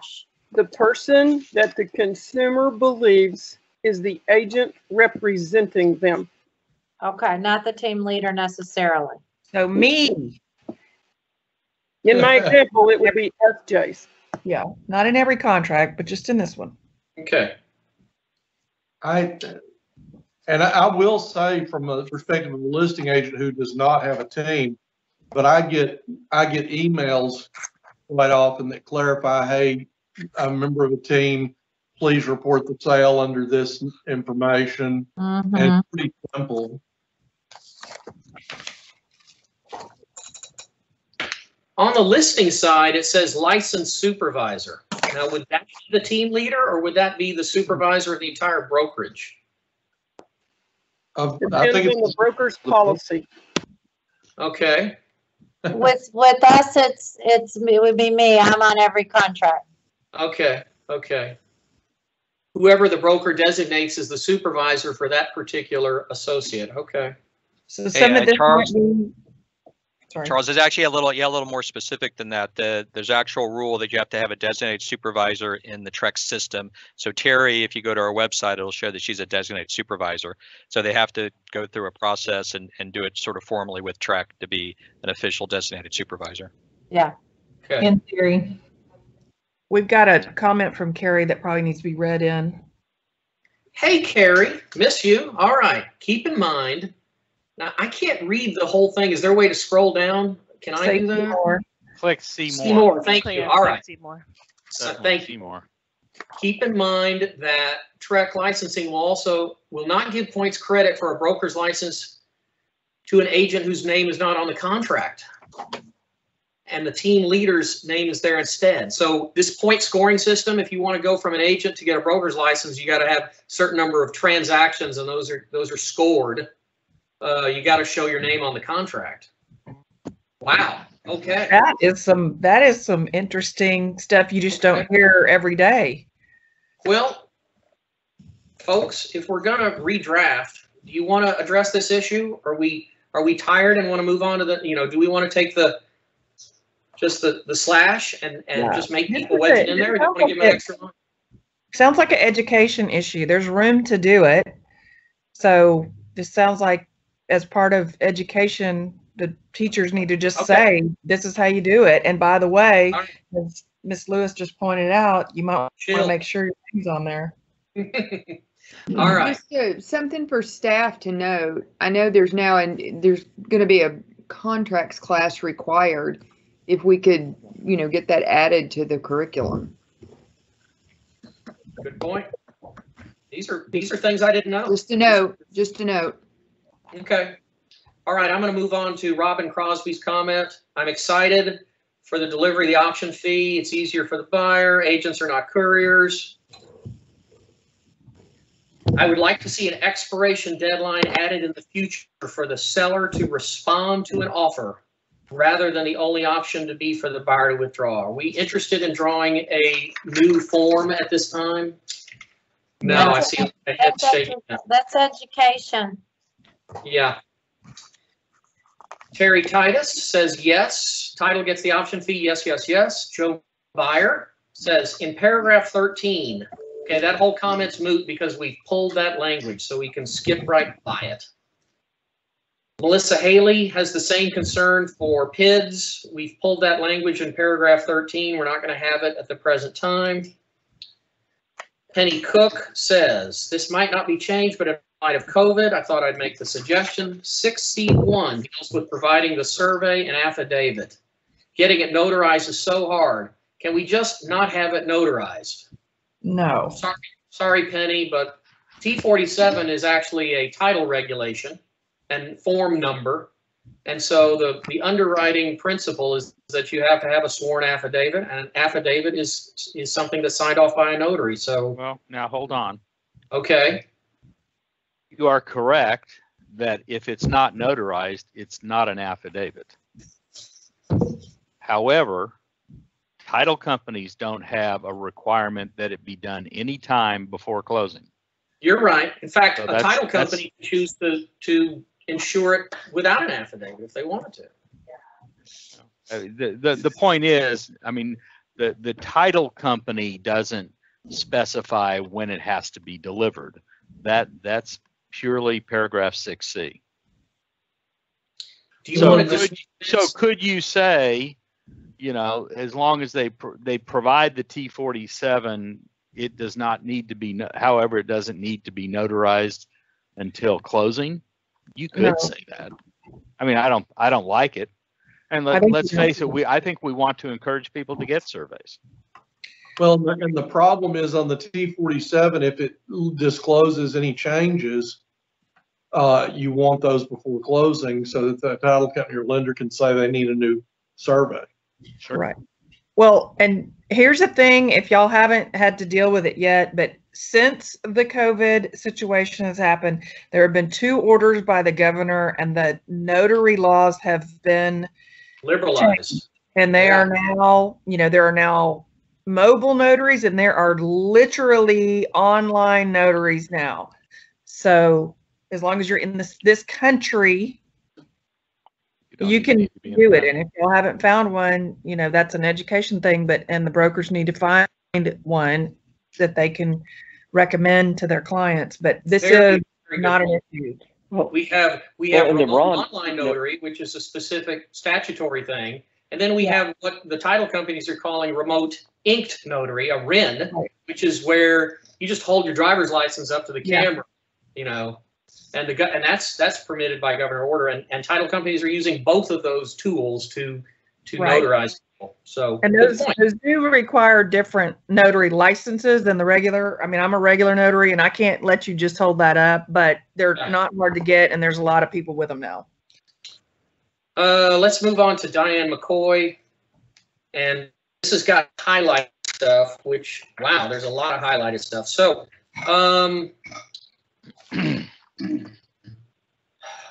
section 5A and 5B.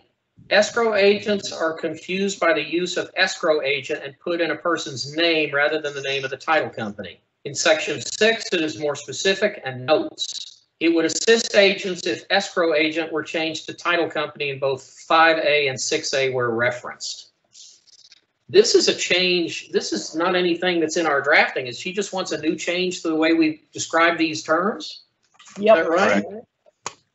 Can I just say, I think she's got an excellent point.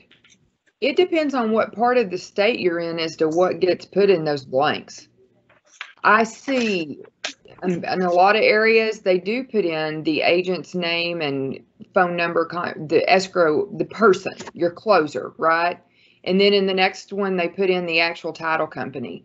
In some areas, the first blank has the name of the title company, and the second blank might repeat the name of the title company, or it may be who they believe is actually doing the insurance. Like the first blank would be a fee attorney, and the second blank would be Alamo Title.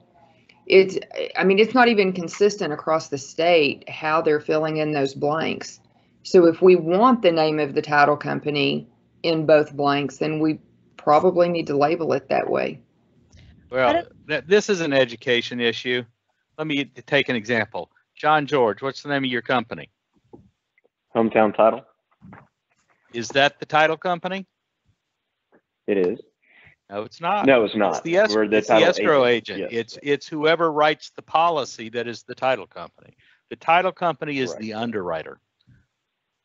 The escrow agent is the settlement agent that handles the settlement. And those are 2 different functions, oftentimes handled by the same company, but not necessarily.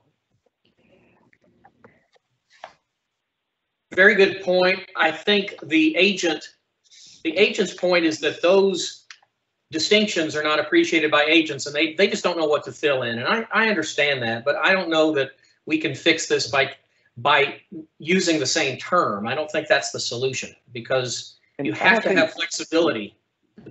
Yeah, usually what they do is they say, yeah. And this is more of an issue, I think, in commercial, where certain buyers want to have certain policies by a particular underwriter. I haven't seen that hardly at all, except in very high-end residential real estate, that we've ever had a request for a particular underwriter. So even though I've seen it all over the map and agree with the issue that's out there, I've never seen it present an actual problem at the end of the day. That's a good point. If agents just confuse the terms or amalgamate everything and they just say hometown title, they put it in both blanks, it doesn't cause a loss or a harm to the consumer. You guys issue a policy by Chicago or Stewart or whoever, and you go on your merry way, right? Correct.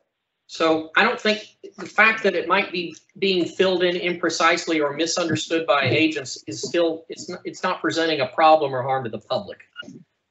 So.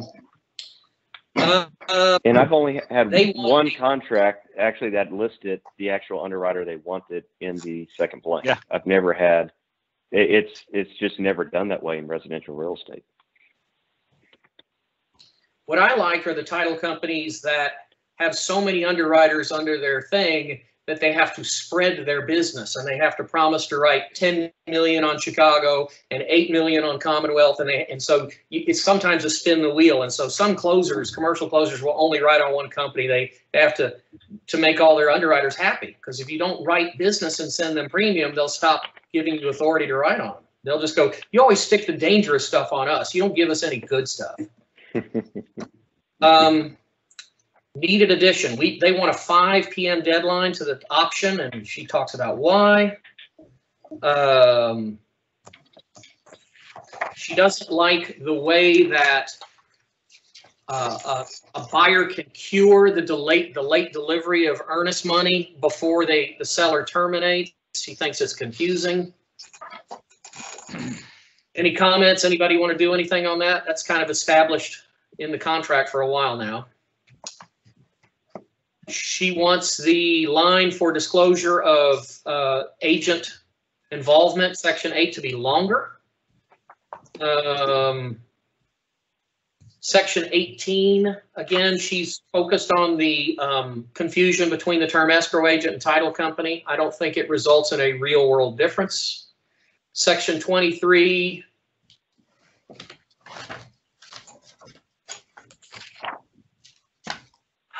She raises a lot of questions.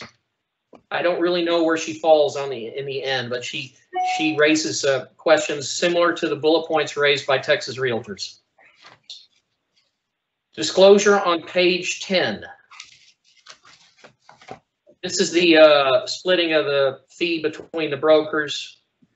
There's not enough space. That's the second time I've heard that. There's not enough space to show a more complicated fee arrangement. And okay, that concludes her 1 to 4 comments. I'm going to pause. Anybody want to say anything? Okay, Donna Lindsay. She wants to talk about Section 12B settlement and other expenses. She wants the 12B splitting of closing costs to be moved into paragraph 3.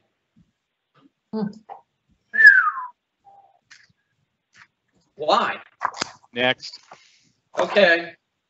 We're already gonna turn their world upside down with what we're proposing. I don't know that. Okay, that finishes the main body of the thing. We can go to the supplemental stuff. Anybody need a break? You good? I have to leave for an we're appointment. not finished. We're just moving on to 3C. I'm sorry. What did you say, Charlie? I have to leave for an appointment. It's no disrespect. If I get back in time, I'll check in and resume with you. Okay. Is there any comment or thought that you didn't get to make before you leave? No? Oh, I could say more than I wanted to. Thank you. Okay. Somebody's got an Amber Alert. Come back soon. If you come back at 6, we'll still be here. Okay. Better not be. I'm on page 101, and we're dealing with now 3C and 3D, which are, according to our agenda, the new home contract, complete and incomplete. So we're going to look at things that are, and we may fly through these because these may duplicate comments, but let's look for the highlighted language of Mary Minor's thing here. It's only on page 102. Paragraph 4, you don't have any leases on these two types of deals. And That's I think not true. Yeah, you can have oil and gas leases on on incomplete or complete construction. I can see a builder doing that. I got a leased, I mean, I don't know that it's really new, but it's, well, anyway, I won't bore you with this, but that's not accurate. Do I have these contract forms? I don't know if I do. I don't see these. Farm and ranch, new home, condo. Were these enclosed in our materials, guys? I'm sorry, I don't seem to have them. Yeah. Well, what are you looking for? The new homes? Yeah, new homes. I don't have them. You got page 80. Incomplete. In page 90, I think, for complete. Oh, here's new home. Maybe I put them together. 80 is incomplete, yeah. Well, I'm going to look at the complete. I'm going to assume that they're kind of the same idea. So in the new home complete, we have residential leases. Hey, Charles? Yes. I might be able to short circuit this. In the email that was sent to you that said paragraph 4 leases, there's the drafts that you'll see there as they should appear in their final form. That's what I did earlier, and then we moved on to different topics. So I don't know if you want to defer this and get through all of the comments first and pick that back up, because I was going to ask you to pick that back up. Okay. But we are going to address those. Do we have them in the right forms at that time? Okay. Let's kick that down the road. Let's move on. Under possession. Now, her point is an interesting one. The duty to change the passwords on smart devices might not really be applicable on a new home. What do you guys think of that? I think that might be wrong. I think that might be wrong. I just bought a new home, and one of the first things we did was our construction manager walked through it with us as we were right after closing, and he said, "Okay, here's what you got to do: set your password right now." And you had to reset it. Of course. In fact, these smart devices are a great marketing tool to sell a home. So I can easily see a builder activating them and showing how they work and using a password that needs to be deleted there. So exactly. Yeah. Okay. Paragraph 11, no space. We talked about that. Escrow, same comments as above. Termination, no. She doesn't want the title company to have it. Tom Allen, his comments on the new home contract just says, I only glanced briefly and have the same comments as above. So we've dealt with all his comments. Bo Bostrom. As far as remaking the contracts, what irritates me are these new home, he's talking about non-Trek builder contract forms, isn't he? Yes. Yeah. Okay. Well, yeah, they're definitely one-sided. I don't know what Trek can do about that, sir, but I agree with you. Maybe hire an attorney, have them look at it. That's all I've got for that section. C and D, section 3E. I'm now on page 116. 3E Farm and ranch is the farm and ranch. We go back to Mary Miner. Let's look at her comments and let's pull out the farm and ranch. Now we're going to wait on the lease discussion, and we'll look at that globally per Ron's recommendation as to which leases need to be in which contracts. Smart devices. That depends if there is a structure on this property, and this needs to be cleaned up and better explained. It's more than that. I mean, we've got gate monitors with our smart devices too. You know, you can unlock the gates with nobody being there. If there is a smart device on the farm and ranch property, it's got to be wiped clean. And if there is not, then you don't do anything, right? So it seems to work as drafted. I don't know what needs to be cleaned up. Paragraph 11, no space. Paragraph 22. The addendums of residential leases do not need to be there. That goes in our lease discussion. She does not like the option fee going to the title company. And on page 10, why is the commission sharing concept in the farm and ranch and nowhere else? And we know that yes. Education. Who's got a question? No? Okay. I'm now moving on to Wendy Johnson. Dear sir, madam, below is my recommended revisions. I hope this email finds you safe and healthy. And this is not relating to the contracts. This relates to some other Trek business. Am I right, Mark? We'll go to page 119. All right, let's go to the next page. Yeah, it had a couple subjects. It's further down is the stuff for this committee. Got it. She talks about the farm and ranch. Recommend that paragraph 3D be inserted in the unimproved property contract. What is 3D of the farm and ranch? Adjusting the price based on survey. Oh. To be negotiated. That's a huge deal, and that needs to be negotiated for sure. Well, here's the question, SJ. Do you think that shifting price per square foot concept, which is in the farm and ranch, should that be imported into the unimproved property contract? I think that's a different, I would say probably no. And just in this is just based on my experience. The farm and ranch properties, you know, sometimes are older, if that makes any sense. I mean, the dirt's obviously the same age, but you know, the properties may have been under the same ownership for a much longer time. They may have been chopped up or added together. There's a much higher likelihood that it is a mess, okay? And it may need adjustment. But the unimproved land, and then again, in my experience, that is probably more platted lots, right? Well, it's commercial, or it might be ready to be plotted up into a neighborhood, or it might be an empty lot in a subdivision. And with the empty lot in the subdivision, probably 50% or more, that's not a big old issue. Yeah, yeah, okay. That's just my. I agree with that. I have to step out just a second. I'll be right back. Sure. Okay. Her comment also is, shouldn't the revisions to the commission sharing be the same in all contracts? So I think we've discussed that, and there is a difference between farm and ranch being a non-MLS type of deal more often. So we're recognizing that.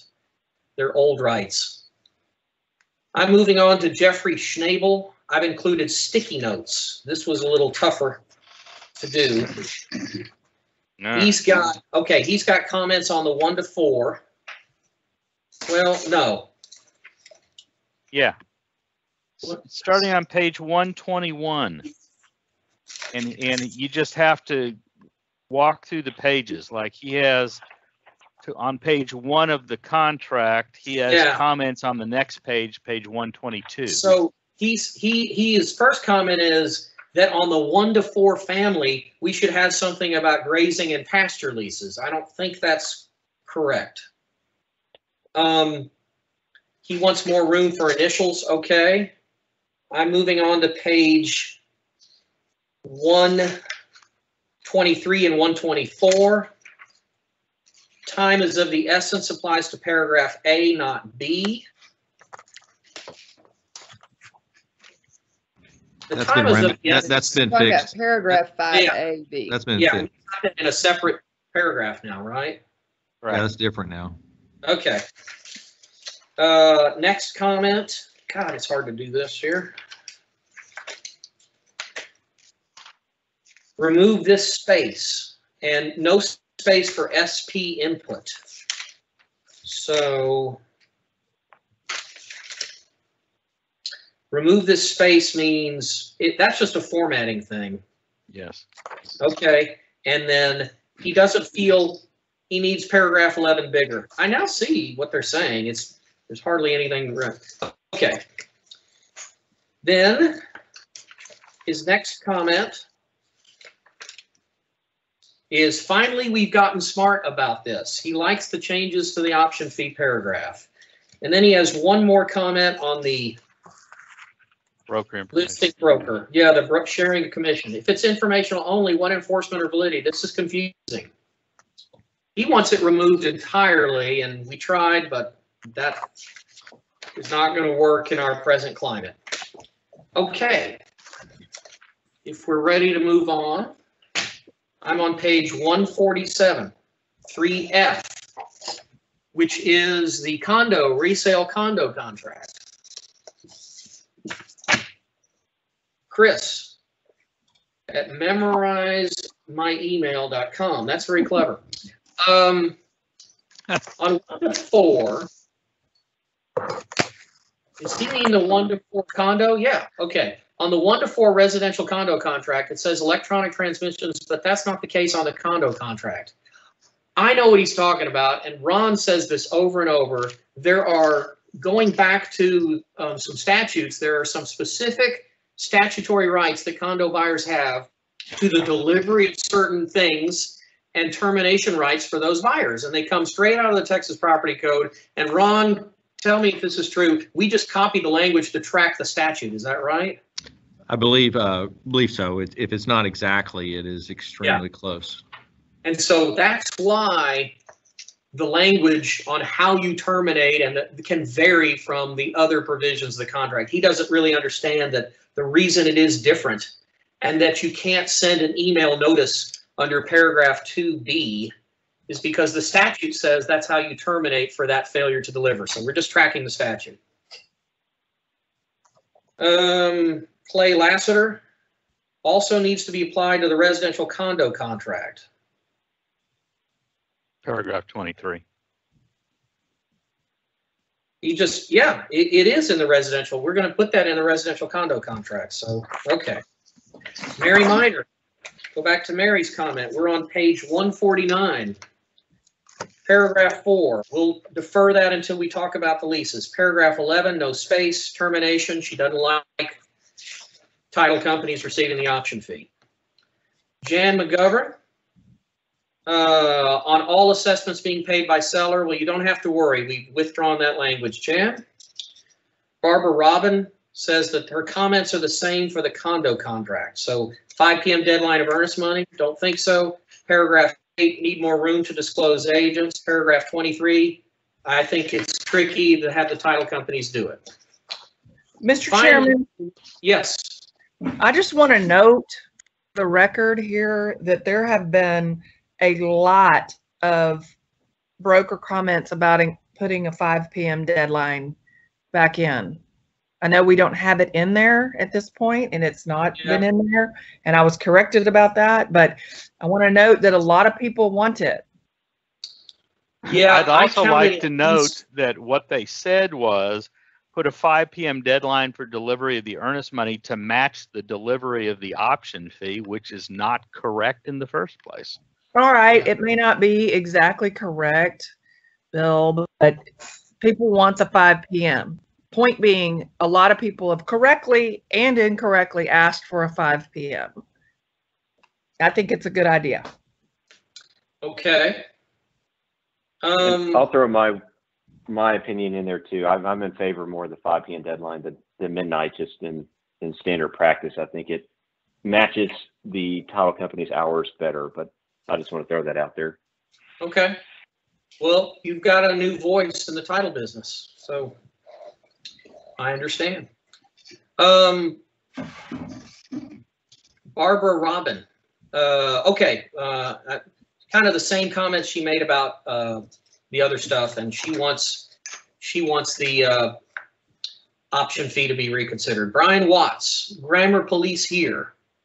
And he's talking about, oh, so now we've moved on to agenda item 3G. We're now moving on to a different, this is the mandatory HOA addendum, one page. That is page number 151. Thank you, exactly, 151. So Brian has noticed that we may be missing a word, and that's in paragraph C, and I think you're right, Brian.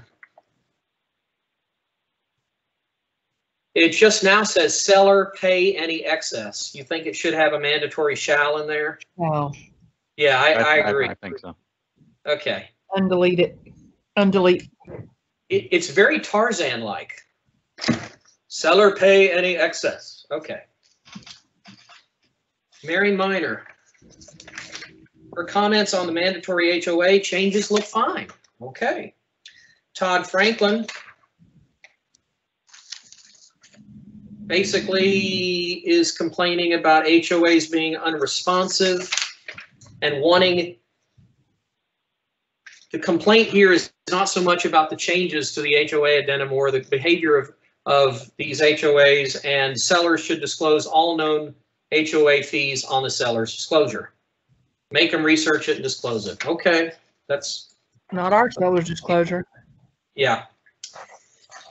Terry Covington, comment number 3. Mandatory HOA needs more revisions. So subdivision charges a working capital assessment based on, I don't feel the addenda adequately addresses what is considered a fee, deposit, reserve, or other charges. So we tried to simplify this because if you remember, we tried, the current existing contract tried to be fair.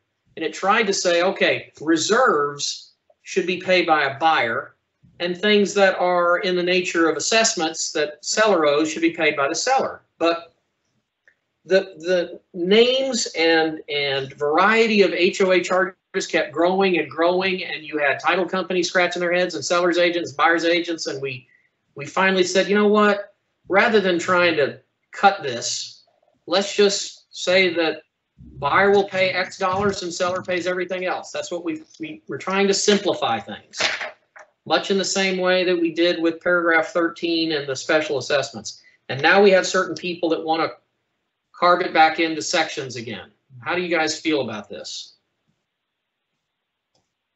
I think we should, what we have here is the idea of simplifying it. I like it. I would like to at least see how the market react. I mean, let's try it. We know what we've been doing is a problem, so I don't really see any reason to go back to that. I'd like to try this.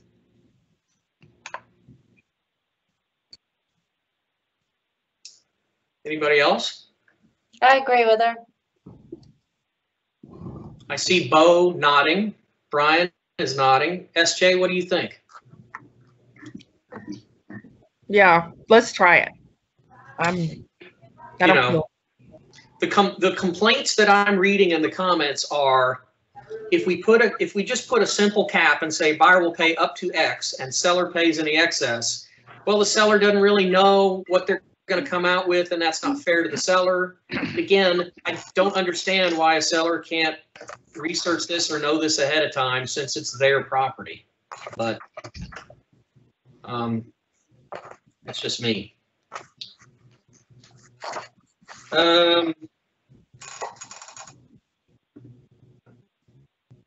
Providing a resale certificate to a buyer prior to the expiration of an option period can prove costly.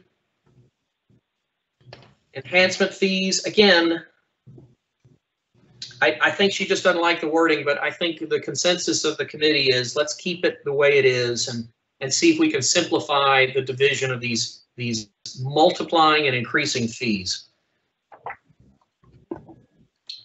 All right. Next comment is by Rosalind Gaunt. I am opposed to the proposed change of the HOA reserve fee be including in the max fees paid by the buyer. These are to benefit, the payment of such fees are to the full benefit, I think, of the buyer or future homeowner. Adding those amounts to the HOA fee limitations will put a larger portion of these onto the seller, as most agents, blah, blah, blah. So she doesn't like it either. Catherine Anderson doesn't like it. It's funny, these complaints say two things. One is we can't seem to get these fees and we don't know what they are, thus making it very hard to figure out how to allocate them and split them under the current wording. And yet I don't want to simplify things, and I want to split them up and have them figured out. So, you know, if you make things simple, someone's going to have to pay the bill. If there's no further comment, I'm gonna move on to Diane McCoy.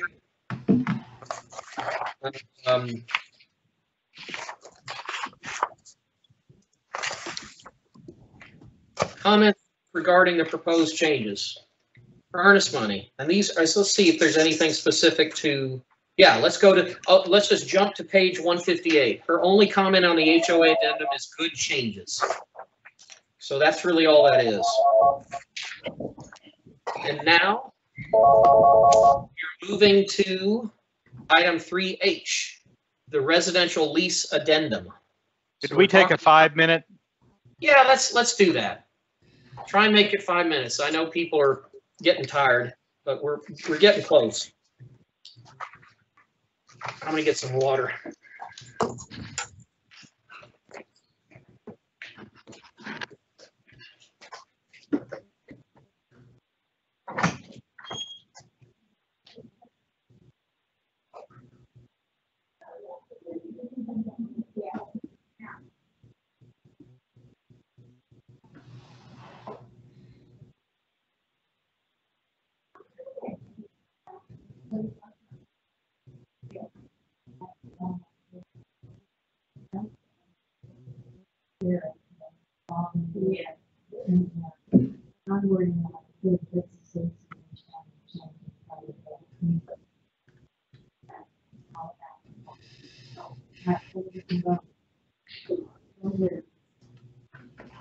Hey, Kim.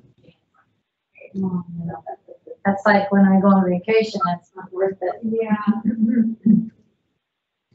I was just gonna holler at you. Who had that, or where was that house in Honeysuckle Farms that had the one picture? It was like $1 million or something. Oh,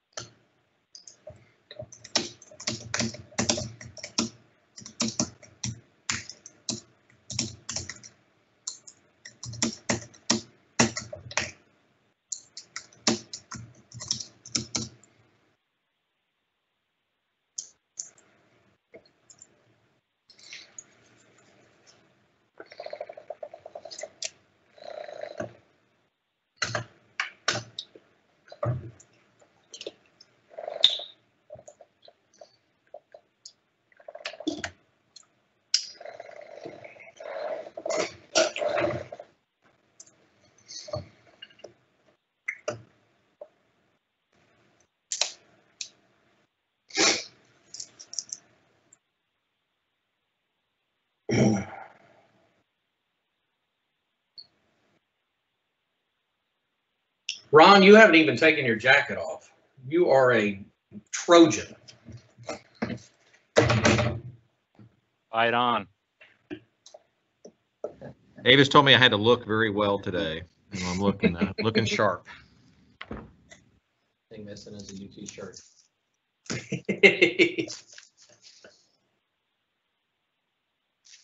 Mark, do you have any kids that are old enough or will or did go to UT? No, I started very late. My twin boys are 10 years old. I would be thrilled if they got into UT, but the requirements are so hard to get in now as opposed to when I went. I'm not too optimistic. If I have to keep homeschooling mine, they probably won't even graduate high school, much less college. That's, yeah. Yeah. How was your?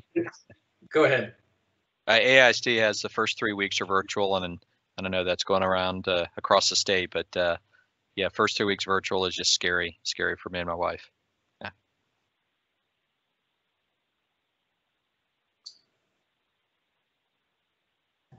Our school district hadn't even announced if they're going to start, or if it's going to be all virtual, or if it's going to be at home, or at school. But I tell you, when you work outside of the home, it's impossible. Like, I think I'm going to have to hire somebody.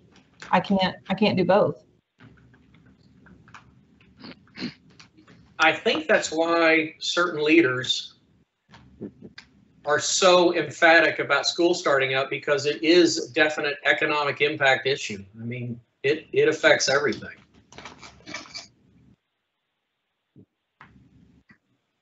Yeah, when they want to start up the schools, are they thinking about the students or the parents? Well, probably the parents, but you got other stakeholders. You got teachers. You know, what's the average age of a high school teacher? You know, it's not the same as an elementary school teacher. I know that. Well, it's just not the same with the kids at home. You know, ours are fortunate to be alive at the end of all this, I think.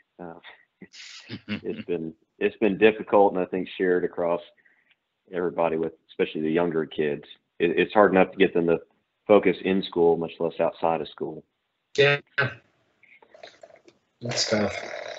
Let's be truthful about this. The big upset is that high school football is going to be delayed. Amen.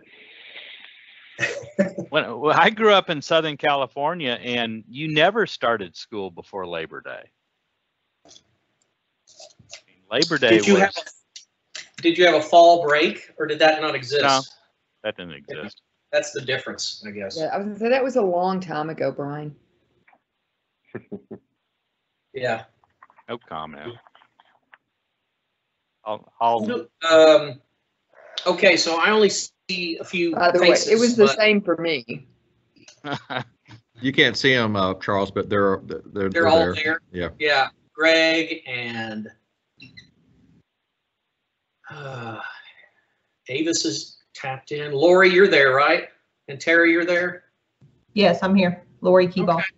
Let's resume if we could. We're missing Bo. Yeah, where is Bo? I believe he's on. Well, but there's an empty chair. Yeah. So, Bo, you're going to miss some great stuff. I am starting on page 160, item 3H, which is the residential leases addendum. Let's pull that out. The new 51-0, which is on page 150.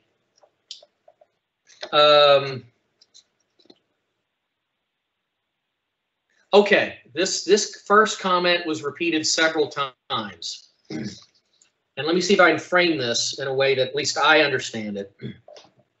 The idea behind this was to, one, disclose if there was a lease in place to a buyer, and then let the buyer and seller negotiate and document through their contract whether that lease is going to be killed and terminated prior to closing, and the buyer would take possession, or the lease will stay in place and the buyer will become the new landlord. It's got to be one or the other. And that's, you check either box A or box B. And we have a number of agents that seem to feel that the way it is drafted, sellers are going to sign off on agreements to terminate their leases accidentally or when they don't have the legal right to do so. Do we have any comments about that fear?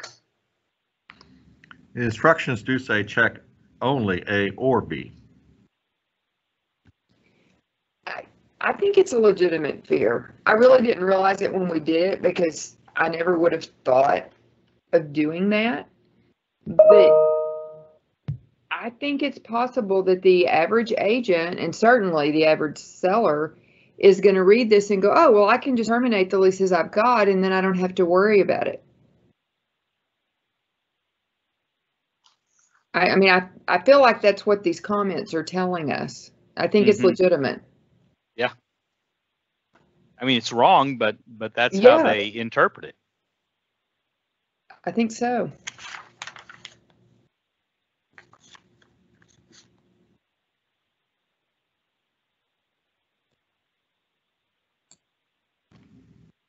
Kramer, you're muted. I'm sorry. Let me start again. So let me ask the question. When you have if we don't have the addendum at all right now, and you have a tenant occupied property for sale to a buyer, how is this discussed, negotiated, and documented? What is done? Well, I can speak for me. I mean, I had the conversation with the owner that the leases have to transfer, and they've got to transfer the deposits and prorate the rents and all that. I mean, I have that conversation with people, but I don't have confidence that everyone is doing that. Okay. But I do think that agents are taught pretty thoroughly that leases transfer with the property. Well, I understand that. I was thinking more broadly when you have a seller who is selling property with a lease, and let's say it's got 6 more months left on it. There's no way for the seller to get out of it. And a buyer wants to move in at closing. And so without this addendum, my question is, does the buyer communicate that? You know, how do they negotiate that? How does that shake out when you've got a possession fight that's in negotiations where the buyer wants the tenants out and the seller says, well, I can't. And then maybe the seller says, well, maybe I can buy them out early. How does that shake out? What I see is in the MLS, the listing agent indicates that there's a tenant in the property and that the buyer is to assume the lease or tenant will be out by such a date. And that's where they learn which way is going to happen. So a buyer that wants to move in would know not to bid on that property because it's disclosed out front in MLS. That's not a good fit. Right. That's or they would know that they might be buying out a lease if they really want that property and they want to move in. Sure. But that's how they know. Right. I agree with that completely. This to me is the comments there they're making, that comment that they didn't know that the seller had the right to terminate is just a misunderstanding of the rights of tenants. They just simply don't understand that. So it's an education issue. Education issue. Yeah. We might be able to change A little bit though to make it less confusing. What if we have A be titled no residential leases as of closing and remove the first sentence?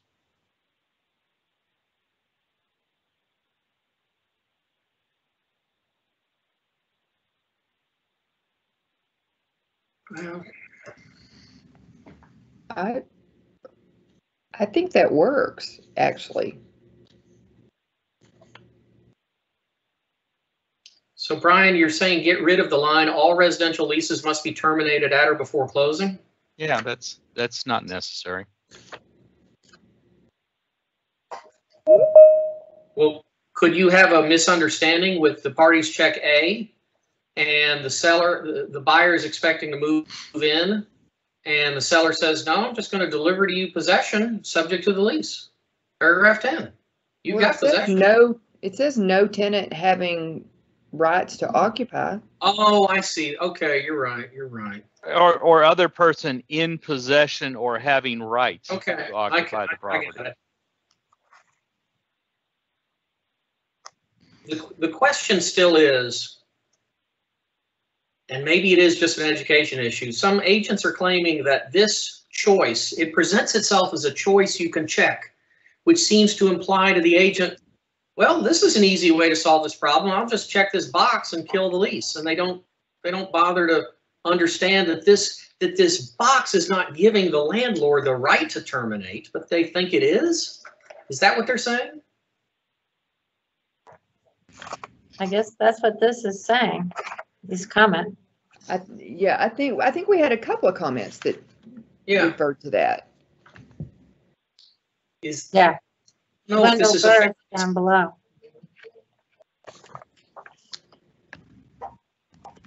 I like leaving it A as termination of residential leases and taking out that first line.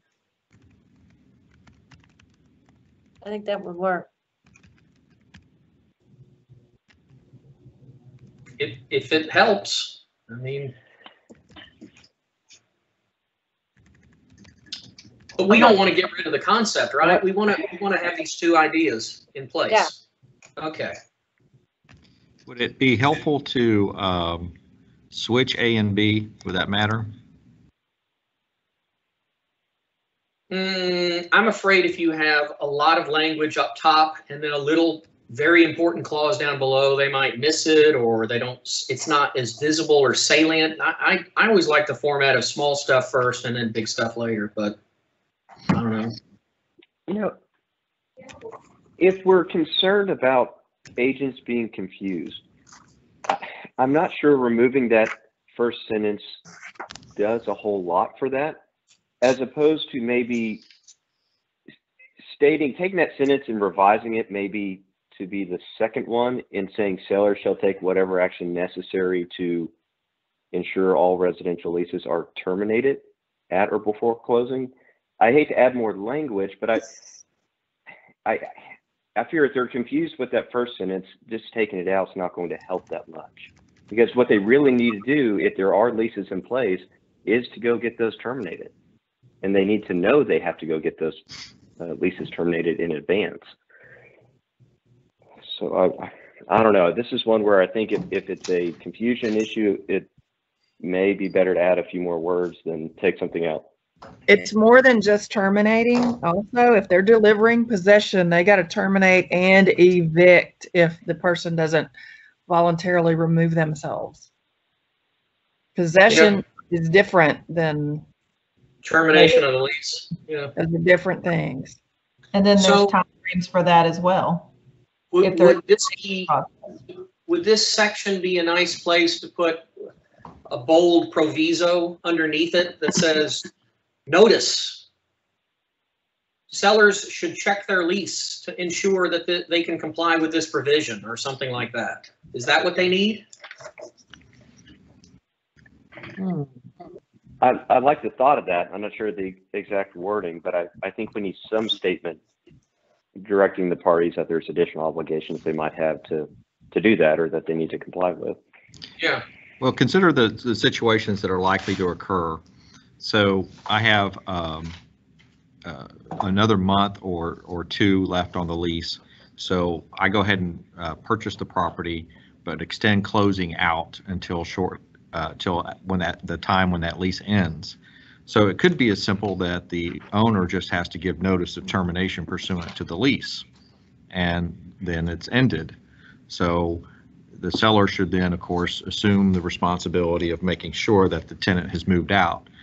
But he also needs to give notice of termination. That's one scenario that's very common that I think happens when a paragraph A negotiation occurs. The other is that, okay, no, I want you to go and negotiate with the tenant because you've told me that the tenant says that he'll get out anytime that you want. I just want to make sure that that in fact is going to happen because this lease says it'll go for 6 months. Okay, so that happens occasionally. Or it could be a good friend or relative that's in there as well. that we see those, that's popped up in one scenario that I can recall. So there's a whole bunch of different scenarios that are here. So I like the idea of the leases being terminated, seller assuming that responsibility. And then of course, he's got to deliver it with no rights in possession. So I don't know what else to say. I like the big cat warning though, because Ron, I mean, again, all you need is that one guy like I'm dealing with right now. You got that one guy, the lease was terminated. It has been terminated properly. You know, it had terminated on its own. He's in a 30-day holdover, proper notice given, and that guy hadn't budged. And we are having to go through eviction proceedings, which right now, during COVID, I don't know if any of y'all paid attention to that, is just about impossible. Yeah. And so couldn't comply with this, couldn't do it, cannot do it. We're doing everything we can. We're taking all actions that we're legally able to take, and we can't comply with this. So a warning to, you know, somebody that didn't have me involved in the situation would be good, that, you know, this requires him to do things, requires seller to not just take all actions, but I mean, I don't know what to say either. I don't know what to say either, but I mean, it's possible that the seller can't comply with this. And so now we got a problem. Maybe the seller needs to review this with an attorney to see if compliance is, you know, possible and what all actions need to be taken to comply. I don't know. Lee?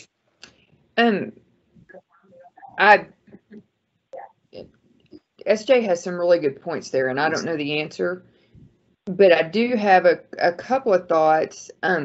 One is, I like the idea of putting a notice there that says, you know, hey, you got to check your leases. Don't just automatically agree. You may not be able to terminate.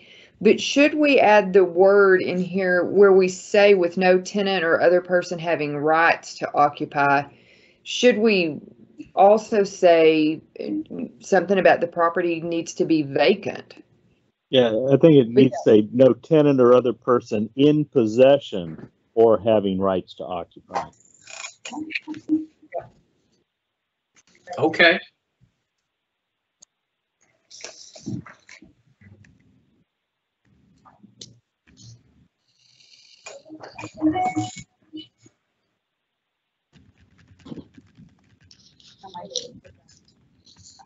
So are we going to note that change right there? So are we keeping in the first sentence right now, or are we doing something different? Brian suggested it, but I don't see a lot of people leaping on it. I do hear a couple brokers and at least one attorney that would like a warning. Hey, sellers, check your damn lease first. But yeah, I'm just saying that first sentence is surplusage. You don't need it at all if you have the second sentence. Well, I like it in there, but I think most consumers think of termination as an action they have to take as opposed to like a lease expiring. Even if it expires, you almost always have to give notice. Yeah, it might be a month. Yeah. Because it'll roll. Absolutely, yeah. I say leave it as it is. If anyone's concerned, add those two words in possession after the word person. Concern. Okay. And then either leave it as is or add a warning for sellers to check their leases. Well, if I'm buying, add warning. If I'm buying the property and there is an existing lease that's in effect, I would, as a buyer, want to see that terminated. Mm-hmm. I like the idea of a warning. I think this is an important enough provision to deserve one, especially if there's any confusion out there as to what it means and what the remedies are. Do you want to put an instruction that says, understand what you're agreeing to? Well, I'm thinking of something like note to seller. please consult your lease to ensure you can comply with this paragraph. Well, my concern too is when the seller asks their agent, what do I need to do? And the agent can't provide legal advice back to their client. They can't say, give me your lease and let me look at what you need to do to terminate this. And so that would be clearly overstepping to giving legal advice. So I think, for a dual purpose here of letting the actual client know, but then assisting the agent and not having to get into that discussion and not providing that advice. Well, you might add a line that says consultation with legal counsel may be necessary, something like that. Well, why don't we just refer them to the lease agreement? We say refer to the existing lease agreement for rights to terminate.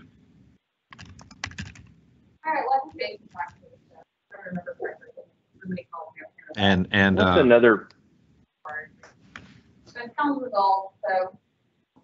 If she calls, I was going to say, if there's another notice provision, we may be able to copy from another one of our addenda or contracts, and then add that tagline in there that you're crafting now about consulting an attorney. Paragraph 24 of the contract, consult an attorney before signing.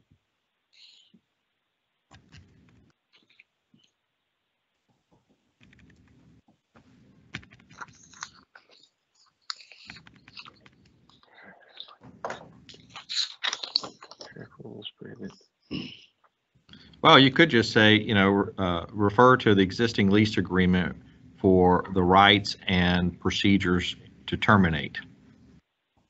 Or note, sellers may not have the right to terminate unilaterally. Consult your attorney. Well, I don't think we want to say may not. I mean, we're assuming they don't have the right to terminate unilaterally. I think we have to assume that. Well, I don't think we have to assume they might. That's just as likely that they do have if it's a month to month. Well, every lease has the right to terminate at the end at some point. Right. That's the reason why I'm saying is go to the lease agreement. I don't know what else we tell them to do. Go to the lease agreement and talk to an attorney. What else can you tell them to do? Well, I don't have a problem with whoever said you may not have the right.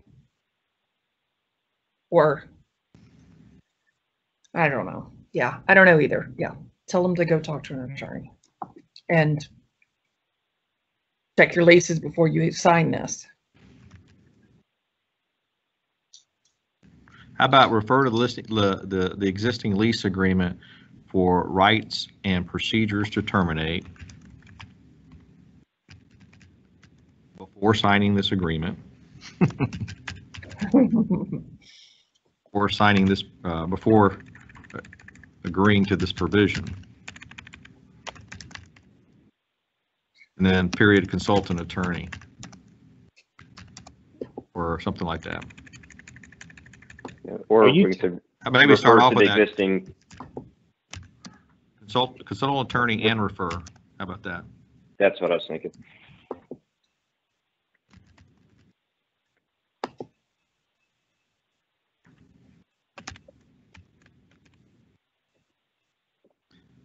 Mark, if I give you the language, can you, or can I have the screen? Is that a way that I can do it?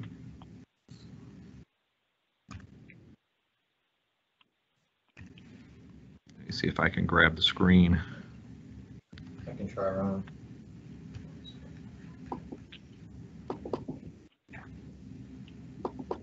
Oh, I got it here. Let's see. Can y'all see that? Yes. All right, so this is what I have in the minutes. I think we're going to just...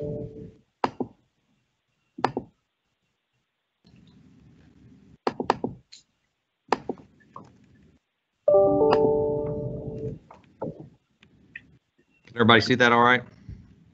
Charles? Yes, I can. Okay. Can you scroll it up just a little bit? The bottom's cut off on mine.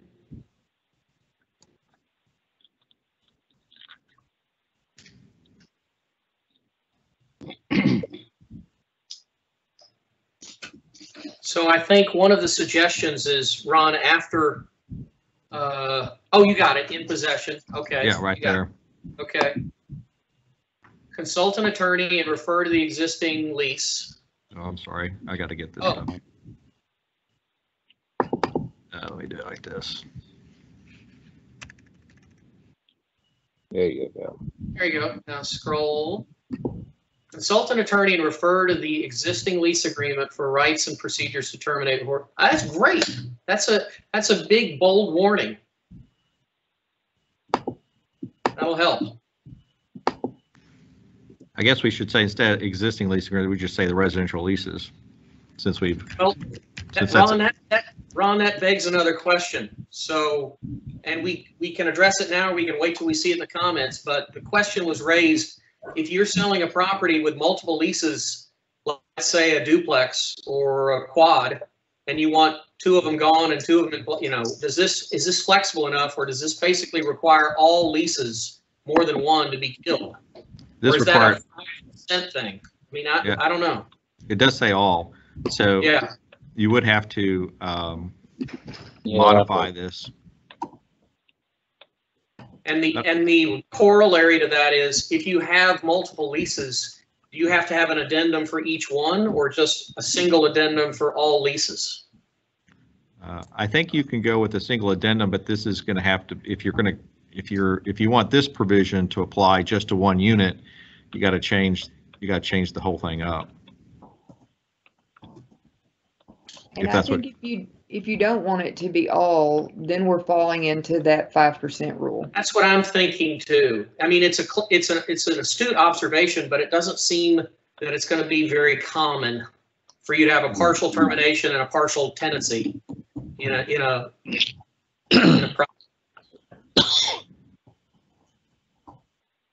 I suppose it could happen. Right. Owner occupied duplex where they're going to live in one. Yeah, that's what I'm thinking. But they're just going to have to know that they're going to need an attorney to tweak this language because it's too broad.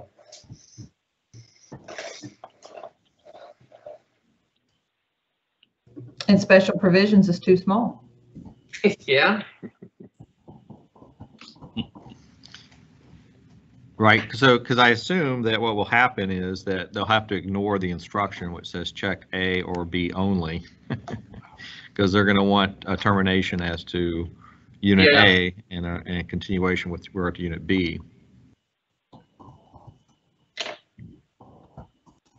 So they'll need to play with that addendum quite a bit.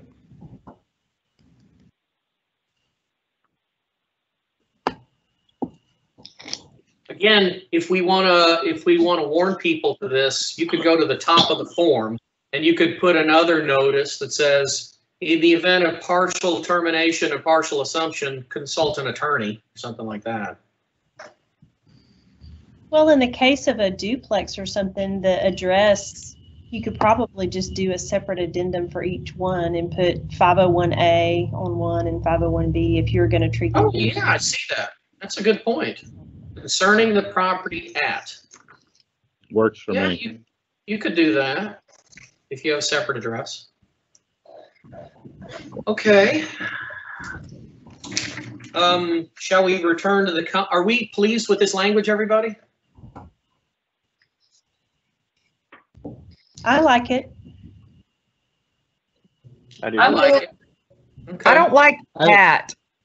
What I do you don't like? like What is it? at closing. I mean, how are we going to terminate something at closing? At or before? I know. I like the before. It says it. On or before their closing date? They deliver possession. What do you need to say at closing, or do you say in accordance with paragraph 10? I'm okay with the delivering possession. The first sentence, though, that the leases have to be terminated at or before closing. I mean, I guess the seller is going to sit there across the table and. That's what you want. Yep, that's what I want. Okay. All right. Or by closing, maybe by closing's better. I have had situations where they say to the tenant, you agree that your lease terminates as of closing of my sale to this third party, such that the lease continues if closing does not occur. Right, So, but so they I like, also need to be buy. super clear that, okay, it may be terminated right now while we're sitting here signing at 12:05, but I'm delivering possession at 12:05, so get your stuff. You have to really be out before then. Yeah. Buy work. Should it say prior to, instead of by, should it be prior to? I don't know. Well, you've got the situation for the seller where, you know, they may not want, if this deal doesn't close, why am I kicking out my tenant? Yep. I like the word before instead of by. I could be 1 minute before closing. That's fine. As long as you've got that second sentence, that takes care of you also, in addition to the termination, you got to have delivery free and clear. So those are two different covenants of the two different duties of the seller. You got to have both. I just think buy is easier to swallow if I'm a seller than before. I mean, well, how much before? I know they mean the same thing, but before raises questions if I'm a seller and buy does not. I prefer buy. I don't care. I mean, oh my gosh, if Brian and I like buy, you know, no, take that out, Ron. If you have Brian and I mano a mano, then it's good. Where's Bo? We're solid. I will concede this, but only because of that thing that's sitting behind you scares me. Yeah. Bob. Hey, the next sentence, I'd like to take out the words at closing. You deliver possession in accordance with paragraph 10.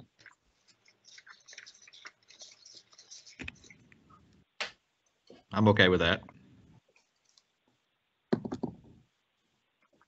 That's fine. I don't care. Okay.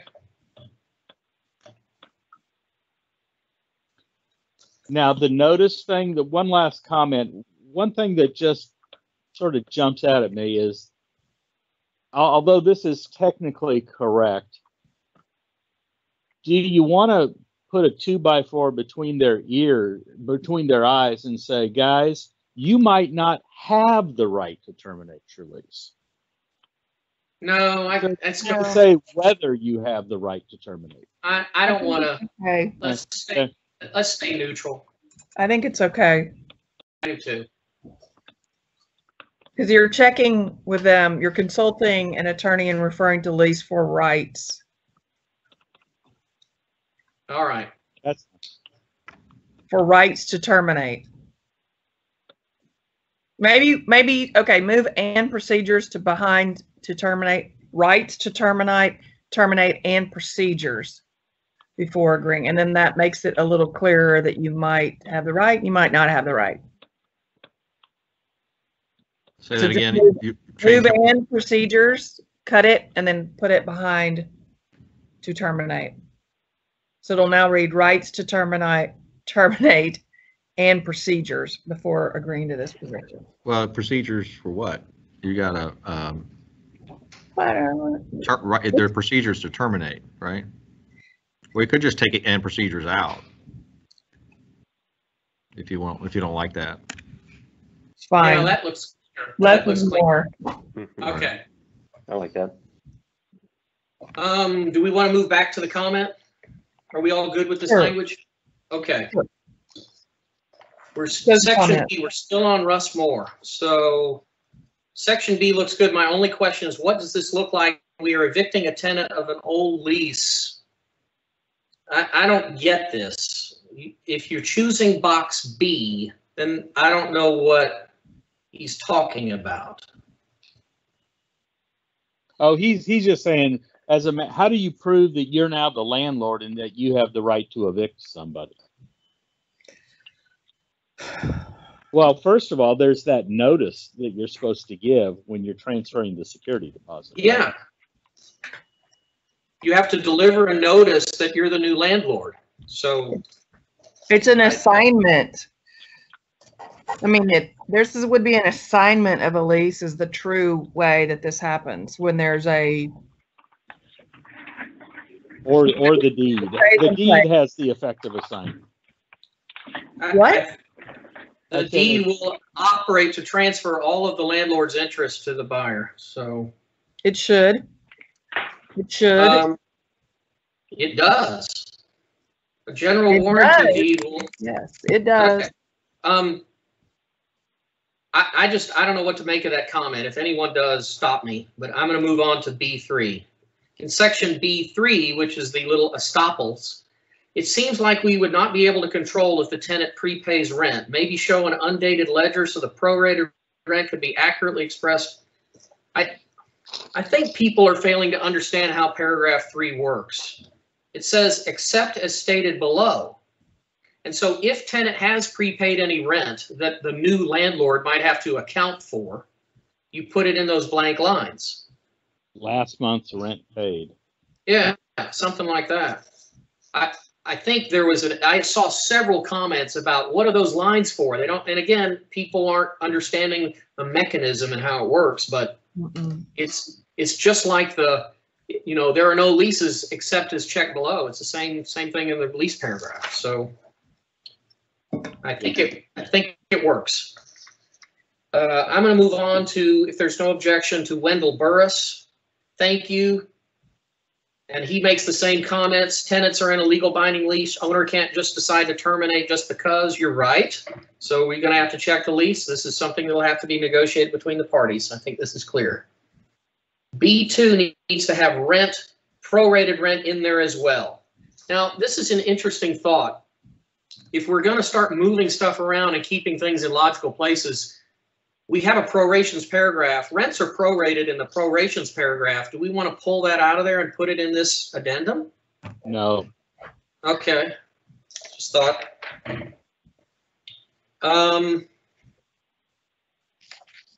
I do think there needs to be a section about property management company notified of sale, tenant notified. Well, the tenant is notified. Do we need to complicate this by involving a management company level? No. I don't think so either.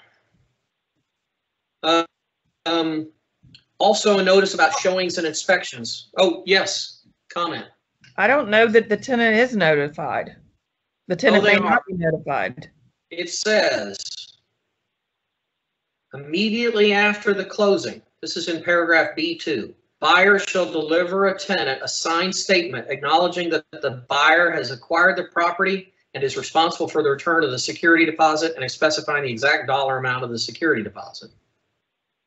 Okay, remember what immediately, somebody brought up immediately is a bad word. I like it. Immediately, what does that mean? Like they're gonna immediately? We can check, but I think that's actually right out of the property code. Okay, well we better stick with it. Yeah. But we can double check that real quick. Immediately means. What is it, 92, 102? Yeah. Hold on. There is a comment Mr. Burris makes about showings and inspections. It's really not a drafting comment, just these can get tricky trying to show property with tenants in it. I understand. True. Lily Rockwell says, here are my comments. Section 10C, this is the smart devices. No, sorry. Addendum regarding residential lease. Bottom of page 161. I apologize. B1. It's a good idea to have this addendum. I had a client who didn't do it, blah, blah, blah. She talks about oral leases and month-to-month leases, and again, we get that issue. Many people don't realize that a month-to-month lease may in fact be a written lease that's just going month-to-month. Other feedback, seller's disclosure needs to be updated. We can't address that. Okay, Mary Minor. Her comments on leases simply say 2 new addendums look fine, page 164. Terry Covington, page 164, addendum regarding residential leases, a much needed form. Healy at Cal Healy says, I think she's asking a question on the Texas Realtors lease form. That's not us. Diane McCoy, Her comment on leases is on page 167. She's looking at, on the lease addendum B3, this is the estoppel, add H, other. There are lines here, but no explanation of what they are for. So she doesn't understand that the point of the lines is not to add additional disclosures.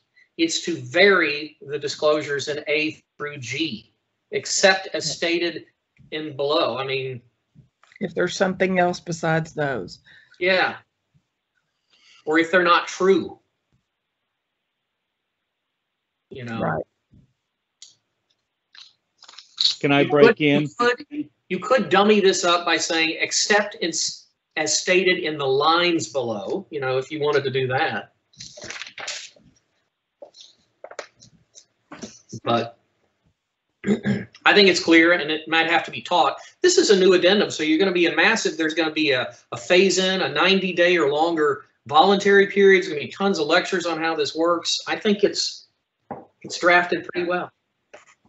Can I break in? Getting back to the transfer notice, the word immediately is not in the statute. So instead of saying immediately after closing, why don't we just say upon closing? Okay. Make it a closing table duty, and the title company would mail out those letters. Is that the thought? That's how I've seen it done. It's not necessarily the title company that does it. It's usually what I've seen is that the seller signs the notice and the buyer gets it and gives it to the tenant. Or I guess the seller wants to be sure it gets to the tenant so that they're relieved of the obligation for the security deposit. Yeah, I think the statute requires the notice saying I've got the new security deposit to come from the new landlord. I think the statute says the buyer has to do it. It has to come from the new owner. Yeah, so I think it's the buyer has to deliver that notice to the tenant. Correct. So we're going to take out immediately and just say at closing. Or upon closing. Yeah. Upon closing. Either way, there's a greater immediacy with that word. At more immediacy. Yeah. Yeah. I like at better than upon. Let's try to be as practical as possible and as least old school lawyer words. I don't care. I hear you, Bill.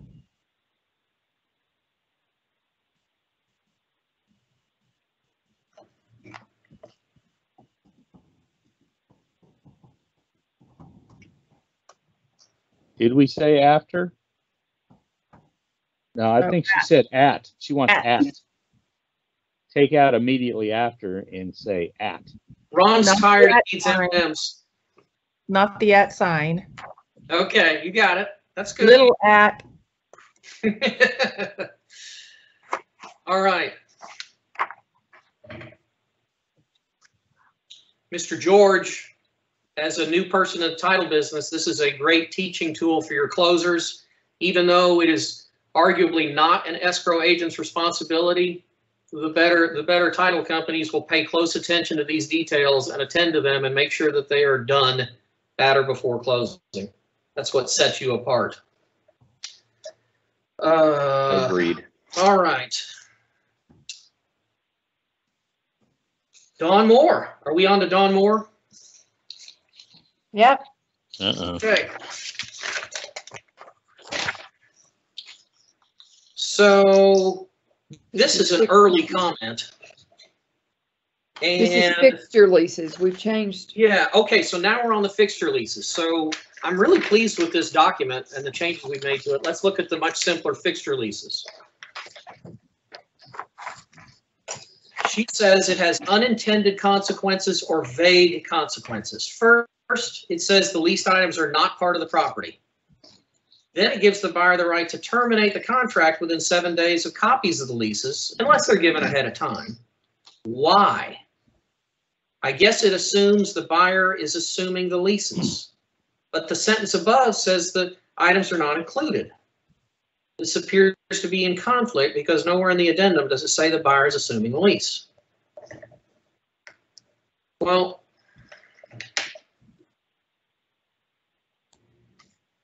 Charles, I think she's right.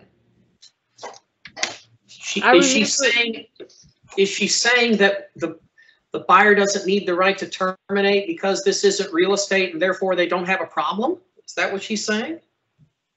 I don't think that's exactly what she's saying. I think the main point here is, and I'm surprised that we missed this, but I know what happened.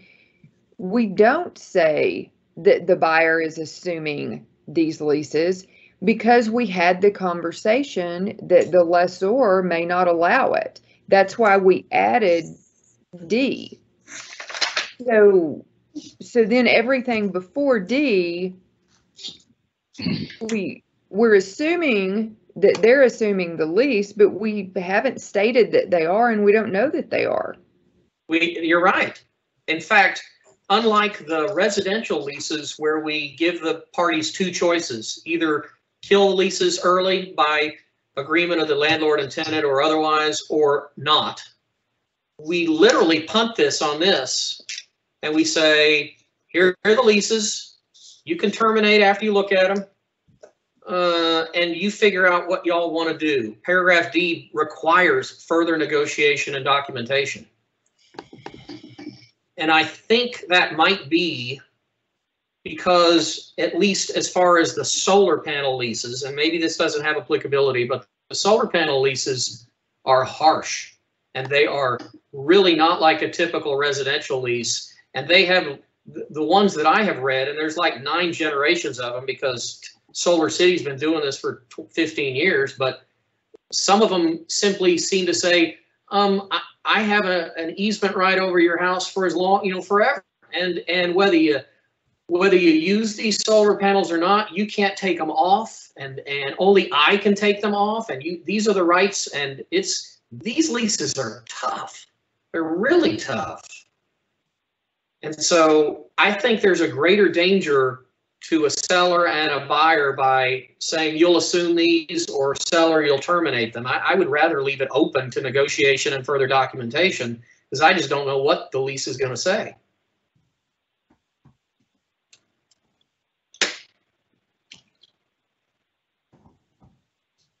Let's remember the purpose of this addendum in the first place, and that is to provide notice, but not to solve every problem with these leases.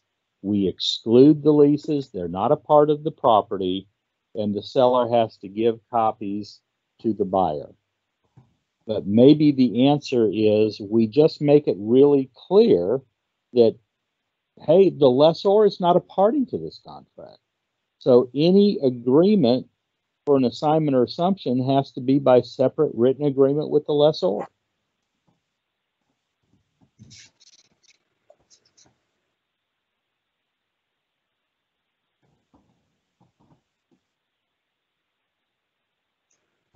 I'm just not seeing the problem that she sees, or, that I don't know what the unintended consequences are. Maybe there are vague consequences. Maybe she's bothered by the lack of decision-making in this, that it requires further negotiation and documentation.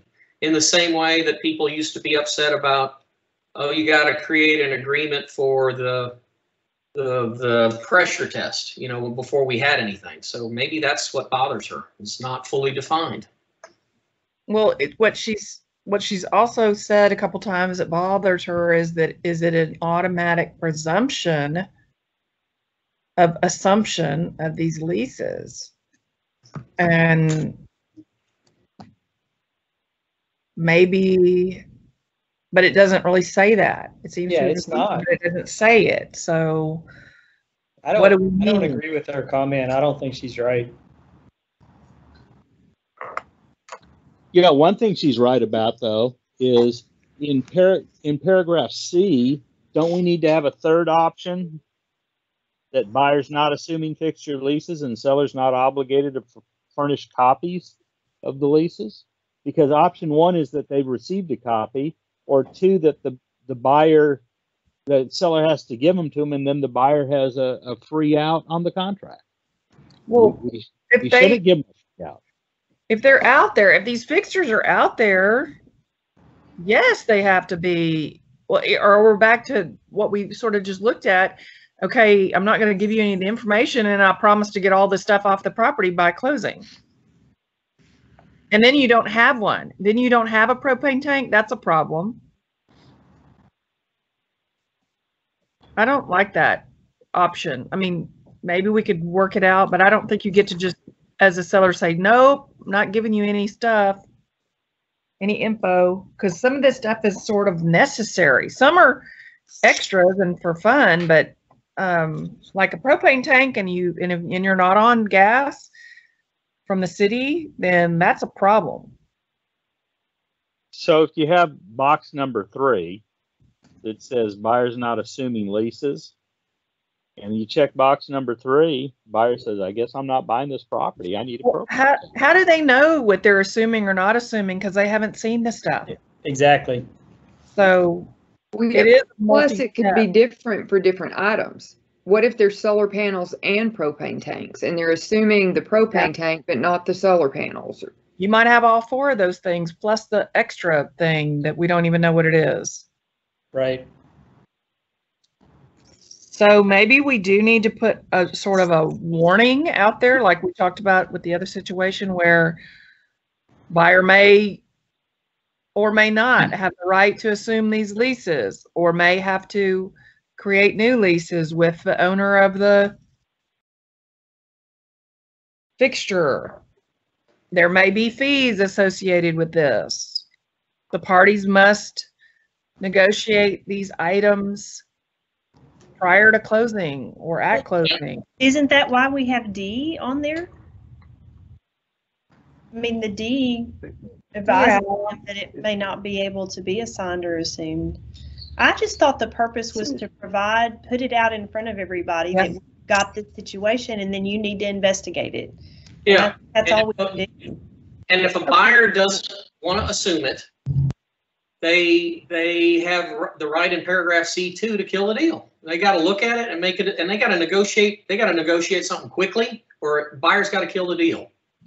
And if seller doesn't want buyer killing the deal, and seller wants to disclose this stuff up front, then during the negotiations and the offer and acceptance, they can give them a copy of it, and they can check box C1. And if that buyer signs that contract, seller doesn't have any obligation to do anything.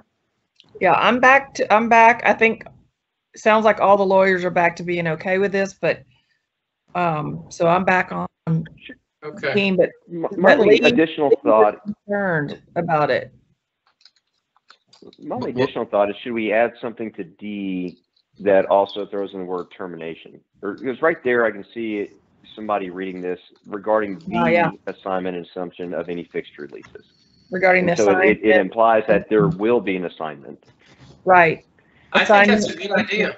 Or termination. Assignment, comma, assumption, or termination. Good call, John George.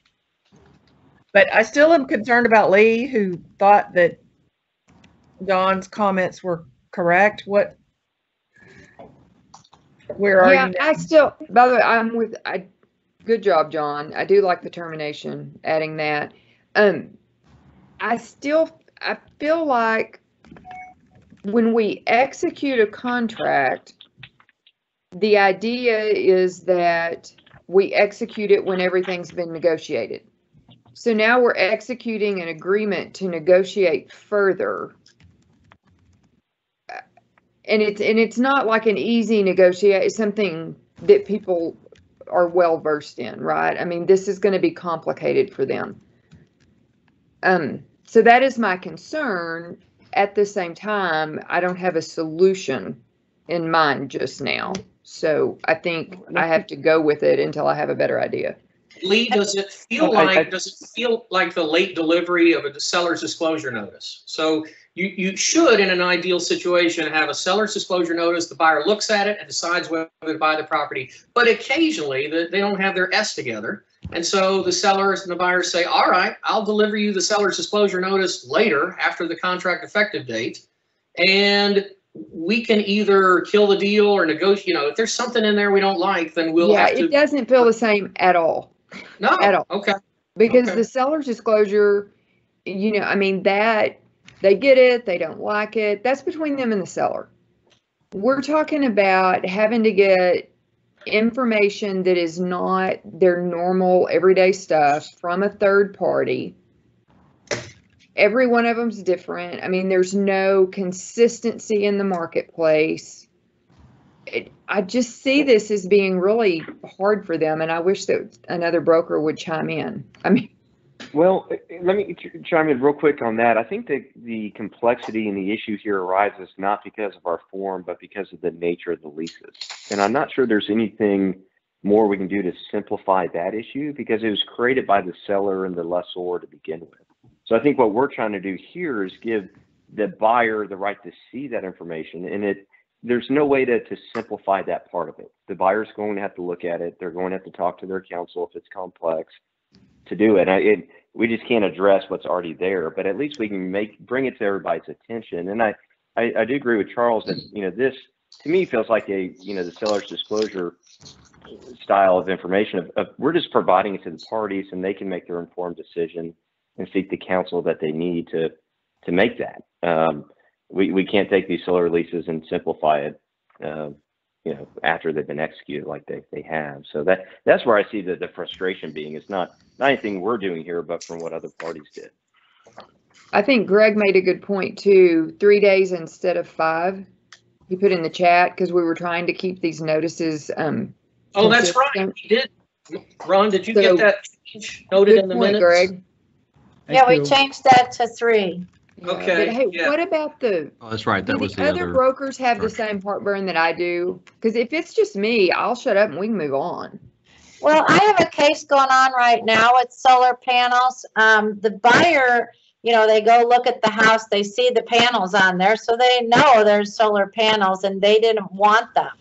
So usually pretty much now with the knowledge of these Solar City and all those contracts that they didn't want them even before they saw it. So I guess in that case, you put it in special provisions, the seller, or in 7B, the sellers to remove the solar panels. The issue that came up after that was that, the seller didn't want to take them. The lease is still in effect. Then they tried to get insurance on the home if they take the solar panels off and there's holes or they have to putty up the shingles. The home insurance was not insuring the roof in the home insurance. So it's gotten super complicated. And so I don't know that this addendum, is good for them to look at the Solar City lease and then have a chance to terminate. But what I'm seeing is mostly the buyer sees it on the roof when they look at the house, and they either want it or they don't. So it's something now that the agents are writing in special provisions. Well, Dawn is correct. She understands the intent, and that's exactly what it is. So our answer to Dawn is yes, you have it correct. It is just a simple seller's disclosure. Yeah. Okay. Moving on. Could I add 2 things on? Are we still on the fixture leases? Yeah. Okay. Could somebody had mentioned, well, what if there's one type of item that they are going to accept and then another that they're not? And I was wondering if right up at underneath the title, what if we put in italics, the parties may add a separate addendum for each lease fixture? So that you might have 2 separate addendums. Why do you need, Brian, if this is not deciding what to do with those leases, if it's not making any choices like a residential, if you're just saying you deliver them all and then they'll negotiate further, do you really need more than one addendum for you to deliver all leases? I think you just put in an amendment, here's the ones we want, here's the ones we don't want. Yeah. Okay. All right. What if what if we renamed it slightly and said addendum regarding disclosure of fixture leases? Addendum for disclosure. Yeah, because I mean, that's really what it is disclosure. It's not, it doesn't feel like an agreement. Like it. Then should addendum go away altogether? Well, if it's part of the contract, don't we have to call it an addendum?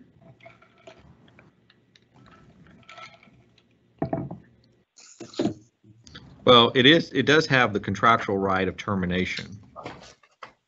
So that Just makes like it an the- addendum. Just like the Yeah. seller's disclosure notice. So I think you'd leave it as an addendum.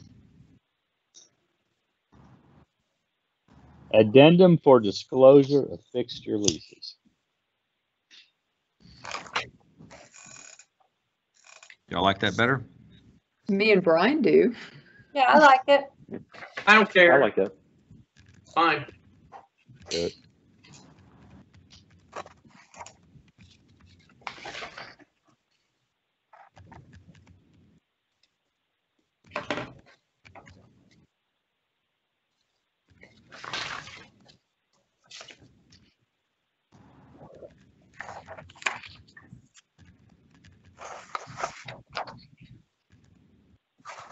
Thank y'all. I do feel a little bit better now. Okay. I think it's a good change. I don't think you need the word "the" there.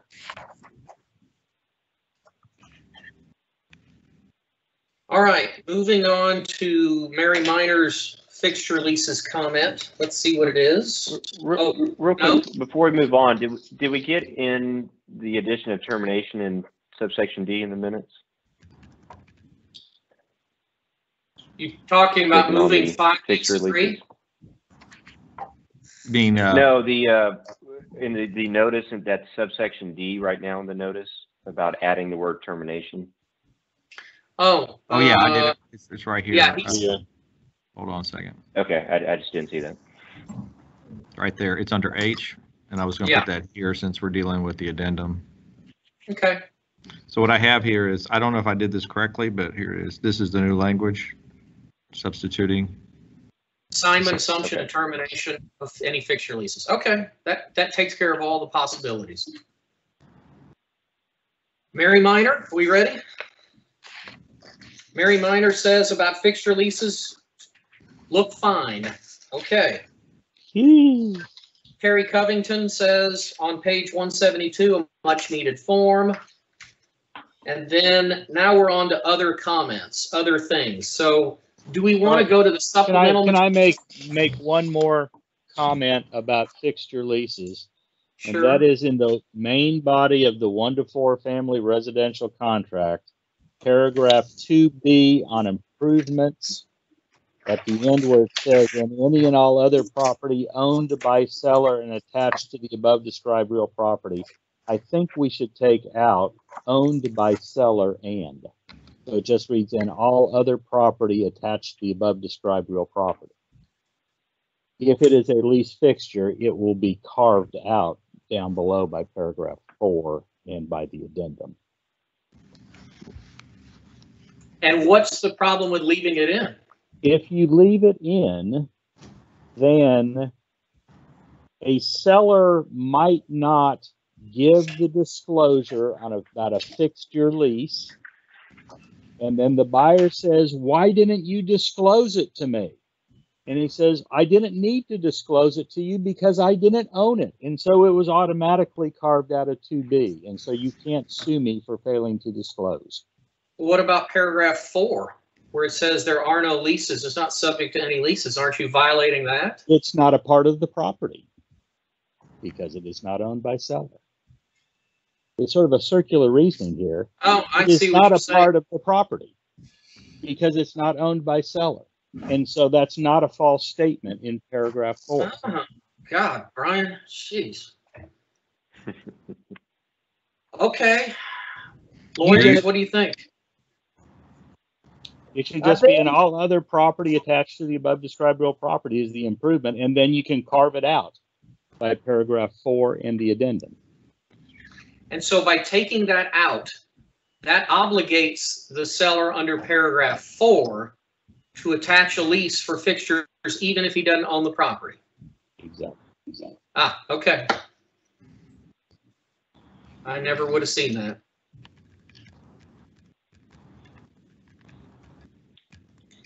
"20 years from now, they're going to ask why that was pulled from the contracts, and nobody's going to know or remember this." It was Chuck Jacobus. Ron will.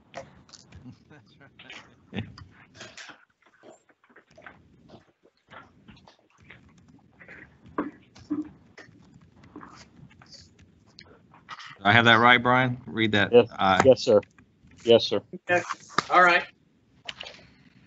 Hey, do we want to add the reasoning so that the record shows why the heck we did this? No. Okay. All right.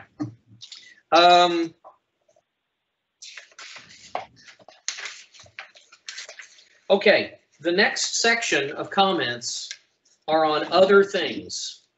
Should we go through that and finish the main packet and then move on to the supplement? You want to do that?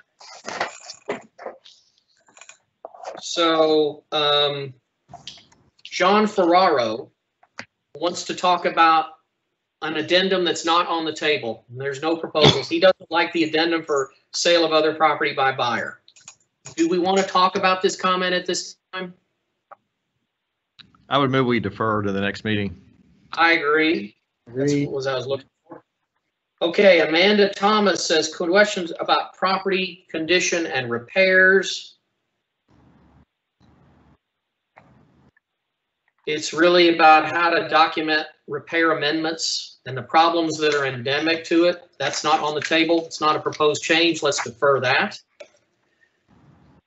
Roxy Dyer says, recipient, will the fee to extend an option be delivered to the title company? We actually addressed that earlier, and we're going to kick that can down the road. But Ron, that was the extended discussion of Joppich and whether it's that additional option fee is nominal or big. Mary Beth Harrison actually called me about this and chewed it over, and she doesn't like the way that the hydrostatic addendum suggests that there's massive damages to the property, and can it be worded in a different way? And I said, I understood your concerns, and we're, she wants that changed, or maybe just to go back to the way we had it before and just not have it at all. But again, that's not on the table, so I would suggest deferring that to another meeting. Tracy Dunlap would like an addendum for a cash purchase or an appraisal that the seller can opt out of. That would require a new form, and I don't think we're prepared to do that today. So it's 3:47. You guys ready? Hey, yes, Chairman, I would note that that's the second time we've seen that request today. Okay. Yeah, I've always And been I've curious received that about, request quite frequently as well. Yeah, it's interesting. But she had an additional comment about sellers getting out, and that's something I've heard occasionally in the past. That or seller needs to put up earnest money in addition to buyer, and I just am always stunned at that idea. But maybe that's something we need to think about. I don't know. I'm now. Was that not a mistake? Did she mean to say buyer? I don't know. I mean, I've sort of tongue in cheek said to somebody, I want a appraisal contingency for a cash buyer. And tongue in cheek, I say, well, are you going to agree that if it appraises for more than the sales price, the seller can terminate? Maybe you're right, Brian. Maybe you should just, I do that all the time. I talk all day, and I flip buyer and seller and don't pay attention, and I know what you mean. So that's possible. Because this is, and get their earnest money returned. Yeah, you're right. So it's not the seller. Okay, so on the supplement, page 1 and 2 is simply my little tallies. And this is the tally of not the supplemental materials, just the original 170 or so pages of who felt what on paragraph 23. We had a fairly overwhelming in favor of it, with some variations of treat it like Trek commercial, 5 p.m. deadline, choices, So I thought that was interesting. Page 3 of 27. Oh, wait. Yeah, this is the new stuff. Right. So Are these included in your tallies? No, these new comments are not. So they could be changed a little, but I don't think they're going to overcome the 42 to 12 win. Okay. Lawrence Henry makes a supplemental comment about paragraph 23. He says, the paragraph says, for nominal consideration, the receipt of which is hereby acknowledged. If the seller hasn't received an option fee and the buyer hasn't delivered it, I don't believe it should state the receipt of which is hereby acknowledged. I should see it as the sufficiency of which is hereby acknowledged, but not the receipt. And my comment beside that was nominal consideration is not the option capital O fee. So you have nominal consideration and then you have the option fee, which is delivered. So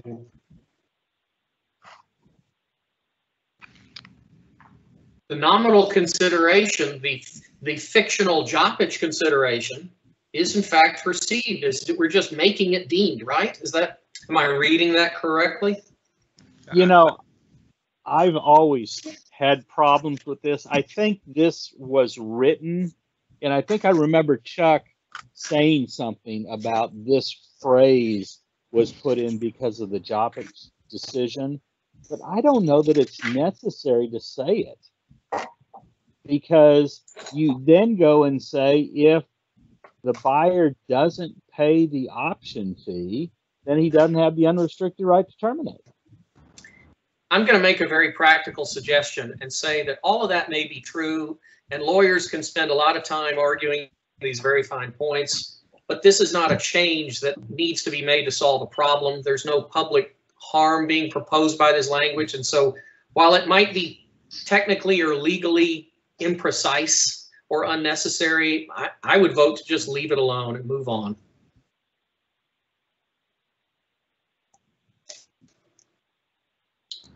I've never seen a claim over it. Yep. All right. Secondly, he writes, I'm concerned the option earnest money could be less than what is described. I think we've dealt with his concept of application first to the option fee, then to the earnest money. So we'll do that. And he writes that. I suggest a clarification sentence, and so we did. Good comments, Lawrence. Andy writes, we don't need leases. They're rare. They're not an integral part of the contract. Sorry for the harsh feedback. Yeah, this broker lawyer committee needs a major reshuffle. Wow. Yeah, there were some interesting things, and he was very emphatic that this is a ridiculous change. Okay, Kelly Dooley says buyer inspection should not be allowed until both the earnest money and the option fee has been received and receipted. Otherwise, having both earnest money and option fee are useless. Buyers can go under contract without delivery of earnest money or option fee, have an inspection completed right away, and if the inspection is not favorable, here's what I highlighted. Opt out of the contract without the seller ever having an option fee in hand. And I don't think, well, they can back out of the contract, but I don't think they have the right to do that. I think that's a breach of contract. So the seller doesn't have earnest money, which is nice, but the seller can sue the crap out of them if they want. Although, wait, hold on though. What? You do sometimes, you have the sleazy buyers who don't pay anything. They want to get into the property, do a quick inspection. They decide they don't want the property, and so they don't pay anything, and they say, so sue me. I'm not going forward with the contract. You're right. And I know there are sellers out there and listing agents out there that say, hey, I don't want them to set foot in the property and do a single inspection and give me an ugly inspection report and then not pay me the option fee. And so should you have the right to say a seller can deny access for inspections anytime before the option fee is paid? What if, Brian, it's a fair point. What if the option fee bounces, the check bounces? I mean, do you? The DA. I know. I've seen this happen, and I understand. The question is this a 5% thing? Is this a major fire that we need to? Do we have a lot of unscrupulous buyers that are scheduling their inspection on day 1 or day 2? No, I think this is less than a 5%er, but that's what Kelly is talking about. Yeah. Okay. And it is not an unreasonable complaint, and it's not a theoretical complaint. Let's put in the minutes to readdress this when we're talking about other stuff, if we want to, and we can see whether we want to say that the inspection rights in 7A don't commence until delivery of the initial option fee. Maybe that's something we want to address. I'm going to keep reading unless anybody else wants to keep talking about it. Additionally, the buyer should have to forfeit the right to have inspections after the option period has expired. Wow. Does anybody agree with that? No, that would prevent a walkthrough, right? Yeah. Yeah. There is no place in the amendment form allowing for seller to make this request, only buyer. And I was confused, but she's talking about the language in the amendment form for the extension of the option says buyer has paid. And so I guess she's saying it doesn't allow the seller to initiate the extension of the option as worded. I don't know if I agree with that, but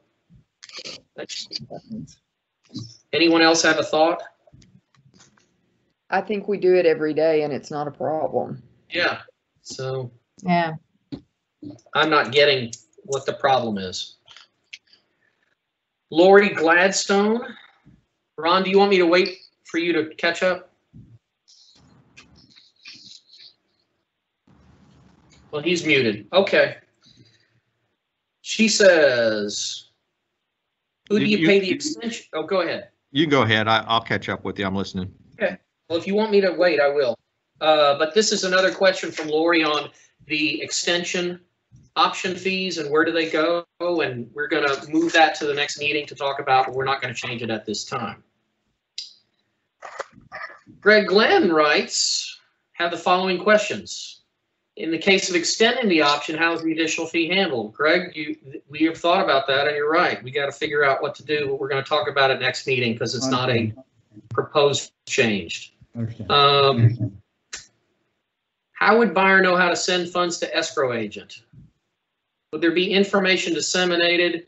Is that to be noted? And my comment or thought on that is that any different than earnest money? You know, they somehow get it to the title company, they get the earnest money to the title company without specific wire instruction. I think you're right.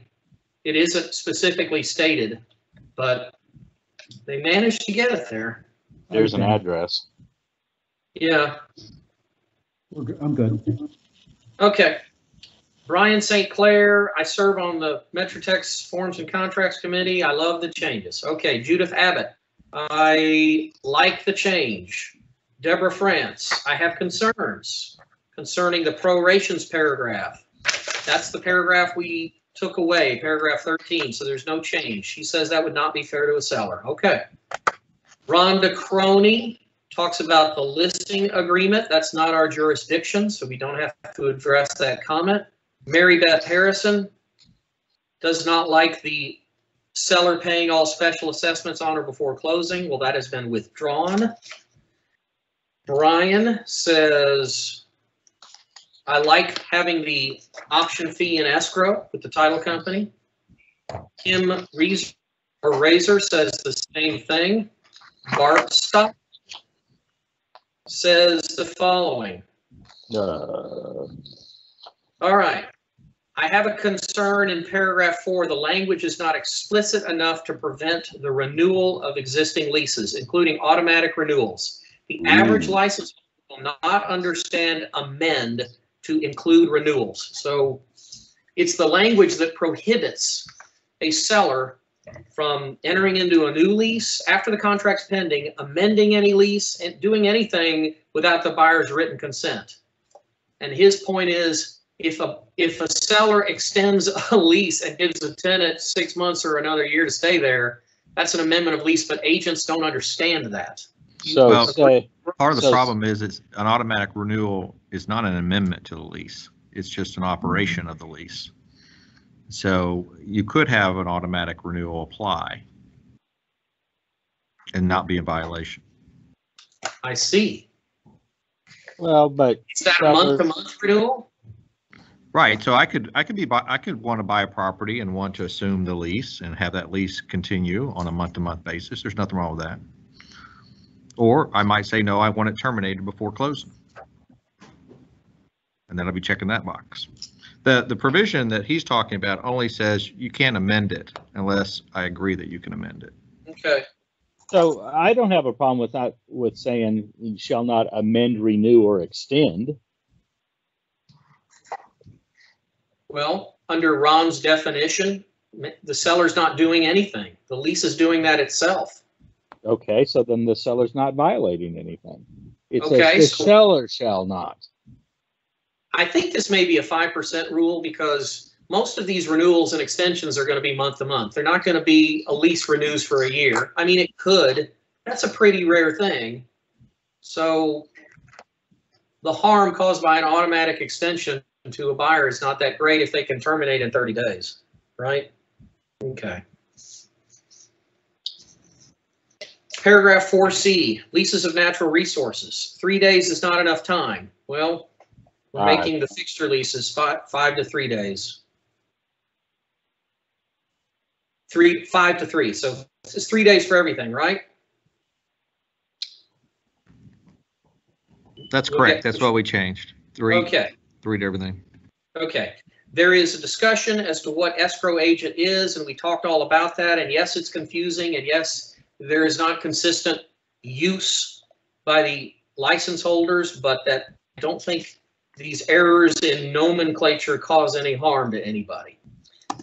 Then she gets into legal holiday, and I don't know, does she want a specific definition? I don't think we want to go down that road and further define legal holiday, do we?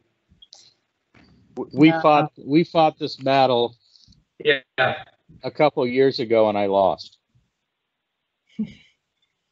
Sounds like you're holding a grudge. And Confederate Heroes Day is a state holiday. Yeah, is this the one that talks about that? There's some amazing stuff in here about that. Okay, paragraph 8. She says Bart feels that there should be a disclosure for someone who used to have a license. And I don't think that's the law, and I think we only have the law in our contracts. Yeah, agreed. Paragraph 10B, leases. It is unclear if this entire paragraph is being deleted regarding the prohibition, since this is now included in paragraph 4. Well, I think it's clear now.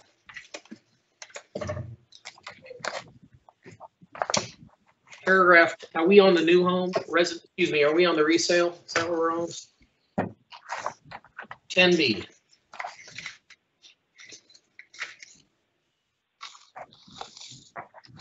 It's just gonna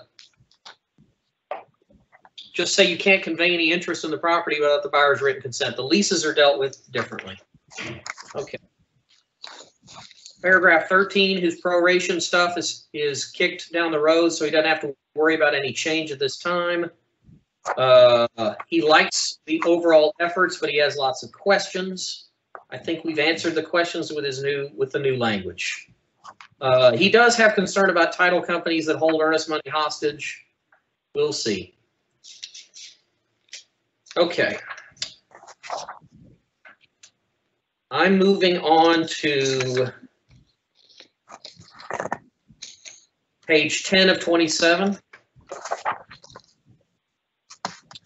Gary Nordling, paragraph 20 needs a time of delivery by seller. This is the FERPTA non-foreign affidavit. He wants a deadline on this. Yeah, I feel the same way. It's hard enough getting it by closing. Yeah, it's something that's usually done by closing. I understand his complaint. His complaint is getting surprised by it at closing. Yeah. When the seller at the closing table says, "I can't sign this. I don't have a green card," and then we have a big withholding crisis. So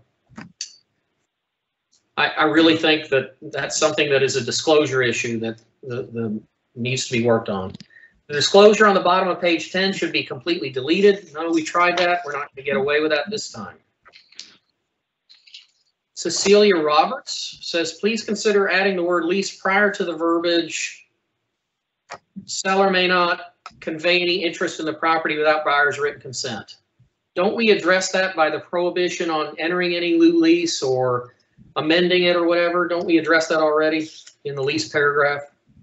Yeah, it had been in 10 and we moved it. We took it out to move it. So all the lease language was all in one place. Together. So it's not gone. It's just moved. Right. Ivy Boland doesn't like the yellow color.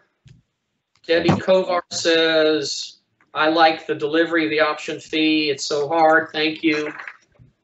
Carlene Harden says she doesn't like the paragraph 13 prorations change. That's gone. Cameron Willman says, Bo, man, I cut that one close. Bo, do you care to explain the story behind that comment? Sure. It's not much of a story, though. He just he got his comments into us a couple of days ago. Oh, okay. I thought there was some wild drinking story with you and your buddy Cameron. Okay. Not a fan of the lease addition section. Is that because he just doesn't think it's that common? It isn't needed, you think? I think so, yes. Okay. Good with the smart device add. Indifferent on paragraph 18. Next page 12. Do not like the changes to 23 at all. Title companies aren't going to like it. We're going to have a problem with them. We'll see. Guys, you know, I can't put it past this committee to revisit. If there is a crisis statewide and title companies don't act the way that we expect them to, then we'll change it. I mean, that's how it's going to work. He likes the page 10 changes. I don't know what those are, but he likes it. Doesn't like the addendum for leases, but he understands the need for them. Not a fan of messing with anything regarding mineral rights aside from seller retaining them. So I don't know. Is there anything new on this? Is there a point I'm missing? No. Okay. It just may be a misunderstanding of what the intent of the forms are. Michael Bray. Ron, do you remember Michael Bray? Did he serve on the committee with you? I cannot remember. Not with me. Michael, I think he may have served for a little while on the committee, but I just don't remember if he did or not. But he's out of El Paso. Good man. Watches him. Yeah. Yeah, he's got a lot of comments. He's the one that wants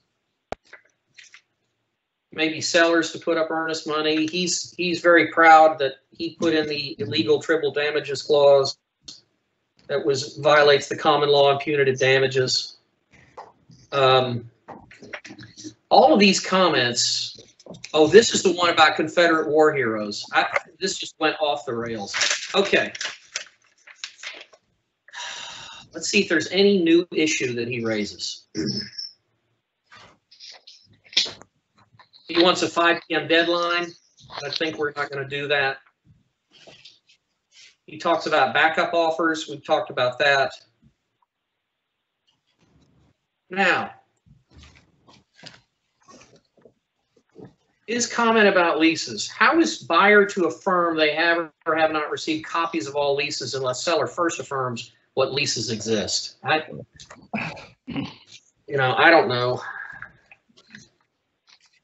We're all getting tired, but we'll make it through this here. So is there a problem with the language in the lease paragraph for the resale contract?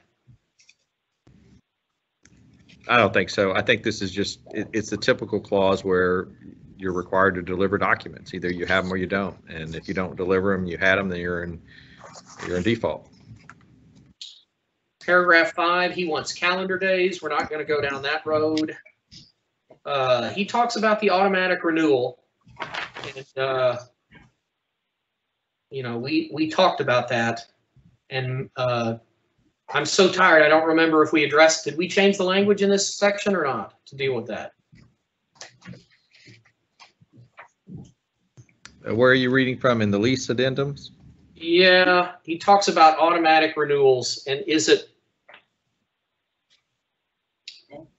Well, I mean, think that's we- just an operation of the lease that you have to deal with when you, Yeah, we you get a talked about- copy of it.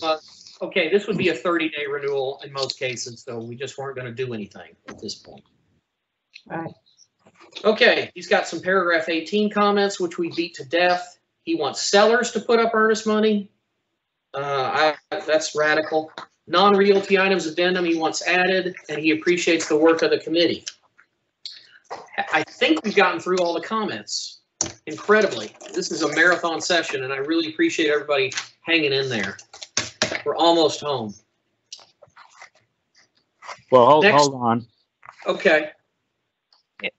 We've still got some more, 15. yeah. We still have Oh, 15 through 27. I thought we did all that. No, that was just 3A, right? Oh my goodness. Okay, Sorry. I'll be there as long as we need to. Wait, are we on 3B? Didn't we do all this? 3E. We're on page 3E. 15 to I think 27. we're on page 15. What about 3 of 27, 4 of 20? We did all that, so. Correct. Yeah, we're on page 15. I'm sorry. I thought we were all done. I've got this broken apart. So now we're on 3E, Farm and Ranch. He doesn't like a certain rule. Is that a rule related to a contract change or a regulatory matter? Anyone know? Mark actually asked him that, and I don't think he responded in time. Well, oh well. He just is, there's some general griping about the bureaucracy of TREC and the rules, and I will admit it's harder to sell real estate in 2020 than it was in 1970. You're right. Page 16 of 27, Bart Stockton.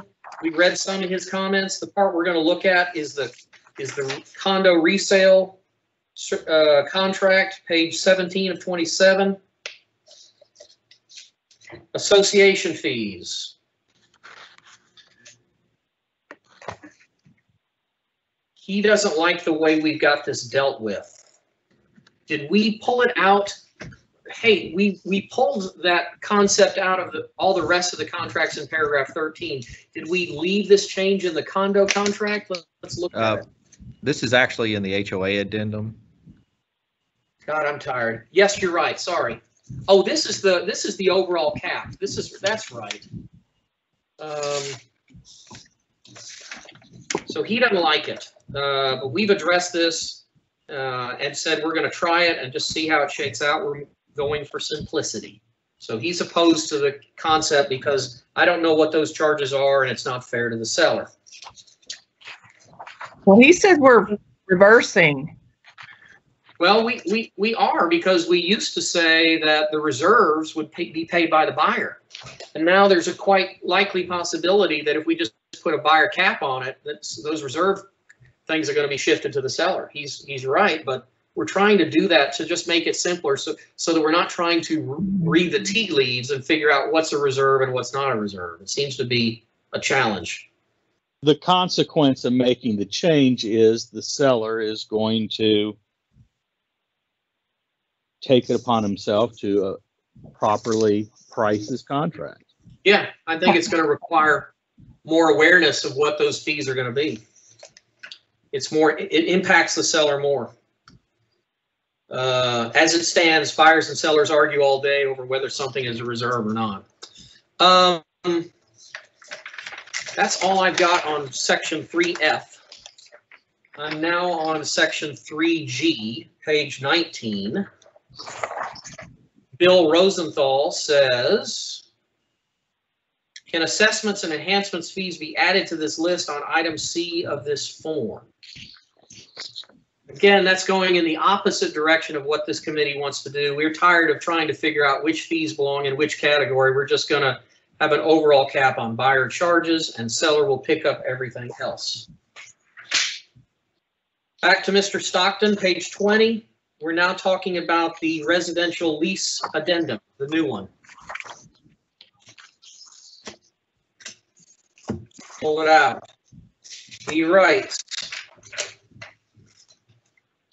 I have much concern over this paragraph. How are they supposed to know? They might accidentally terminate a lease that they can't. we address this with new language, I think he might be pleased, because we're not saying that they can be terminated. You got to check the lease, talk with an attorney. Assignment and delivery, B1. I renew my comments about the feasibility of a 3-day deadline. How could you possibly deliver a lease that you signed within 3 days, he says. Well, paragraph B2, closing. I'm being a little sarcastic. It's quite possible. Organize your I know. paperwork before you list your property for sale. I know, you know. Seriously. Paragraph B2, he wants the proration of rents worked into this addendum. We kind of talked about it, but we don't want to move any more than we have to. And the prorations paragraph works well, and it's a proration of many things, not just taxes, but rents and other, even assessments that are paid in the same year. B3, representations. I can anticipate many sellers being hesitant to make a representation without the inclusion of to the best of seller's knowledge or belief. And so what he's essentially saying is, well, I'm the landlord and I have the lease and he's my tenant, but I don't really know if the tenant is in default or not because I haven't heard from them. It's kind of a weak argument, but I think a buyer expects a seller to make minimal representations about the tenancy, and I don't think these are unfair to make. No. And I would think a seller should be able to make those representations. They're not asking you to represent if there's toxic materials under the ground that they don't know about. Multiple leases. This form does not contemplate there may be 2 or more leases and you're going to sign some and terminate some. We talked about that and we decided to leave that alone, that might be in the 5% or less category. I'm on page 23 of 27. Item 3I, fixture leases. Let's jump to that. Page 25. Thank you so much, Brian. Exclusion, paragraph B. What if the lessor abandons the leased property since the proposed addendum excludes it from the transfer? For example, a security company may deactivate but leave a security system if they deem it more cost effective than hiring a technician to remove it. Also, what about damage from the removal of the leased property? So, I mean, does that really result in problems in the real world when you have an abandoned security system that's in the house? Isn't it visible? And I mean, what is he saying? Many of them are wireless. Sometimes different from the mounted TV bracket that leaves huge holes. I think it's just something you address and negotiate. I'll tell you, the only time I do see this is water softeners, because those water treatment companies file UCC-1 financing statements, and you can't get them released, and they're there on the property. But I don't know. I don't know how to fix it. It's a 3%er. I don't think it's an issue. I don't think it's worth a form or a change for. No. It's a 1%er.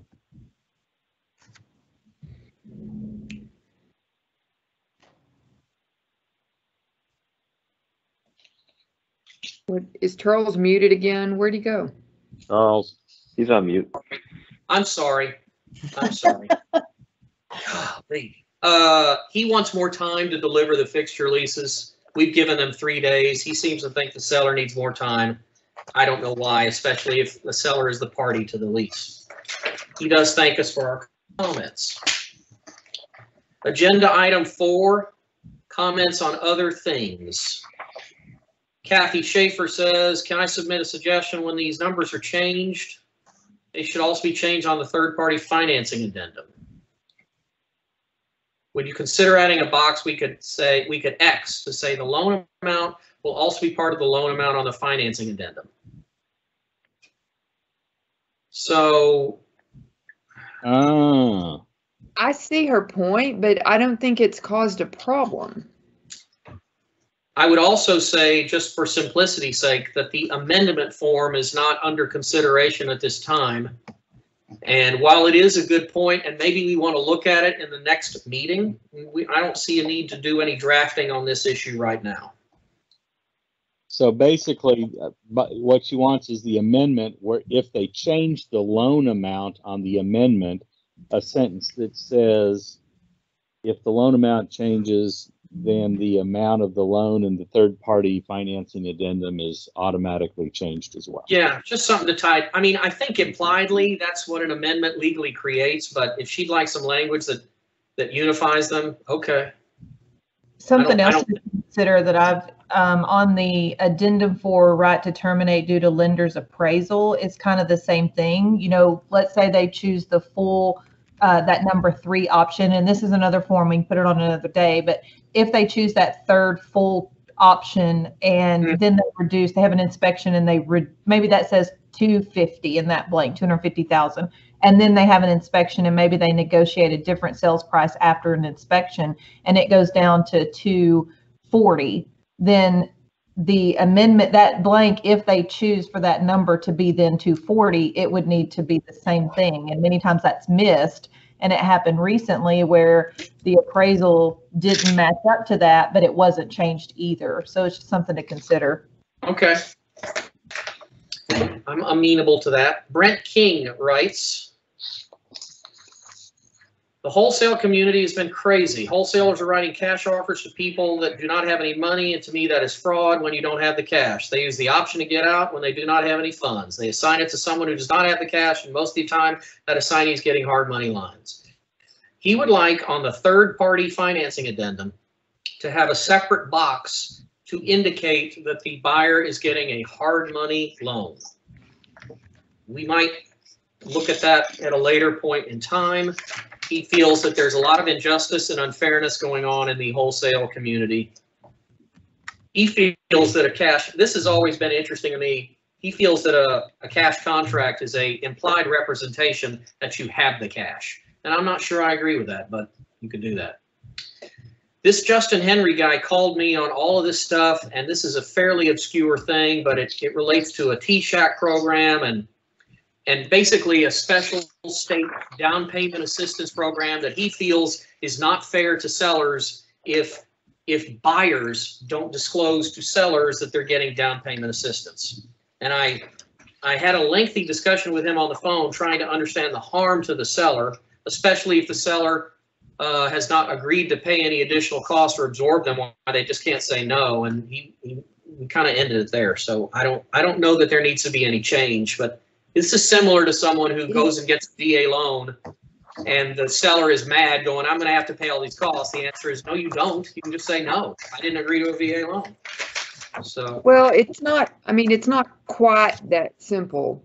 I mean, I don't think it's a 5%, but it's an issue.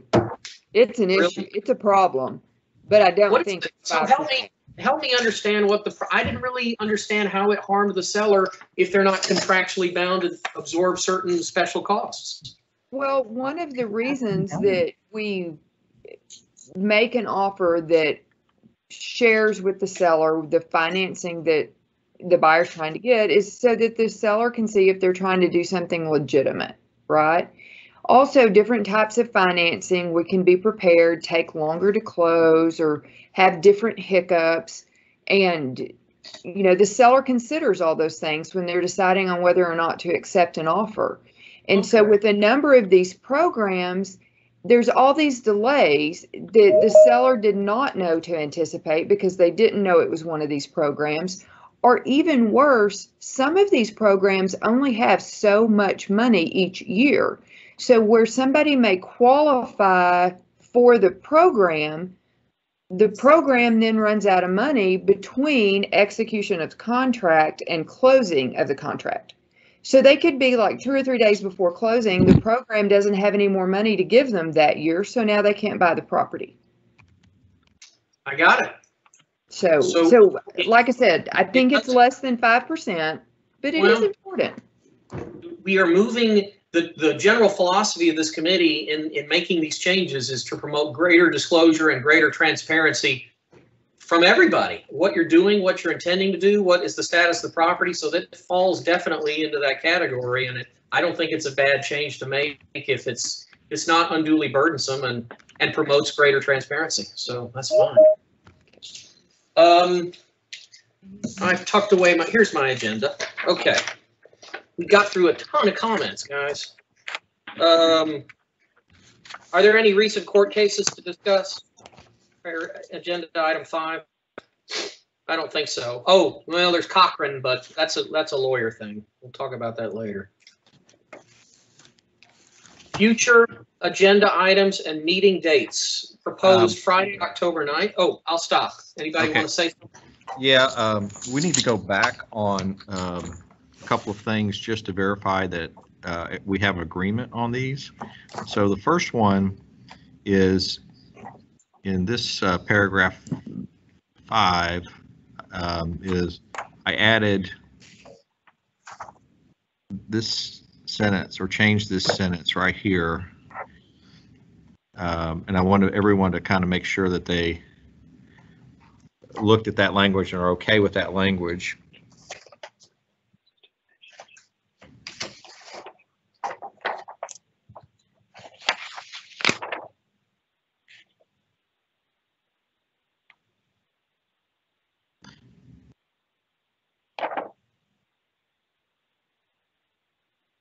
So what we essentially added was the tail language where it says the option fee will not be refunded. It used to say the option fee will not be refunded, however, the earnest money will be refunded. But I think it was SJ and Brian thought that we wanted to add the statement the escrow agent shall release the option fee to the seller remaining with the escrow agent. I would move just the to seller to the end of that first part. Right before your semicolon. Well, I think it'll just read a little better. Take this and move it over here. Yep. Like that. Yep. Instead of remaining with, why don't you just say held by? Well, I think I'm okay with that because it indicates that they may have released some. Yeah, I struggle with that too. Anything that's left there because they may have already released it. It's okay. Leave that one alone, Brian. Yeah, Yes, we ma'am. can. Just don't get mad at me. The other one, let's see here, I think I'm going to have to grab is, yeah. So this was the, I think this was emailed to you as well. So in the lease agreement form, lease provisions now, we added this language that's in red. Seller's not aware that the property is not subject to any leases. Yeah, I don't like the 2 knots. Seller is Double not negative. Right. that the property, just take out the second knot. Maybe that takes care of it.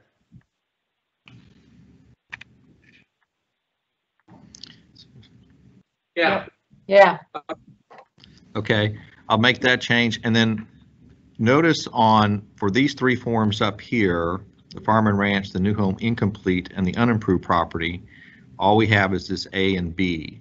So we just have the natural resources. We don't have the fixtures addendum on the new home incomplete, and we don't have the or the unimproved or the farm and ranch. Okay. The only one that seems iffy, that feels like new home incomplete and new home complete can be exactly alike or can be far apart. I don't, new home incomplete could be largely built and up and running with all these, but I guess you're not going to have, no, there won't be a residential lease. There won't be a tenant in a new home. Do we need one in farm and ranch? That's what I think the farm and ranch one. Well, let's go back to farm and ranch. So what I have over here is the 1 to 4 family and the new home complete. You got all 3 of them. I think that should be in farm and ranch too. Yeah. Yep. Because you could have a residence. Yeah. Okay. I may have just typed it in the wrong spot. Okay.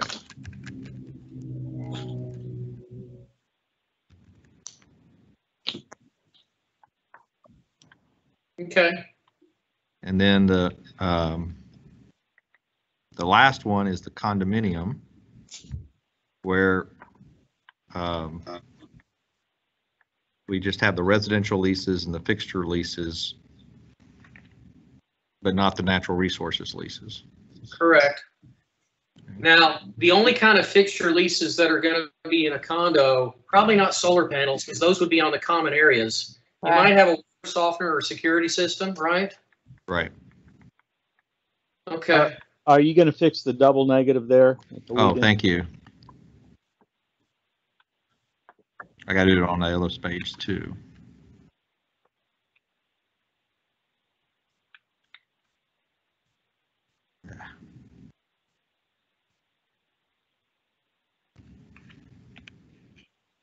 Okay. Could I ask a question? Would it be an easier read to say that seller is not aware of any leases affecting the property? I was going to make the same suggestion. Yeah, I like that's simpler language.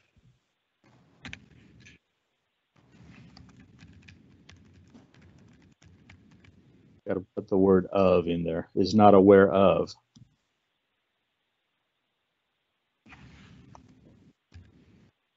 Okay.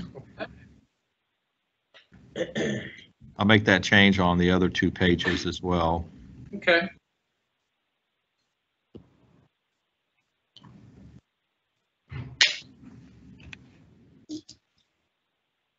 All right, that's all I had. I just want to make sure that we were agreeing with that, if everyone is fine. Ron, down in next agenda items to discuss, could you add the addendum concerning right to terminate due to lender's appraisal, like if the amount, the sales price changes, that it would change on the addendum also, or some language in there about that? Yeah, so let me finish this and then I'll go over there. I have an item to add there as well. All right, I'll save that so I don't forget. What properties misspelled? Oh, I misspelled property? Okay, I'll go back and fix that.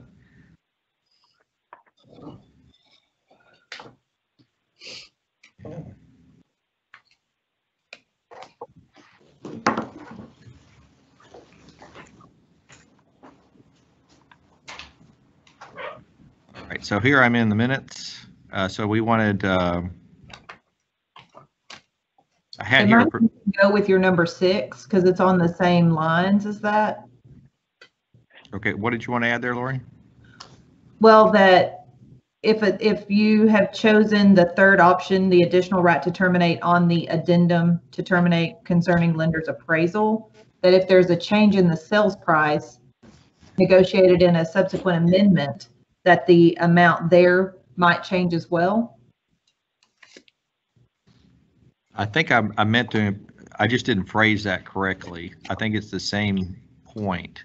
Right. I think you're right. I just don't want to forget that addendum as well.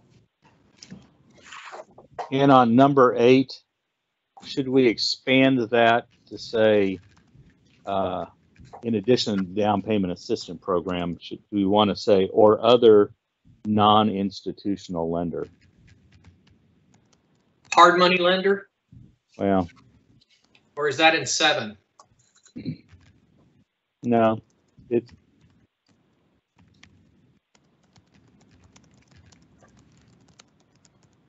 Okay, that's a hard money lender. That's fine.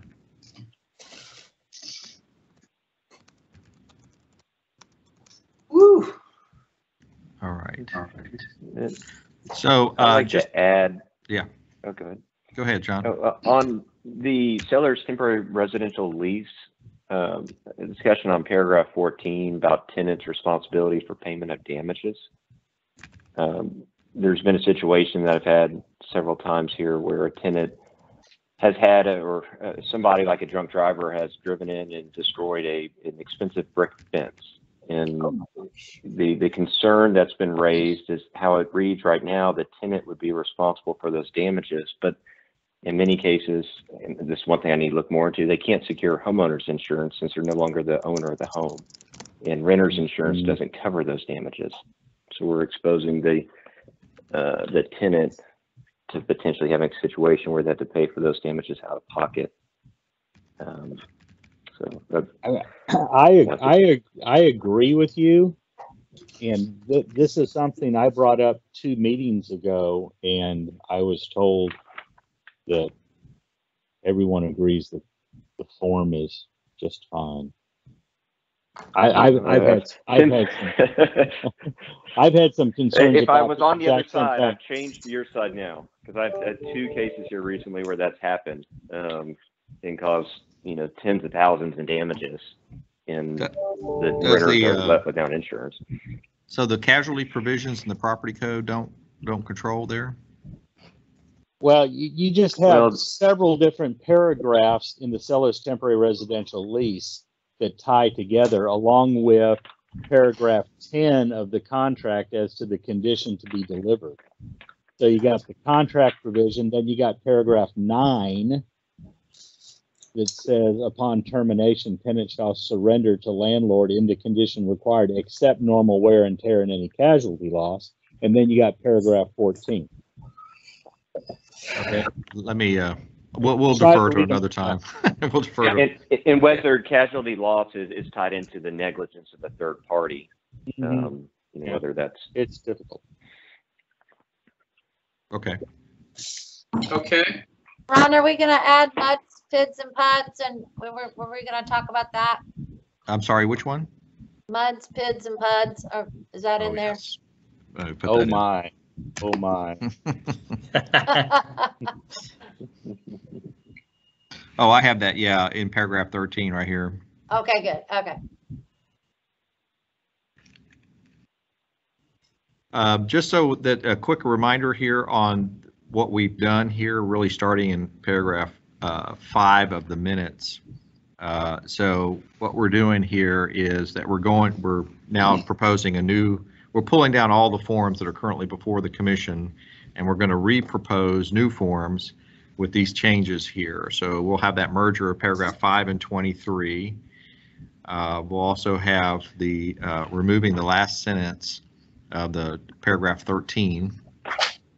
That's the MUDs and the PIDs. And then we have the paragraph 4 provisions concerning the leases, which we just went over, being changed. And then we decided to change the number of days for all those lease paragraphs for the delivery of the leases from 5 to 3 days. And then there were some minor changes dealing with paragraph C in the HOA addendum. We're putting the word shall back in. And then in the addendum regarding residential leases, we're restating that first paragraph on the termination of residential leases, like you see right there at the top with the notice in bold. And then a minor change in paragraph B2 of that same addendum. And then a minor change there dealing with in paragraph D as well in the of the addendum regarding fixture leases. And let's see, we're changing the name of addendum for fixture leases to disclosure of fixture leases. And then we are striking, making some minor changes in paragraph 2B, striking owned by seller and just those words. And then we're going to ask our staff to take a look at all the formatting changes so that there's a little room in paragraph 11 and so forth. I don't know. That's a lot of work, guys. That's incredible. So, all right. Give yourselves a pat on the back. That's what I can say. So the commission meets August 10th? Yes, we meet on the 10th. And I would do a vote to pull and repropose as you just, you would be the perfect one to do it because you just listed all of those items. So I would move Mr. Chairman, that all of what I just stated, including the pulling down of the forms before the commission and republishing and reproposing the forms to the commission with these changes we just discussed, be adopted by the entire committee. Okay. There's a motion and a second. Any further discussion on this proposal and motion? All those in favor say aye. Aye. Aye. Aye. All those opposed, same sign. No opposition, carries unanimously. Thank you so much for this hard work, people. Charlie, who was the second by? Brian. SJ. Brian. Somebody. Brian Watts. Let SJ be the second. Ha ha, I don't care. Okay. Okay, can I just be sure, just one last time, by doing this, and if we have our next meeting in October, they will be able, assuming everything goes according to Hoyle, they'll be able to adopt these changes in the November meeting. Is that correct? That is correct. Okay. Super. Super. We probably need to schedule a meeting between August and November. We have that, it's on the agenda. Okay. Yeah, so the two dates that are scheduled are both Fridays, Friday, October 9th and Friday, October 16th. So everybody look at your calendar. Is anybody good with one or the other?